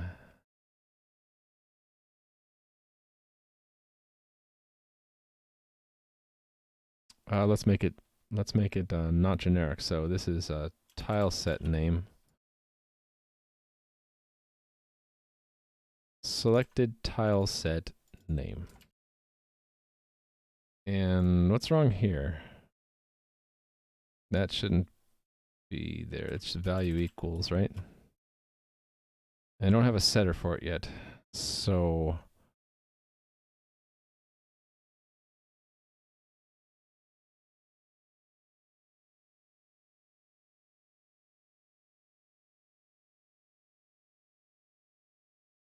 you think that backend part could be done in JavaScript? I'm sure it could be. For example, the game called Botland, Bot.land, the shout out to Adam 13531. His game is completely in JavaScript, front end and back end. So what you do in the backend for JavaScript is you just host it on like a Node.js instance somewhere. I think that's what he does. So for me, it's C++, so I have to compile it, link it, and then copy the executable over to the server, and then have the server run that as a program in a process.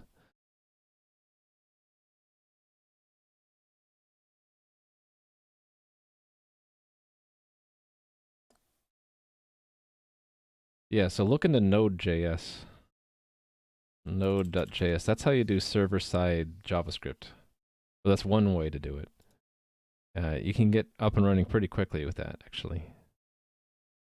What do I want to do? Okay. For one thing, this doesn't build, because that is wrong.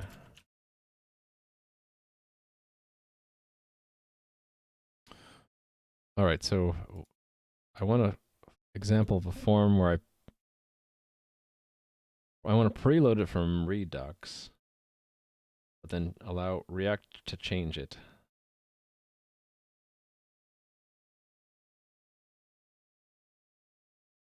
Right, so I think that the way that's done is with a state hook. And then I make a state variable here. So const selected tile set name, set selected tile set name equals use state, and then here I'll use selected tile set question mark. If so, it's that name, otherwise empty string. So we'll use that here.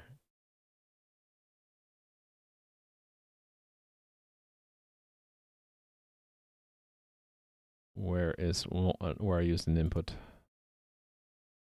I like to cheat and just pick from code I already wrote. Select filter and players. Right, I used one of these change field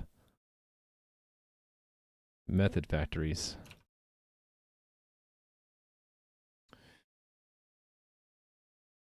Put it here.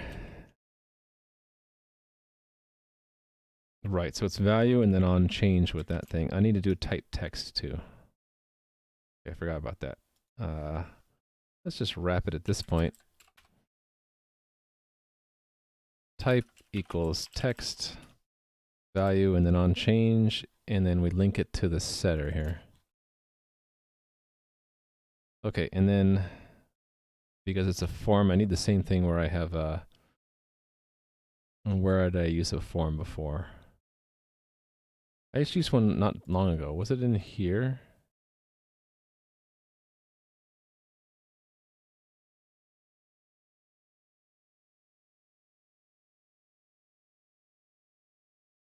Oh, that's interesting.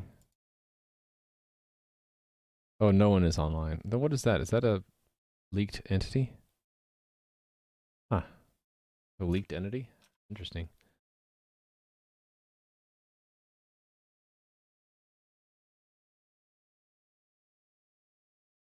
Let's see that. So log in. Chickens. Oh yeah, look at that. I leaked an entity somehow. I wonder why that's happening in the test environment more. Anyway, leaked entity. Let's delete it. 440. ECS destroy entity 440. You're gone. All right. Where did I use a form recently here?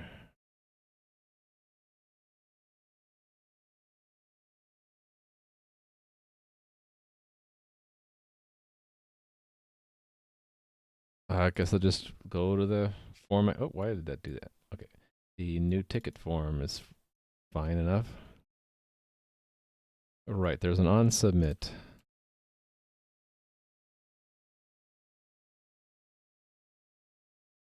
And then our on submit has to prevent the default and then do its thing.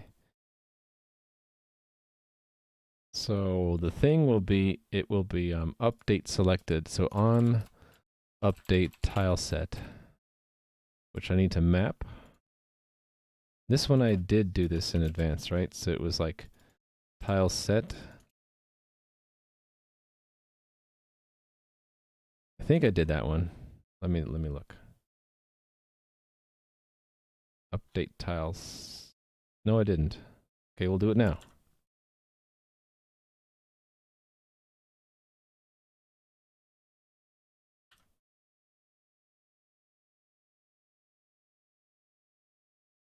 Okay, so that needs to go to server messages.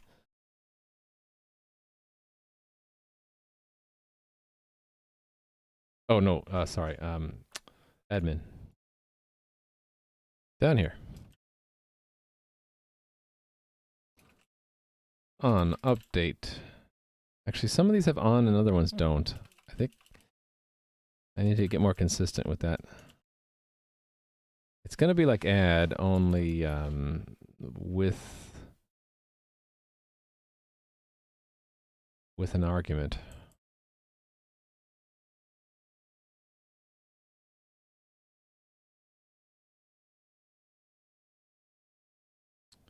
Action tile set. It's gonna be modify component, right? Let me see if I got that right. Modify component, is that what it's called?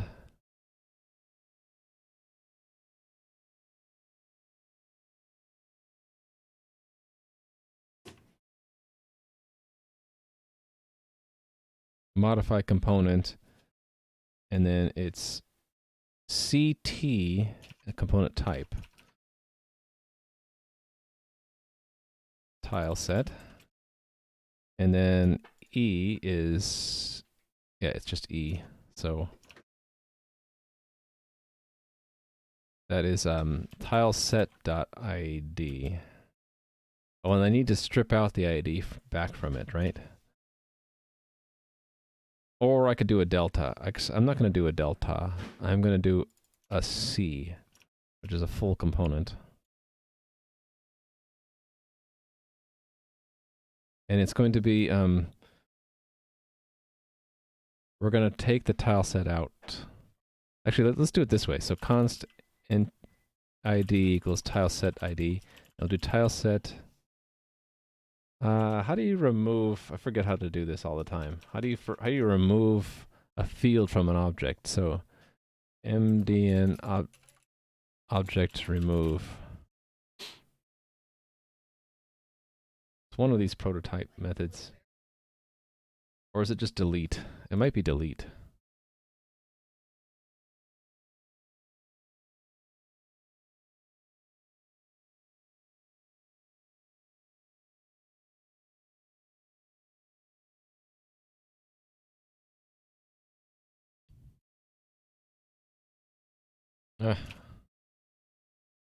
Let's say JavaScript remove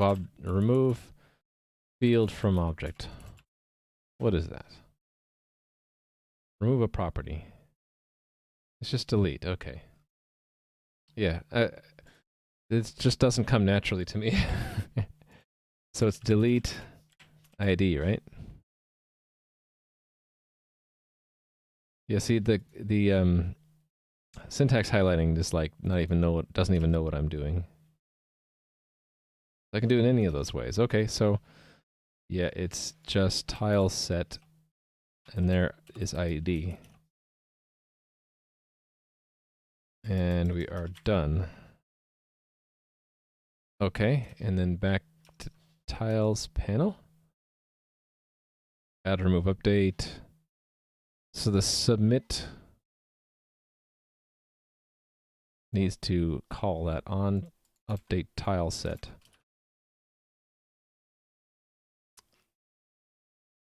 Actually,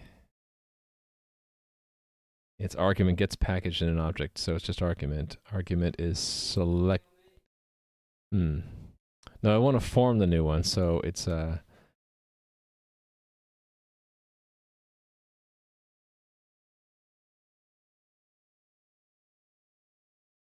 do I take the object and clone it? Would that be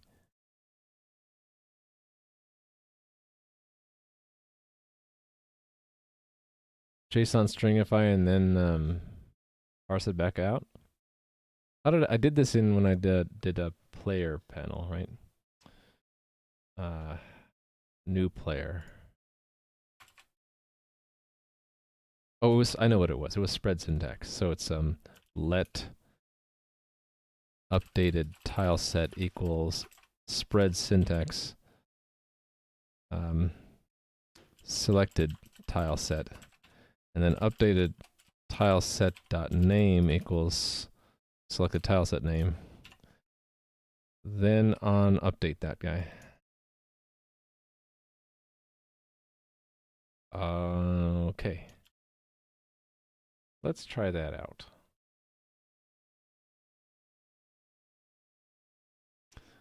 That should let me change these. Oh, no, I don't have it selected yet. To select it, I'll just need to have it on a clicker. So that means I need a prop. So on select tile set.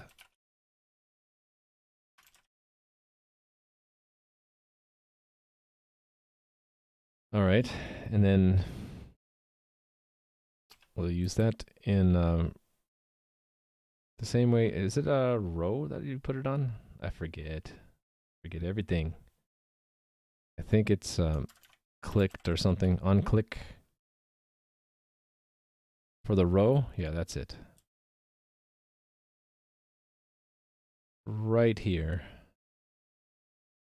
On a select. Okay, I don't have it in the props yet. Now I do. On select tile set. Tile set ID. There we go. And then we have to add that to actions.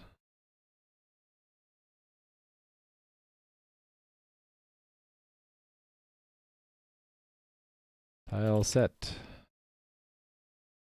Okay, I don't think I ever established that in the session reducer anyway.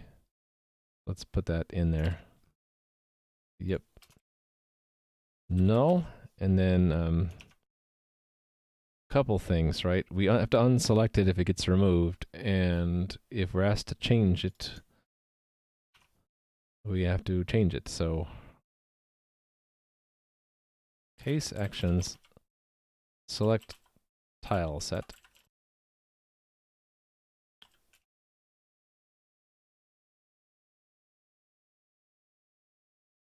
Selected tile set would be state.tilesets dot find. Is it find or any? I get confused. MDN array. It's one of these prototypes.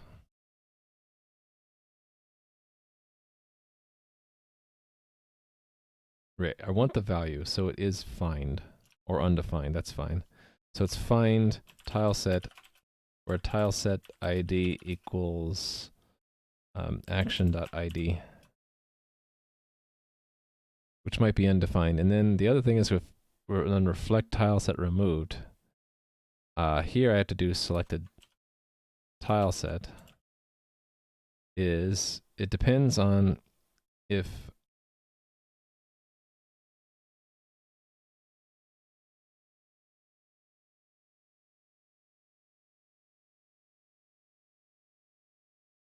if there was one selected and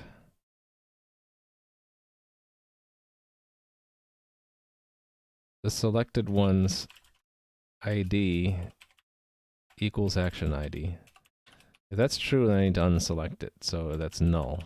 Otherwise, we keep it the way it was. There we go. Filter, filter, filter, filter. Yes, filter. It's removing the one that where it's equal. I'm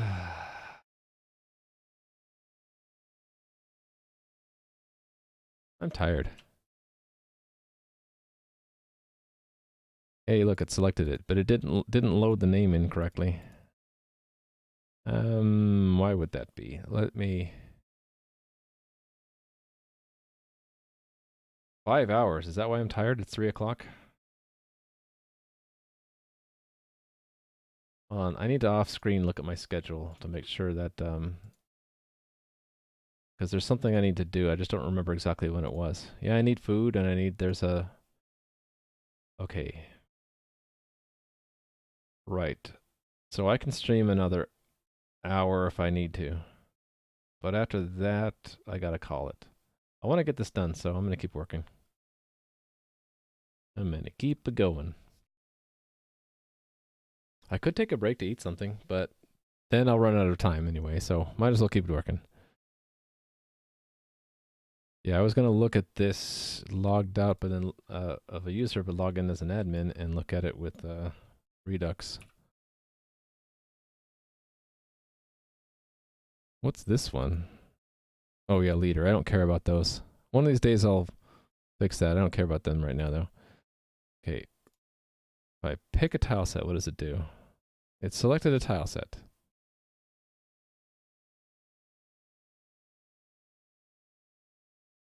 Okay. It's selected. The name didn't get populated in there though. Why not?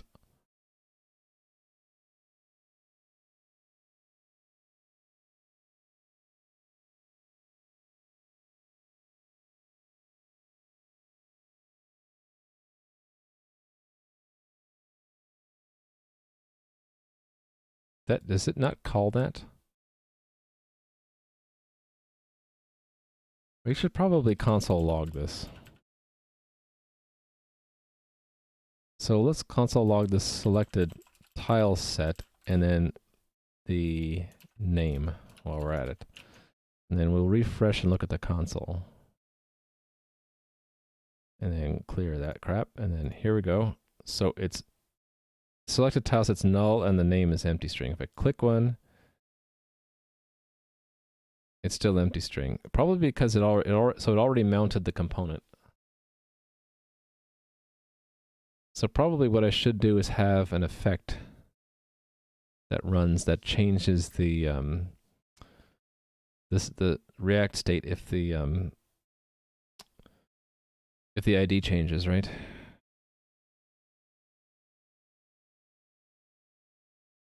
Yeah, let's do that. So that's an effect hook that we run out every time here. So use effect.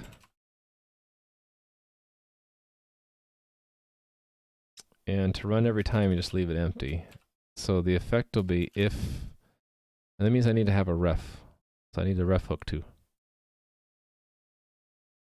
So I forget how to do the ref hook exactly. Did it just assign it to a variable? Yep. Why did it do that anyway?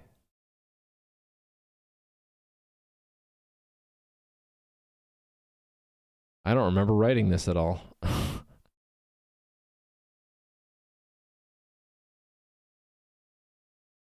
Oh, that's to do validation check. Yeah, I wrote that so long ago. I don't remember doing that. Okay, but that's how you do it. You do const last selected tile ID equals use ref null, and then we could say if there is one, and actually we can just say if not. If it's falsy, because there's never an ID of 0. This is one of the reasons why I never pick an ID of 0. So that's never falsy. It's always truthy if it's not, if it's defined and not null, it's truthy.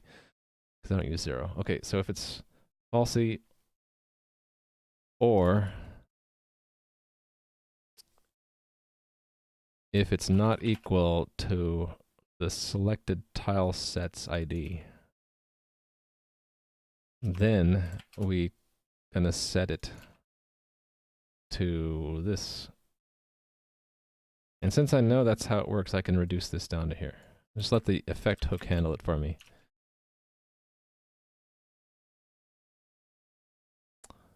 Error, type error. Why? What did I do wrong? It's falsy. Cannot read property what? ID of null? Yeah, but null is falsy. Why did it go into that? Oh, I didn't do a dot current. That's what I did wrong.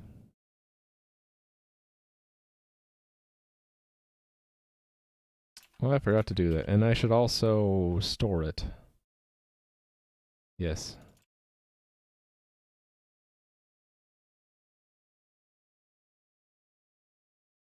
Yeah. Two things wrong. Still wrong.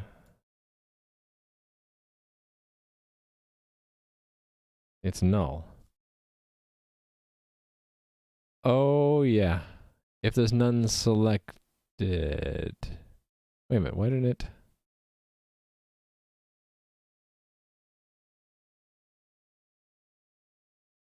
Why is it null? I clicked it, didn't I?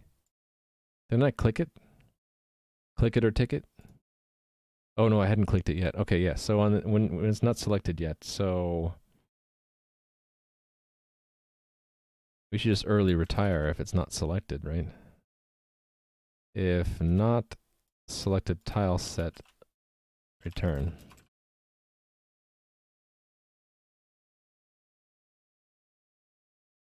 There we go. And if I type something in and then I click something else, it clears it. That's what I wanted anyway. All right, so yeah, the table filling up the horizontal width is annoying me. I don't know enough about CSS and HTML to fix that like off the top of my head, so I'm just gonna leave it. I should have a update button down here, shouldn't I?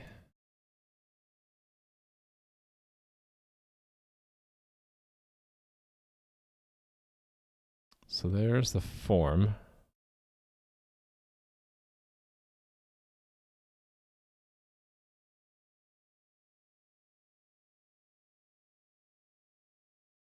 I don't know about that, Rally Monkey. It might not be the coffee. It might just be, did you eat lunch recently? I get really sluggish after eating lunch. I'm sluggish now, not having eaten at all. I think it might be an afternoon thing. Just put a button here, don't I?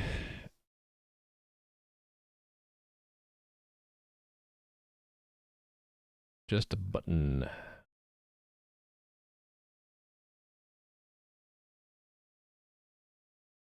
Do I want to be smart about it? I'm just going to do a button. Type equals submit. Label equals update. Let's keep it simple.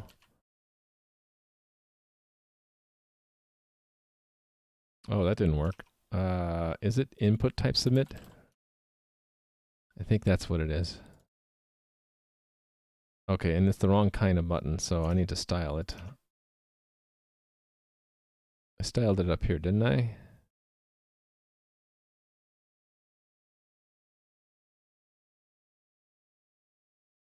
Hold on.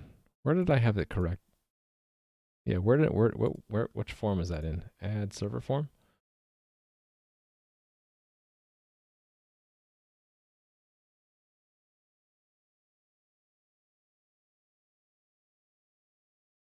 Oh, I did a button type submit, and okay, I got it. It's not an input type submit, it's a button, and then instead of label, you just put the text in there. Okay, that wasn't what I wanted. That's what I wanted. There we go. So let's add asset there while we're at it.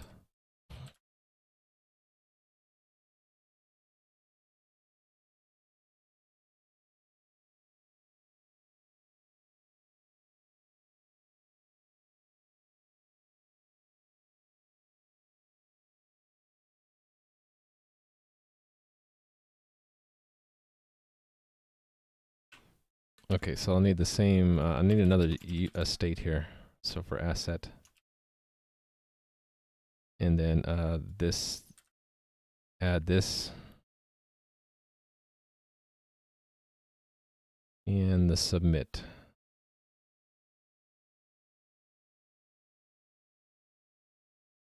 Okay, let me see if this works. So let's call it avatars. Okay, it didn't do anything when I hit that button, so that could have been one of many things.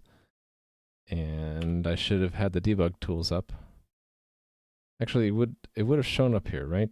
And oh no, it won't show it here unless, yeah, let's try again.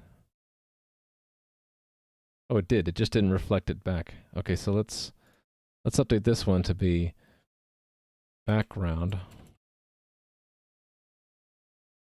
dot ping update.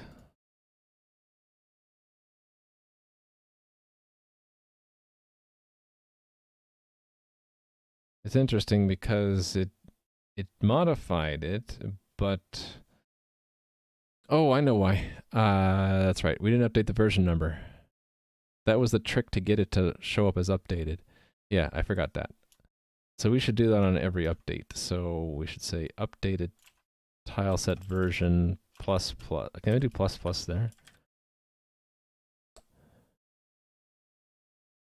Will that work? Does JavaScript have a plus plus? Let's remove these. I don't need them. Interesting. It momentarily selects them. That's sort of a weird glitch. Okay, let's make that a capital. Okay, that worked. Because it should have set it to version 2. Yeah, version 2, and then it comes back as version 2. Nice. Cool. So I can update the tile set. And that's all I really cared about at first, was to set the asset name, because it'll come back as if a tile has a tile set attached to it, it should then pick out the correct texture atlas. So is that the final thing I need to do?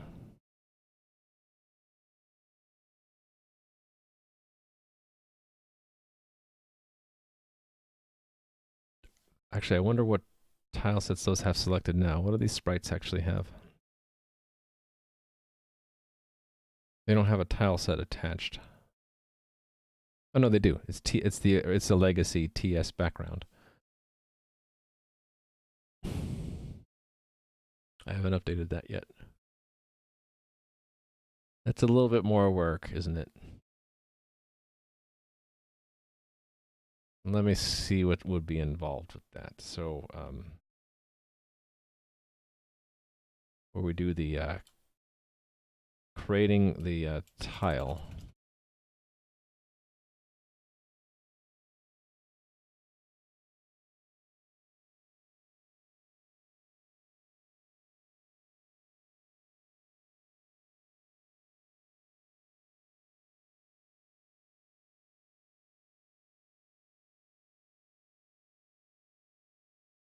Well, this is a test. I don't care about the test. I want the real code. That's a test also.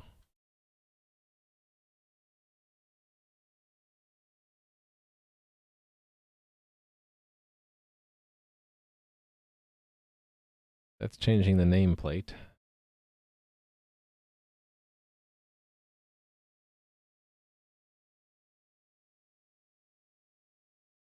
Yeah, we're not even setting the tile set at all yet.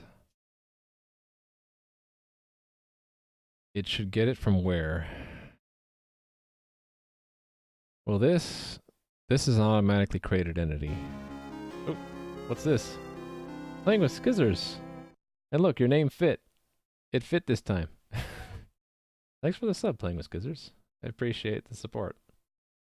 By the way, did you guys know Playing with Scissors is the one who did the work for the Raimu Hey emote? You subbed that other day, okay. Yeah, Playing with Scissors made the emote for me, so he is a master emote creator.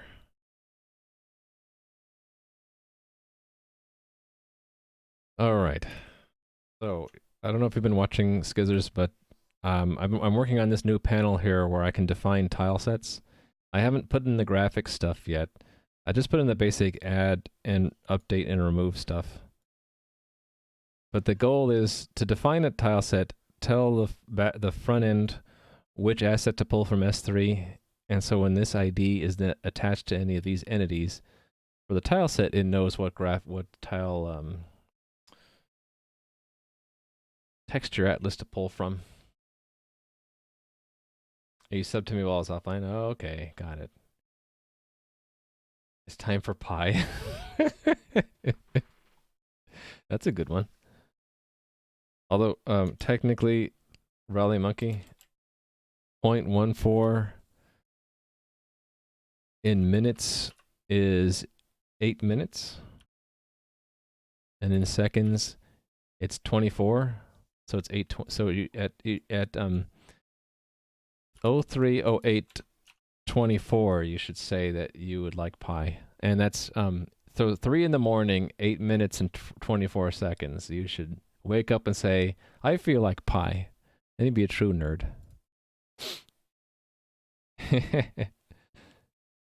Well, I hope that your work stress resolves soon, playing with Skizzers. I was really sorry to hear about the problems you're having. But hopefully light at the end of the tunnel soon. If not, I'll continue sending the positive vibes.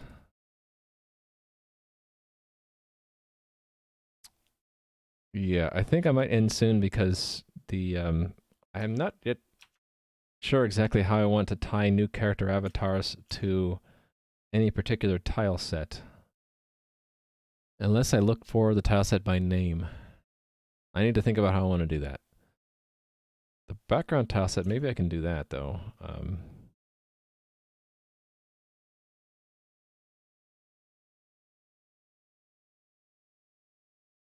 Let me see if I can update that part of the backend. Create background tile goes to here. We can update this code. Yeah, this is manually setting tile set to background, but really this tile set is supposed to be an integer. But if I do that, the avatar stuff will get screwed up. I think let's save this for a different day. Sprite sheets? Sprite sheet, tile set, they're all the same thing. It's a texture atlas, so it's a single ping image that you break up into pieces and you display whichever one. Yeah, I think I'm gonna save this for later. I'm gonna go eat something, and it's a good time to stop anyway. So I'm sorry I didn't get this completely finished today, but I'll try to finish it up tomorrow. I'll be working on showing the actual graphics here, and I should be able to pick one and then paint the background with it. As well as I need to update the avatar selection. So that, hold on, if I log out of this. Right now it's hard coded to pick from the avatar's ping, and really what it really should do is the game should say which tile set is currently which tile set currently should be used for avatar selection. So yeah, I mean, although I understand whatever word you use playing with Skizzers, sprite sheet, tile sheet, texture atlas, they all mean the same to me. So use any word that you're comfortable with. Yeah, I was playing around with this before. The depth, there's depth in the game now, so you can go under certain tiles and you can go over other tiles. Hey there, Shake Soda. You're rating at just the right time because I'm just about to wrap up my stream. I'm sorry. I can explain what I'm doing though. So for those who haven't seen my stream, I'm working on a game. You can read about it there. There's also a link to it so you can get on. I don't think anyone is really in there right now. Okay, Mud Ribbit is in there. Quite alone. You're not alone. You're on TV. So there's not much to my game yet, but what I'm aiming for is a game along the same style that old games like the Ultima series were, and that looked like this. You're represented as a 2D pixel art tile, so is the world around you. So we have here Mud Ribbit walking around in my virtual world. And this is very new. I just added this, the system went online like last week, added the chat system literally on Tuesday. And did some refinement and like painting of the background yesterday, but it's all manual. I don't have the controls in the game yet to really create the world yet, so we're working on that. So if you have any questions, let me know. I'm going to try to wrap up my stream, though, because I have to go eat something, and we'll continue this work tomorrow. Raid train. Okay, well, if you'd like... Did you have someone else you had in mind to raid? We can just pass the raid train on. Can't log in? Why can't you log in? Let me see. Can I log in? Is it broken? This would be a bad time for the game to break.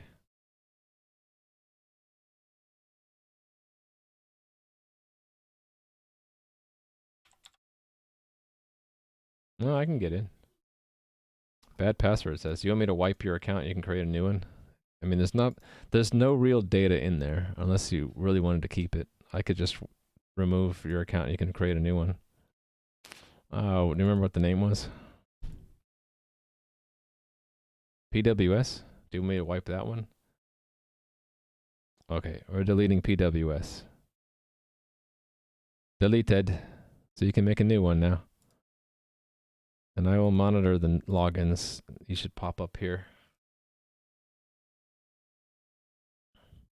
So one thing, since I'm about to end the stream, I don't have chat moderation in the system yet. And so to prevent abuse and harassment and that kind of thing while I'm not watching it, chat is disabled as soon as I close this. So if you can log in later and move around, and there's not much to do yet, but when you if you want to, you can log in later. Just be aware the chat won't work. It only works while I'm watching it. So that means on the flip side, if you, yeah, there you go. The best emote on Twitch right now is YGT Skipog. If you do try chat and it works, that means I am monitoring it. So, yippers. Let me go ahead and close that name check ticket. YGT Skipog. Actually, it's all lowercase, isn't it? I always just use autocomplete. Indeed. Yep, testing that text length system. Jitspo won't be on for another half hour. Yeah, he'd be someone I might raid.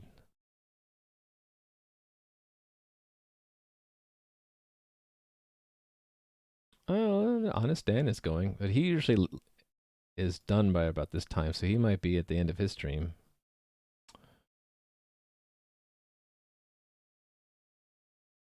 Steampunk programmer, maybe?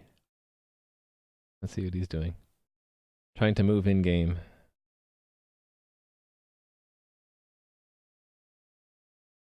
Yeah, don't block playing with scissors. Gotta be careful. Okay, well, I hope you guys enjoyed today. My schedule, 10 a.m. is when I start, so I should be back then. That's Pacific Daylight Time, so that's 1700 hours UTC.